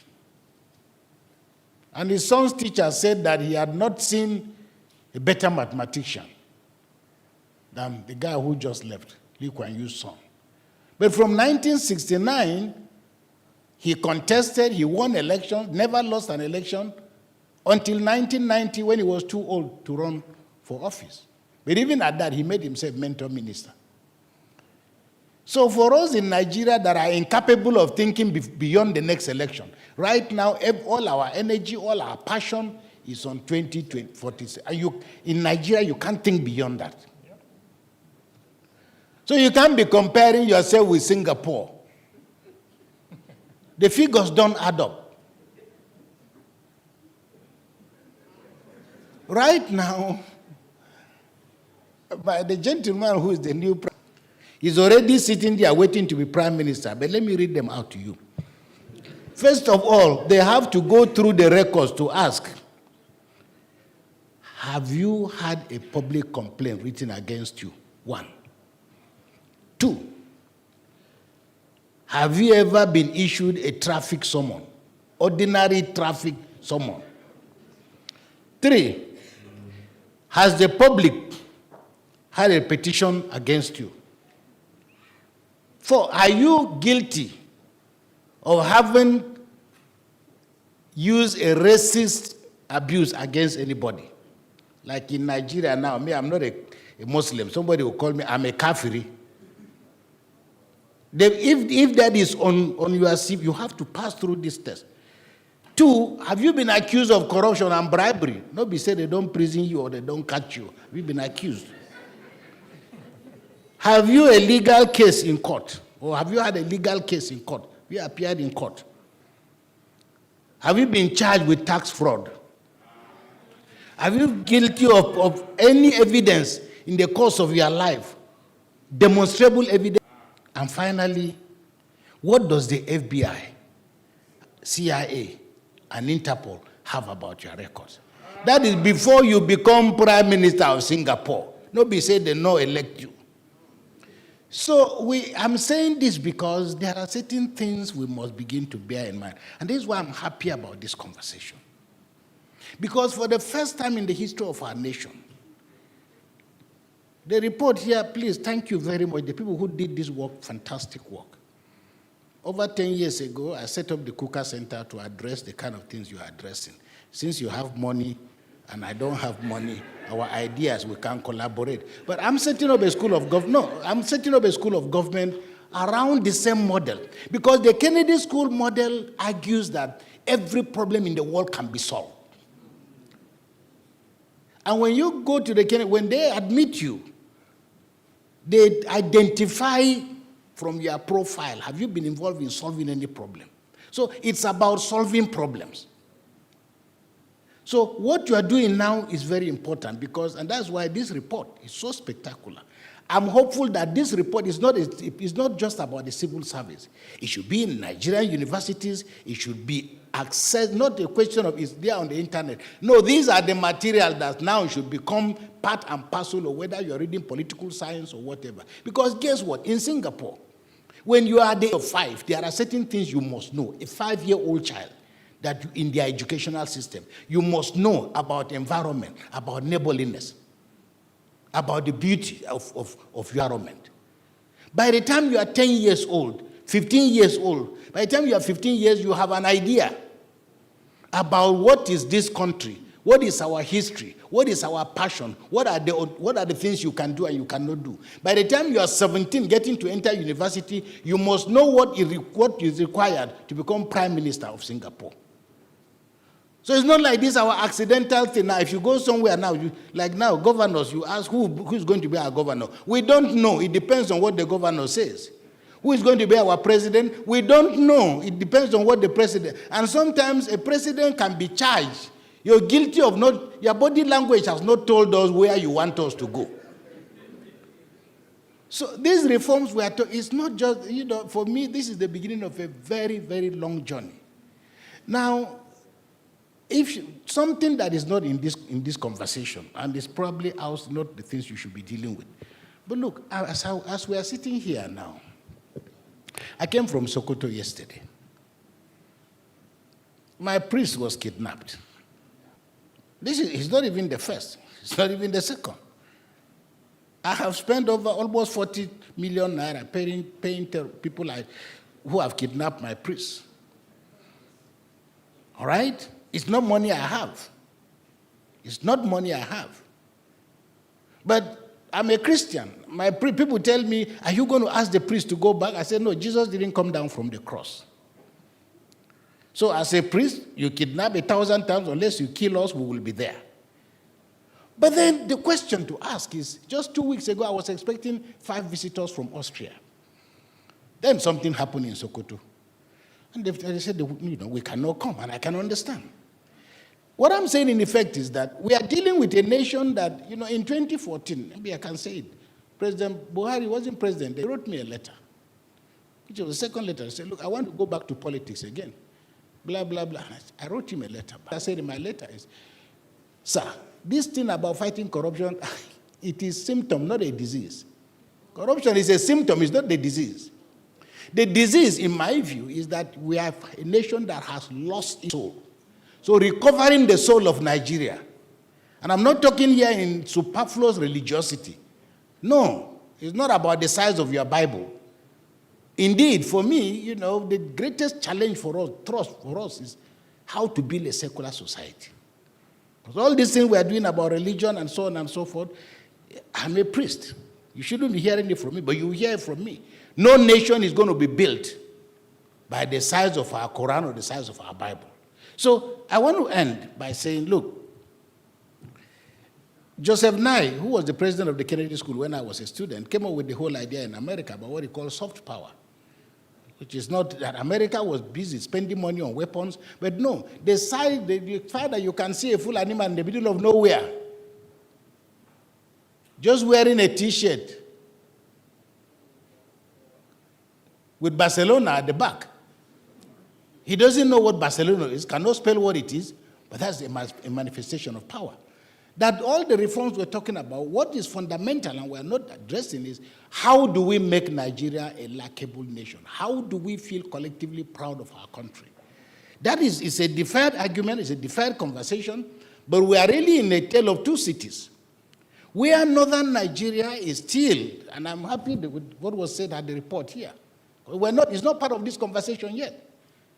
Right now, a nation with such quality of manpower can talk about indices, talk about corrupt, but we are dealing with a slow decomposition of our nation in the hands of people who have come from the middle of nowhere. My priest who was kidnapped told me they used a gun to break his door. They took him out. He was only in his boxer shorts. He said, let me wear a trouser. They refused. Let me wear shoes. They refused. He trekked for 5 hours. Before a motorcycle took them, and they rode for another 4 or 5 hours.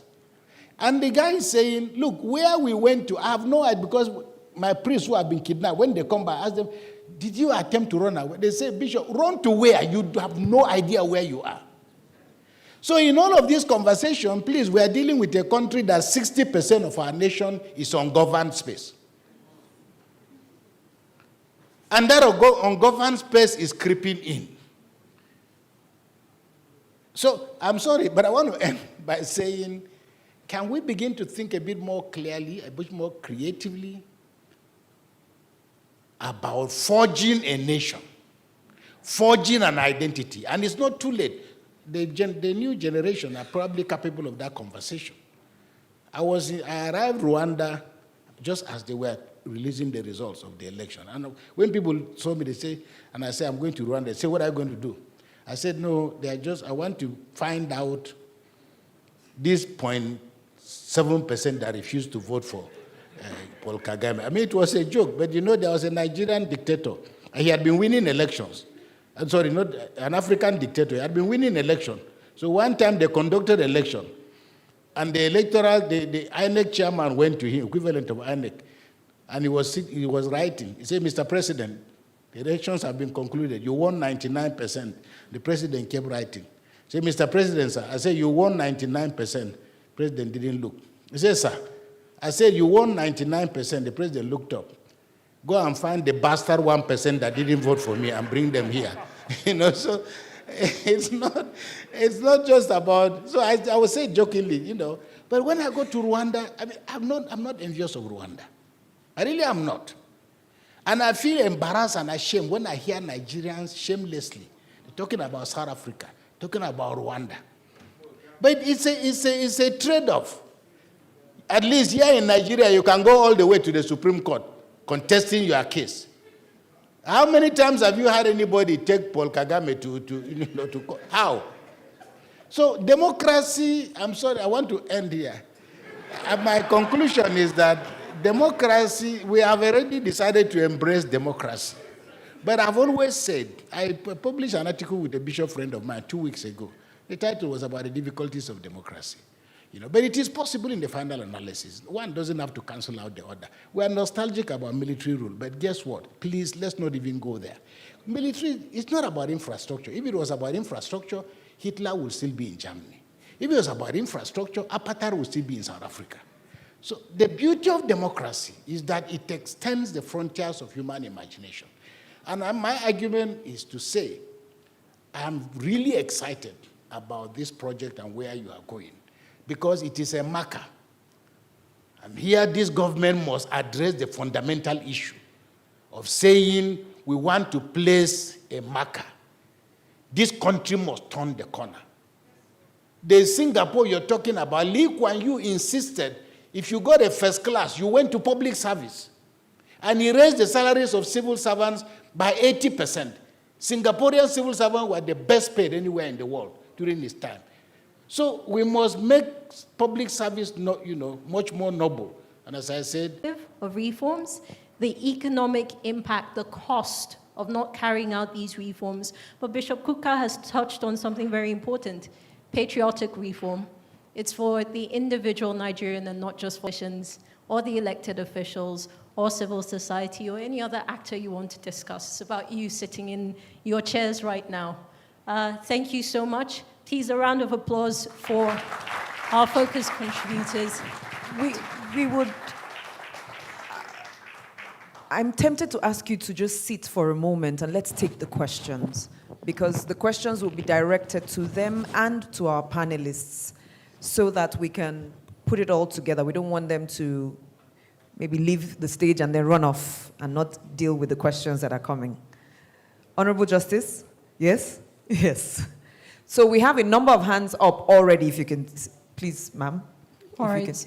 So just a quick set of rules so that we can keep it tidy. Please, if you've got a contribution and it's not a question, keep it as short as possible. If you do have a question, one question per person so that we can get as many people as possible. And hopefully I wouldn't have to interrupt. And please be sure to direct your question to a specific person, all right? Thank you. The online community too would have some people. The online community, fantastic.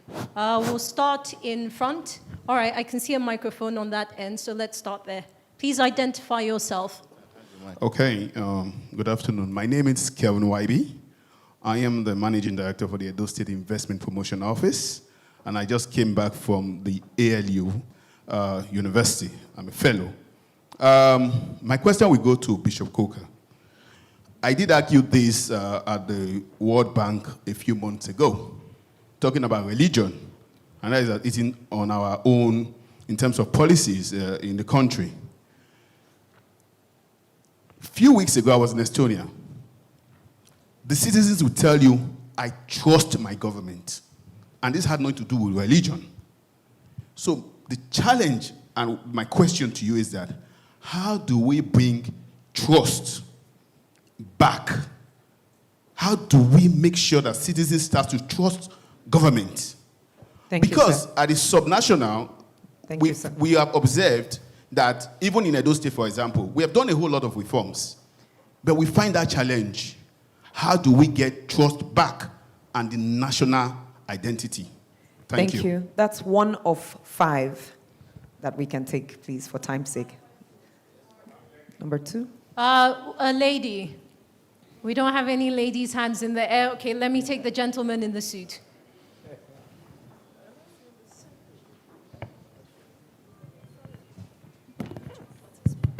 Okay, we have a question here from virtual as well. Thank you. My name is Omar Yakubu. I'm from Center for Fiscal Transparency. My question is today, I've not heard any discussion about combating corruption because I feel it's a strong issue that has led to our lack of development. Thank you. Is it directed Mr. Yakubu, if you could direct it to someone. Father Coker, please. Right. That's 2 of 5. All right, so let's come to this side of the room very quickly. Good afternoon, everyone. I'm Engineer Busari Kamoru. I'm a director in the Ministry of Petroleum Resources. It's more of a comment than a question. And the comment was about what was presented earlier. I think there was a mention of what is the solution to fuel scarcity. It's been there since the 70s, it's still there now. I think the solution to most of the problems of Nigeria lies within the public service, and there's a need for the politicians and the technocrats to be able to work in such a way that they're able to reach those that have the solutions within the system. I will say this because what is being implemented today concerning Dangote about buying in Naira had been addressed since 2019 to 2021. And we brought everybody together in the ministry, which is what we do. Everybody that mattered, because the modular refineries, we had almost 100 licenses that were not really performing. So what is the reason? So we brought everybody that mattered together. And at the end of the day, we came up with a fantastic report. In that report, we have about 13 items to be implemented, approved, and then even after the PIA was passed, the minister then said, in light of the passage of PIA, we should review these recommendations. We reviewed them again, and he approved again. Principally, what are the problems? Why don't we have petrol? Number one is the ministry, as a ministry, for example, you must first identify the most critical thing, which Sir, I must apologize. I do have to interrupt you, because once you start counting, it means that time will go. Okay, I believe we are here to learn how to solve Nigeria's problems. Yes, reforms, why they fail, and how we can do Okay, I think the better. challenge is identifying those who have the solutions and making the people at the center to hear the solutions. We have a lot of reports that have been submitted, a lot that could solve Nigeria's problems within the directorate down in the service. But these reports don't get seen at the highest level. They implement them piecemeal. When we say Dangote should have a buy in Naira, we didn't say just Dangote, all the refineries. Thank you, engineer. And again, I'm sorry, I have to finish this. I'm sorry, please. And again, yes, the monitoring of how it is implemented is important, because it can be abused. You buy in Naira. Thank you, sir. All right, thank sir, you very so I'm much. going to interrupt you because you're Thank coming you to so a much. very specific Yes, thing. thank you, sir. Thank you. And I believe we've got time for there are two more from the room, one more from the room. We have two online from the virtual All right, space. we've got two from the virtual space, so we'll do a final question from the room. The gentleman on the end. There's a woman. All right, I'm sorry, I have to veto you. Let's take the question here. I'm sorry. I already have the mic. Unfortunately, I'm still vetoing you. We can go afterwards. My apologies. We'll go with the lady. I'm sorry. Please go ahead. Okay, so my name is Dr. Fatima Kiri Ahmed, and I work with the Code of Conduct Bureau. And in the earlier research paper presented, I think towards the end there was a section where he spoke about Code of Conduct for public officers. And I feel that these reforms could be also better enforced through the Code of Conduct for public officers. So I'm an alumni, cohort 2, of the AIG PLP program, and we have benefited a lot. We have learned a lot, and I have my fellow cohorts here, and we'd like to say thank you, cohort 1, 2, and 3, and 4 incoming, and we are hoping to be the change that we would expect in the public service. Thank you very much. Thank you, Dr. Fatima. We'll take the online questions. I'll allow Ms. Daniels read them out. How do we execute a bottoms-up approach towards sustainable reforms? Will it be folly to think that any sector, public or private, would reform sustainably when a larger societal reform may be first necessary? The rest of it is... It's not directed to anyone in no, particular. I'm tempted to direct, but I'll leave Please that go to ahead. Go ahead and direct. I would speak to Honorable Justice. All right. to shed light on bottom-up approach. Please. Then the second question says, how do we close the present gap that exists between knowledge acquisition and implementation of the knowledge acquired to have the right system we all envision in our public services, especially when we have laws that embrace quota system in designating key policy conceptualization responsibilities instead of meritocracy and professionalism? I would like to direct this to Dr. Ajani, if you don't mind. Thank you very much. All right, thank you very much. We'll start with Bishop Kukah. The first two questions went directly to you. A question around bringing back trust to government, and the question on how the conversation so far has skipped combating corruption. No, I think that, first of all, we've started very well, and I'm really very impressed listening to the head of service, and then, and I think the most important thing now is, because even listening, I can tell you that I have become a greater convert to the cause. I didn't know that this is the kind of thing that is going on in the civil service. I hope it's not just federal, but it's also state. So, and there needs to be a massive campaign, because things that people can see and people can trust. Building trust is going to take a long time. Constructing the building blocks, because we have, as citizens, we have earned the right to be cynical and to be doubtful about whether it is really true that these promises government is making will be fulfilled, because we've had this conversation over a period of time. So building trust is going to be a very painful exercise, but it just means that government must improve its quality of some modular presentations, drawing from the experiences of people, other democracies that have come from a worse background than our own. On the issue of corruption, I think those things are tied, again, very closely together. Right now, corruption is the only thing that works in Nigeria. And because of that feeling that it is the only thing that works, we've become literally sedated. We can't even, so to tell anybody, that's why every criminal in Nigeria has a sense of righteousness. So if you now say, for example, that you are sick and you were a permanent secretary and that you can't afford the fare to go to India, even your parish priest will say, Oga, how permanent secretary or in the Ministry of Finance, you say you can't go to India. So these are the realities. Being righteous and being honest, people perceive, doesn't have a reward. But there is what I always call the power of one. That is an individual that is convinced about something. Sometimes we tend to count the numbers, but numbers are not as important as influence. So you don't know whose life you're touching, but I think gradually, as the civil service is also rewarding civil servants, and gradually moving away the barriers of nepotism and all the things that we've just had, it's going to be a painful task.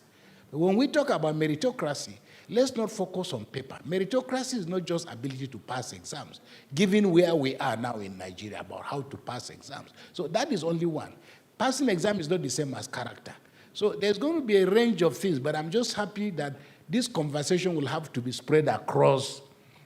We're just focusing on the public service. The churches need to attain a bit of credibility and respectability. The mosques also need to do so. So it's not a one person's, but how we walk through all that has to be a federal government project. No, I'm not talking of just Aig-Imoukhuede, President Tinubu's government, but we can start from here because we are benchmarking processes that can stand the test of time. Thank you. Thank you, Bishop Kukah. Honorable Justice. The virtual participant, Mr. Demoyowa Odutayo, wants to know how we execute a bottoms-up approach towards sustainable reforms. That will it be folly to think that any sector, public or private, to reform sustainably, then a larger societal reform is first necessary, especially since the participants are drawn from a sample of the larger society. Do we not as a country need to reform from the bottom up? How can we then achieve this sustainability? Have our leaders shown example and have our followers done same? Who will bail the cat? That's what he's asking. This is a country where, for us to get anywhere, we'll just have to have a paradigm shift. Give your messenger the power to decide who will see you. What's the first thing he does? You must, it's ingrained. You say, well, what has the messenger got to do? He's going to make money out of it, because that is the way we think. We don't think, somebody asked about corruption. It's like, it's an African thing. It's not corruption. We're showing appreciation. You have, in UK, you have lobby of things. Where do we start from? Is it from the home? Is it from where the child is born? Is it from where? Who is going to bail the cat, as he says? Where do we start from, really, to say that we want to do a reform when we've lost our values? Or like Father Kukah said, I keep calling him Father Kukah because how I knew him was Bishop Kukah, but then he's Father Kukah to everybody. That we've lost our soul. We've lost our values. We've lost everything that we have to say. I really don't know from where do we start? From the house? From when they go to school? From when we go to work? From where?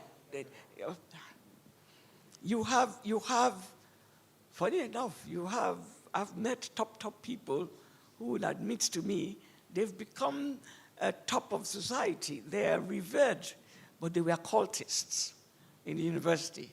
Some of them rusticated, brought back, and yet they're in position of authority right now. Are you going to tell me that that cultist thing is not still in there? That if the chips are down and something comes up, that ingrained thing that he had as a student will not come out? So I don't know where we can say that we have to start. But basically, we're going to have a paradigm shift somehow. We're going to have, as a society, to think. I've always felt this idea of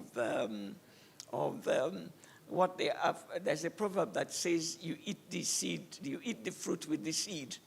You don't leave room for anything to grow. So I get into office, I mess my name up with everything. My children are even ashamed to answer your names. But that same person will go back to the village and become the chief, and the whole village is all looking up to him. He's providing for everybody there. Where do we draw the line?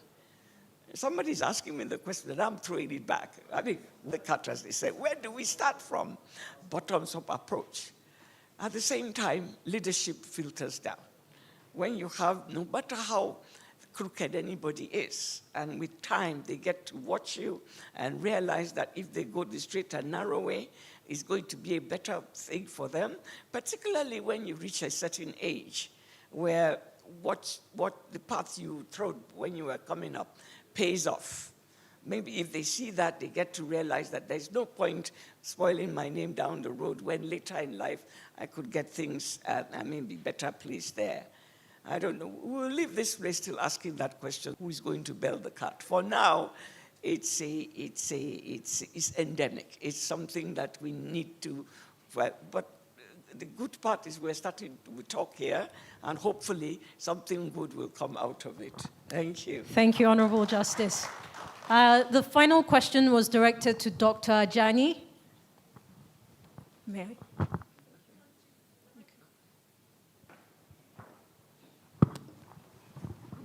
Thank you. So the question is from Tosin Oloniju. How do we close the present gap that exists between the knowledge acquisition and implementation of the knowledge acquired to have the right system we all envision in our public service, especially when we have laws that embrace quota system in designating key policy conceptualization responsibilities instead of embracing professionalism? I think in the course of our conversation, we have mentioned some of these things. That paradigm shift has to move towards meritocracy, starting from our recruitment process. So if we recruit people based on merits, and then we run the system based on extant laws, I'm not aware that promotion is based on quota system. It's only at the point of entry that we talk about quota system. And even when we talk about quota system and we focus on getting the best from those quotas, then we shouldn't have any problem. And we all need to stick to the extant law. It doesn't matter who is going to be affected. If you stick to the law, you are covered by the law. You can only be promoted based on having achieved A, B, C, D, E. The problem we have is that a lot of us begin to look at whose son is this, whose daughter is this. The civil service needs to move away from that and get things done based on extant law, meritocracy, and professionalism, which are part of our core values. And whoever has the skill and the ability to render a service should be considered first. It doesn't matter where you are from. It doesn't matter who your father or mother is. It doesn't matter what political class you belong to. The civil service that we envision is a civil service that is based on merit. It's a civil service that is accountable, and a civil service that is loyal to Nigeria. Every one of us must begin to do it in our various locations, and collectively we will see the impact. Thank you. Thank you, Dr. Ajani. I think that brings us to the end of the Q&A session. I'll be handing back to Joyce Daniels, but I want to say a big thank you, and please a round of applause. Honorable Justice Aig-Imoukhuede, Mr. Bismarck Rawane, and Bishop Hassan Kuka. We'll do a quick photograph. My mic here, sound here, sound. All right. Please, we'll also welcome our chairman and executive vice chair to join in this photograph. Thank you so much. Please appreciate the entire Aig-Imoukhuede Foundation for putting this together and ensuring that we have these conversations. Very insightful, enlightening, and they give us strength for the road ahead. Thank you so much, Bishop.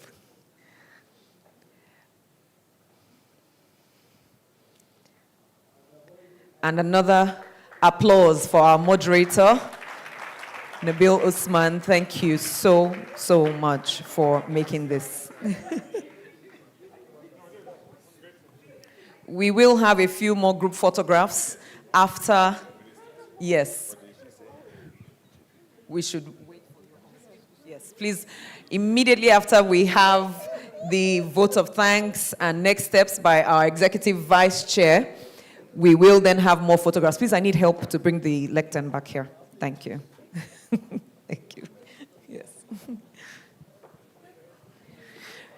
Up to 2 or 3 times today, it's been said by different people that they were here not because of the name of the foundation, but the woman at the helm of affairs at the foundation who ensures that the work is done. Ladies and gentlemen, she is a hard worker, but more importantly, she ensures that the work is fit for the solutions that we seek. Please welcome our Executive Vice Chair, Mrs. Ofowe Aig-Imoukhuede.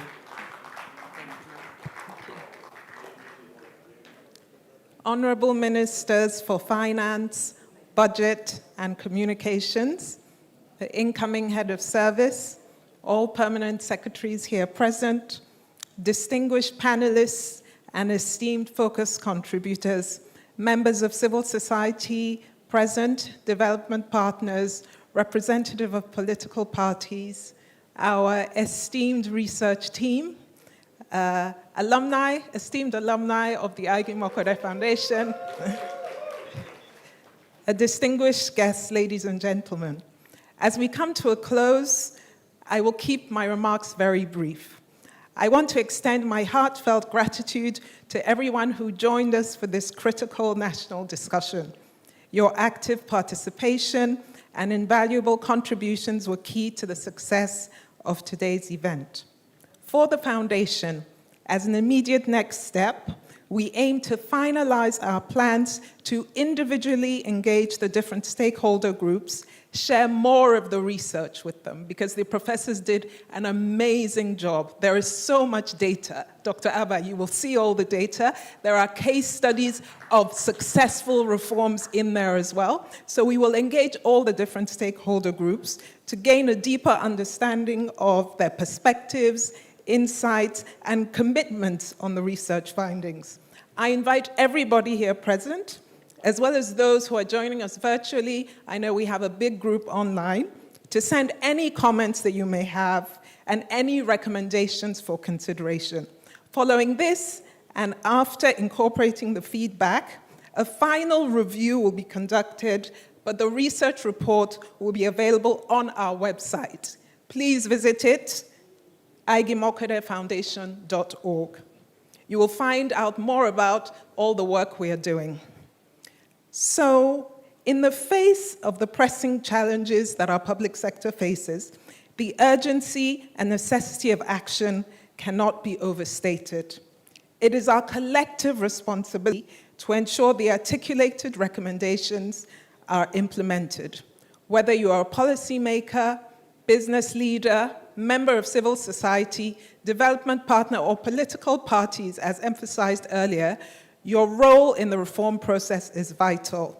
By working together, we can create a public sector that truly serves the needs and the aspirations of Nigeria's citizens, because those are the people that we serve. With today's event coming to an end, I would like to thank everybody who has contributed. A few people have said that they were here because of me, and I do admit to haranguing, calling, pleading, so I appreciate all your presence here today. Thank you so much for your contributions. Heartfelt contributions that will go down in the research work. You will see when you read it that your contributions will be featured there. So thank you to all our esteemed panelists, to all our focus contributors. Thank you very much.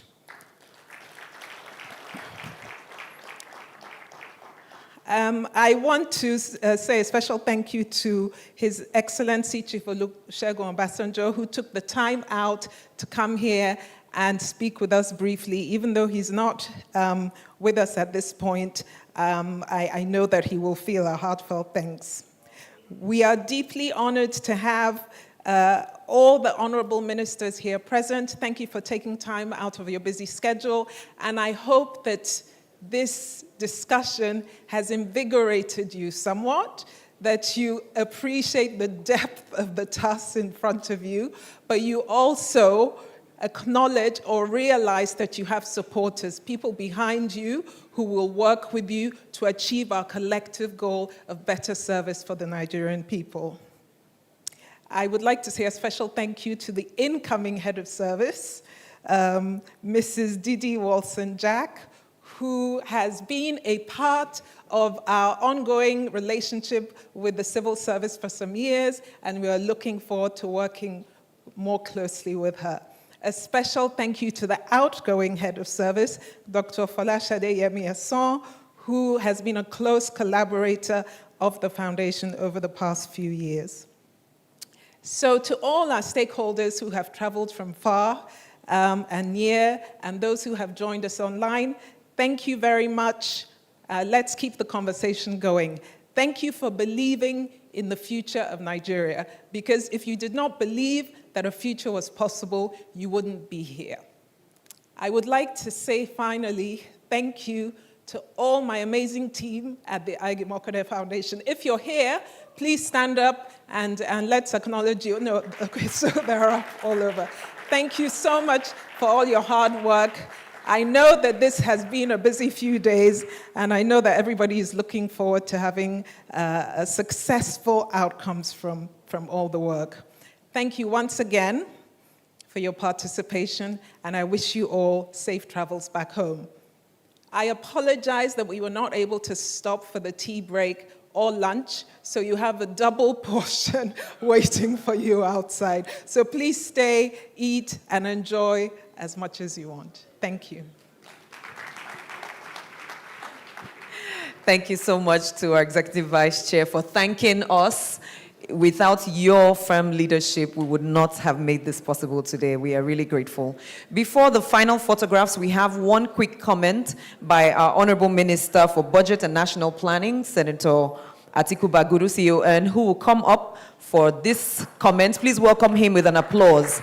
Immediately after his comment, we'll welcome other ministers here present with our Chairman and Executive Vice Chair for a group photograph, and then we'll take one more shot outside. Welcome, sir. Thank you very much. Just in case the coordinating minister is wondering, I requested for it.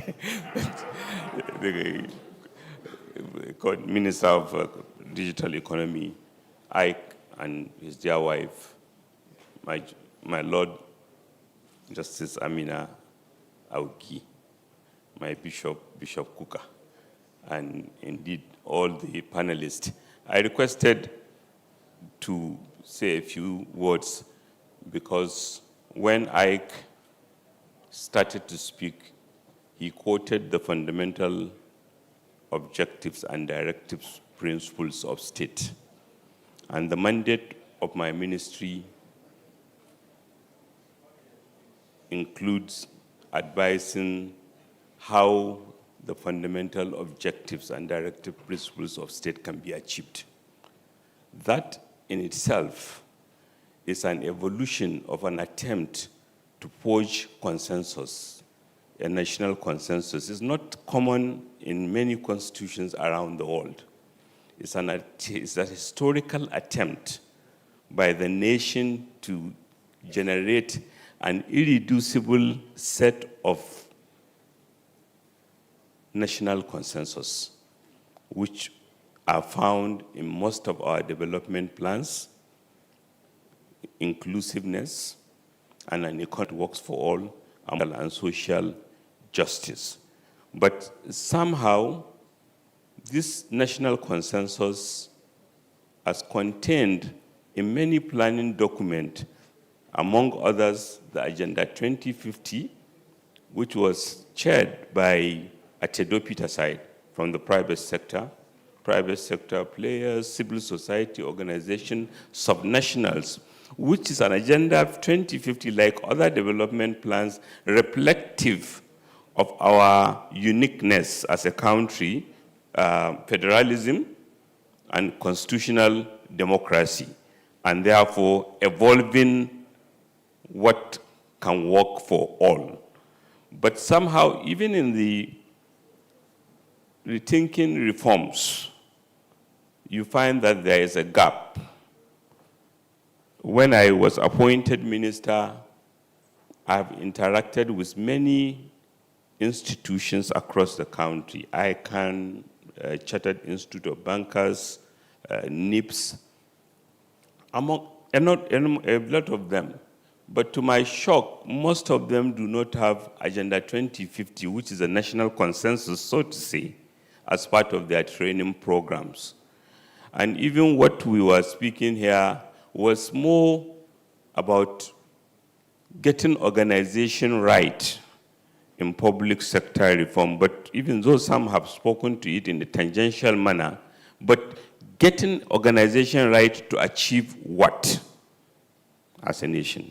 Where do we want to be by 2050? Where do we want to be in the next 2.5 years by 2025? So this, you have brought in your own brilliant, and your wife have taken a dry subject, unusually and made it the subject of activism, and we must thank you. What this does is to, among others, help engineer trust, because an institution like yours will be trusted that they are not talking from a partisan point of view. And even the public service, yes, brilliant, amazingly brilliant, people of competence and capacity. But sometimes it doesn't matter if it is not marshaled appropriately and made to work with other elements of government. So what the public service also should have helped in achieving, deliver trust in the national consensus, maybe has not been quite a success yet, and maybe is one of the lessons from this. And when Bishop Matthew Kuka spoke,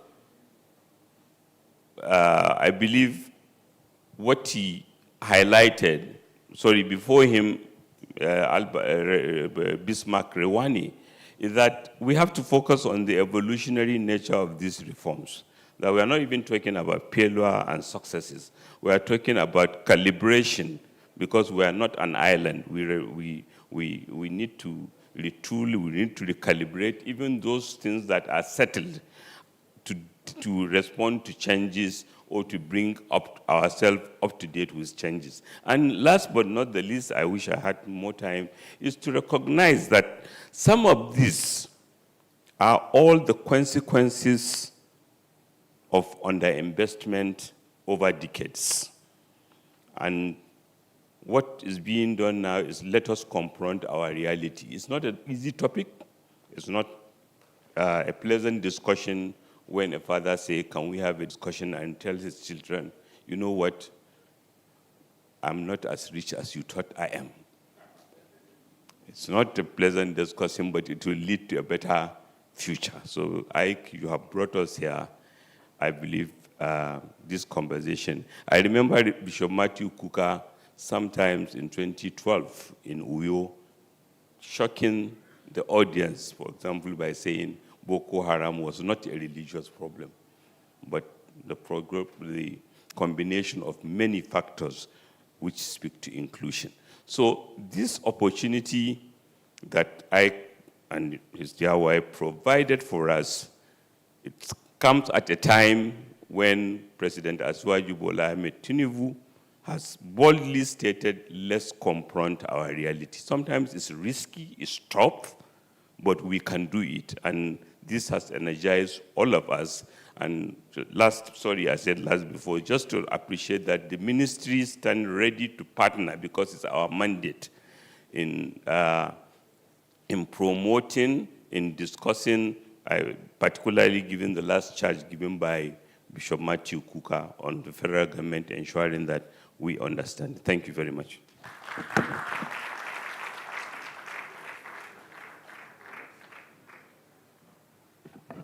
Thank you, sir. He's standing by for the group photograph. I would welcome the other ministers present, the Minister of Finance and the Coordinating Minister for the Economy, who will also give a quick remark as he comes up. He's coming up in tow with the Honorable Minister of Information, of Communication and Digital Economy, who will stand by. Thank you. Thank you very much. Good afternoon. The leader of the foundation, Aig, and my dear sister, his dear wife, honorable ministers, the time is far, far gone. distinguished ladies and gentlemen, of course, I'd like to first of all thank Ike and thank his foundation for this very, very important dialogue. Let me just go straight to the point that I'd like to take this opportunity to get across. Bismarck Rimani gave us the trajectory, just as the Honorable Minister for Budget and Economic Planning said. Where we are is in the middle of very painful reforms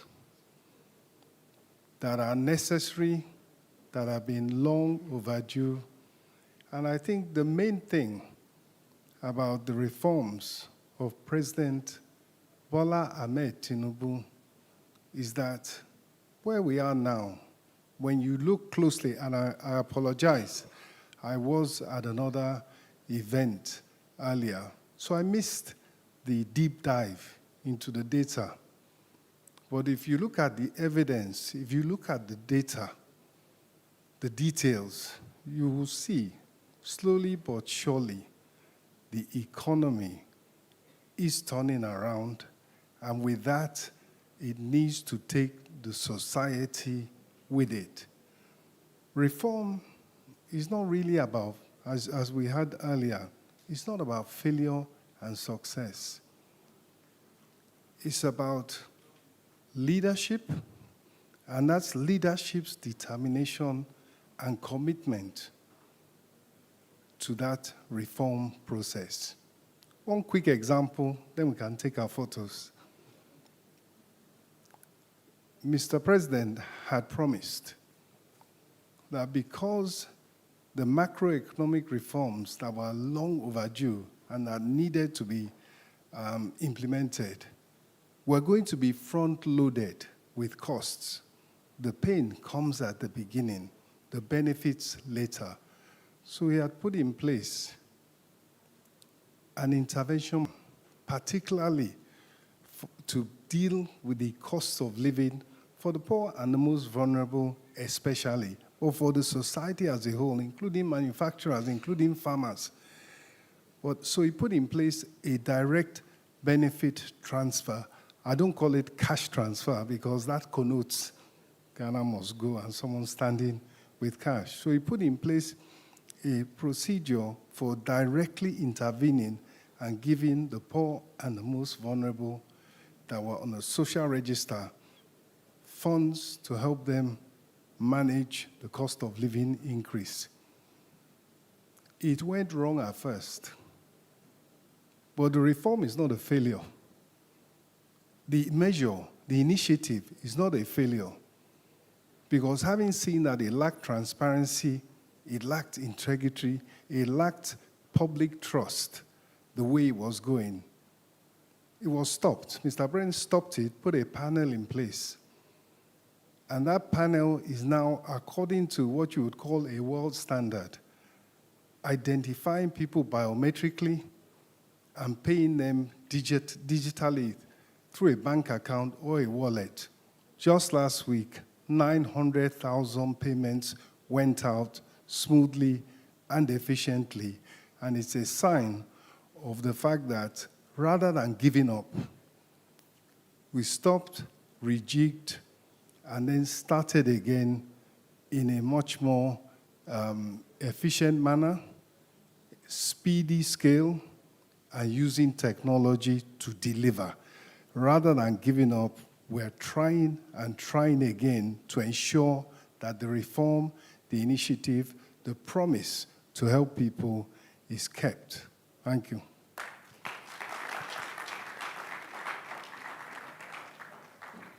Thank you so much, sir. So we'll come to the center now for the group photograph. Our chairman and executive vice chair and the incoming head of service of the Federal Republic, Dame Didi Wilson-Jack, will also join in this photo session. Thank you so much.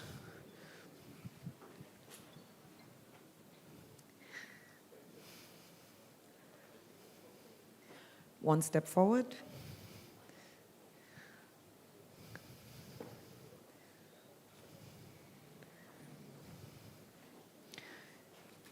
Please smile, look at the camera and say reform. Thank you. Thank you. The gentleman over there would lead us from stage to the photo stand out there where everyone on the front row will ask you, please join them. Chama, please let them see. Okay, Abiola, please ensure that those here on the front row will join them out there for one group photograph in front. All our speakers, panelists, contributors. Thank you. Abiola will take you to join up in front for that quick photograph.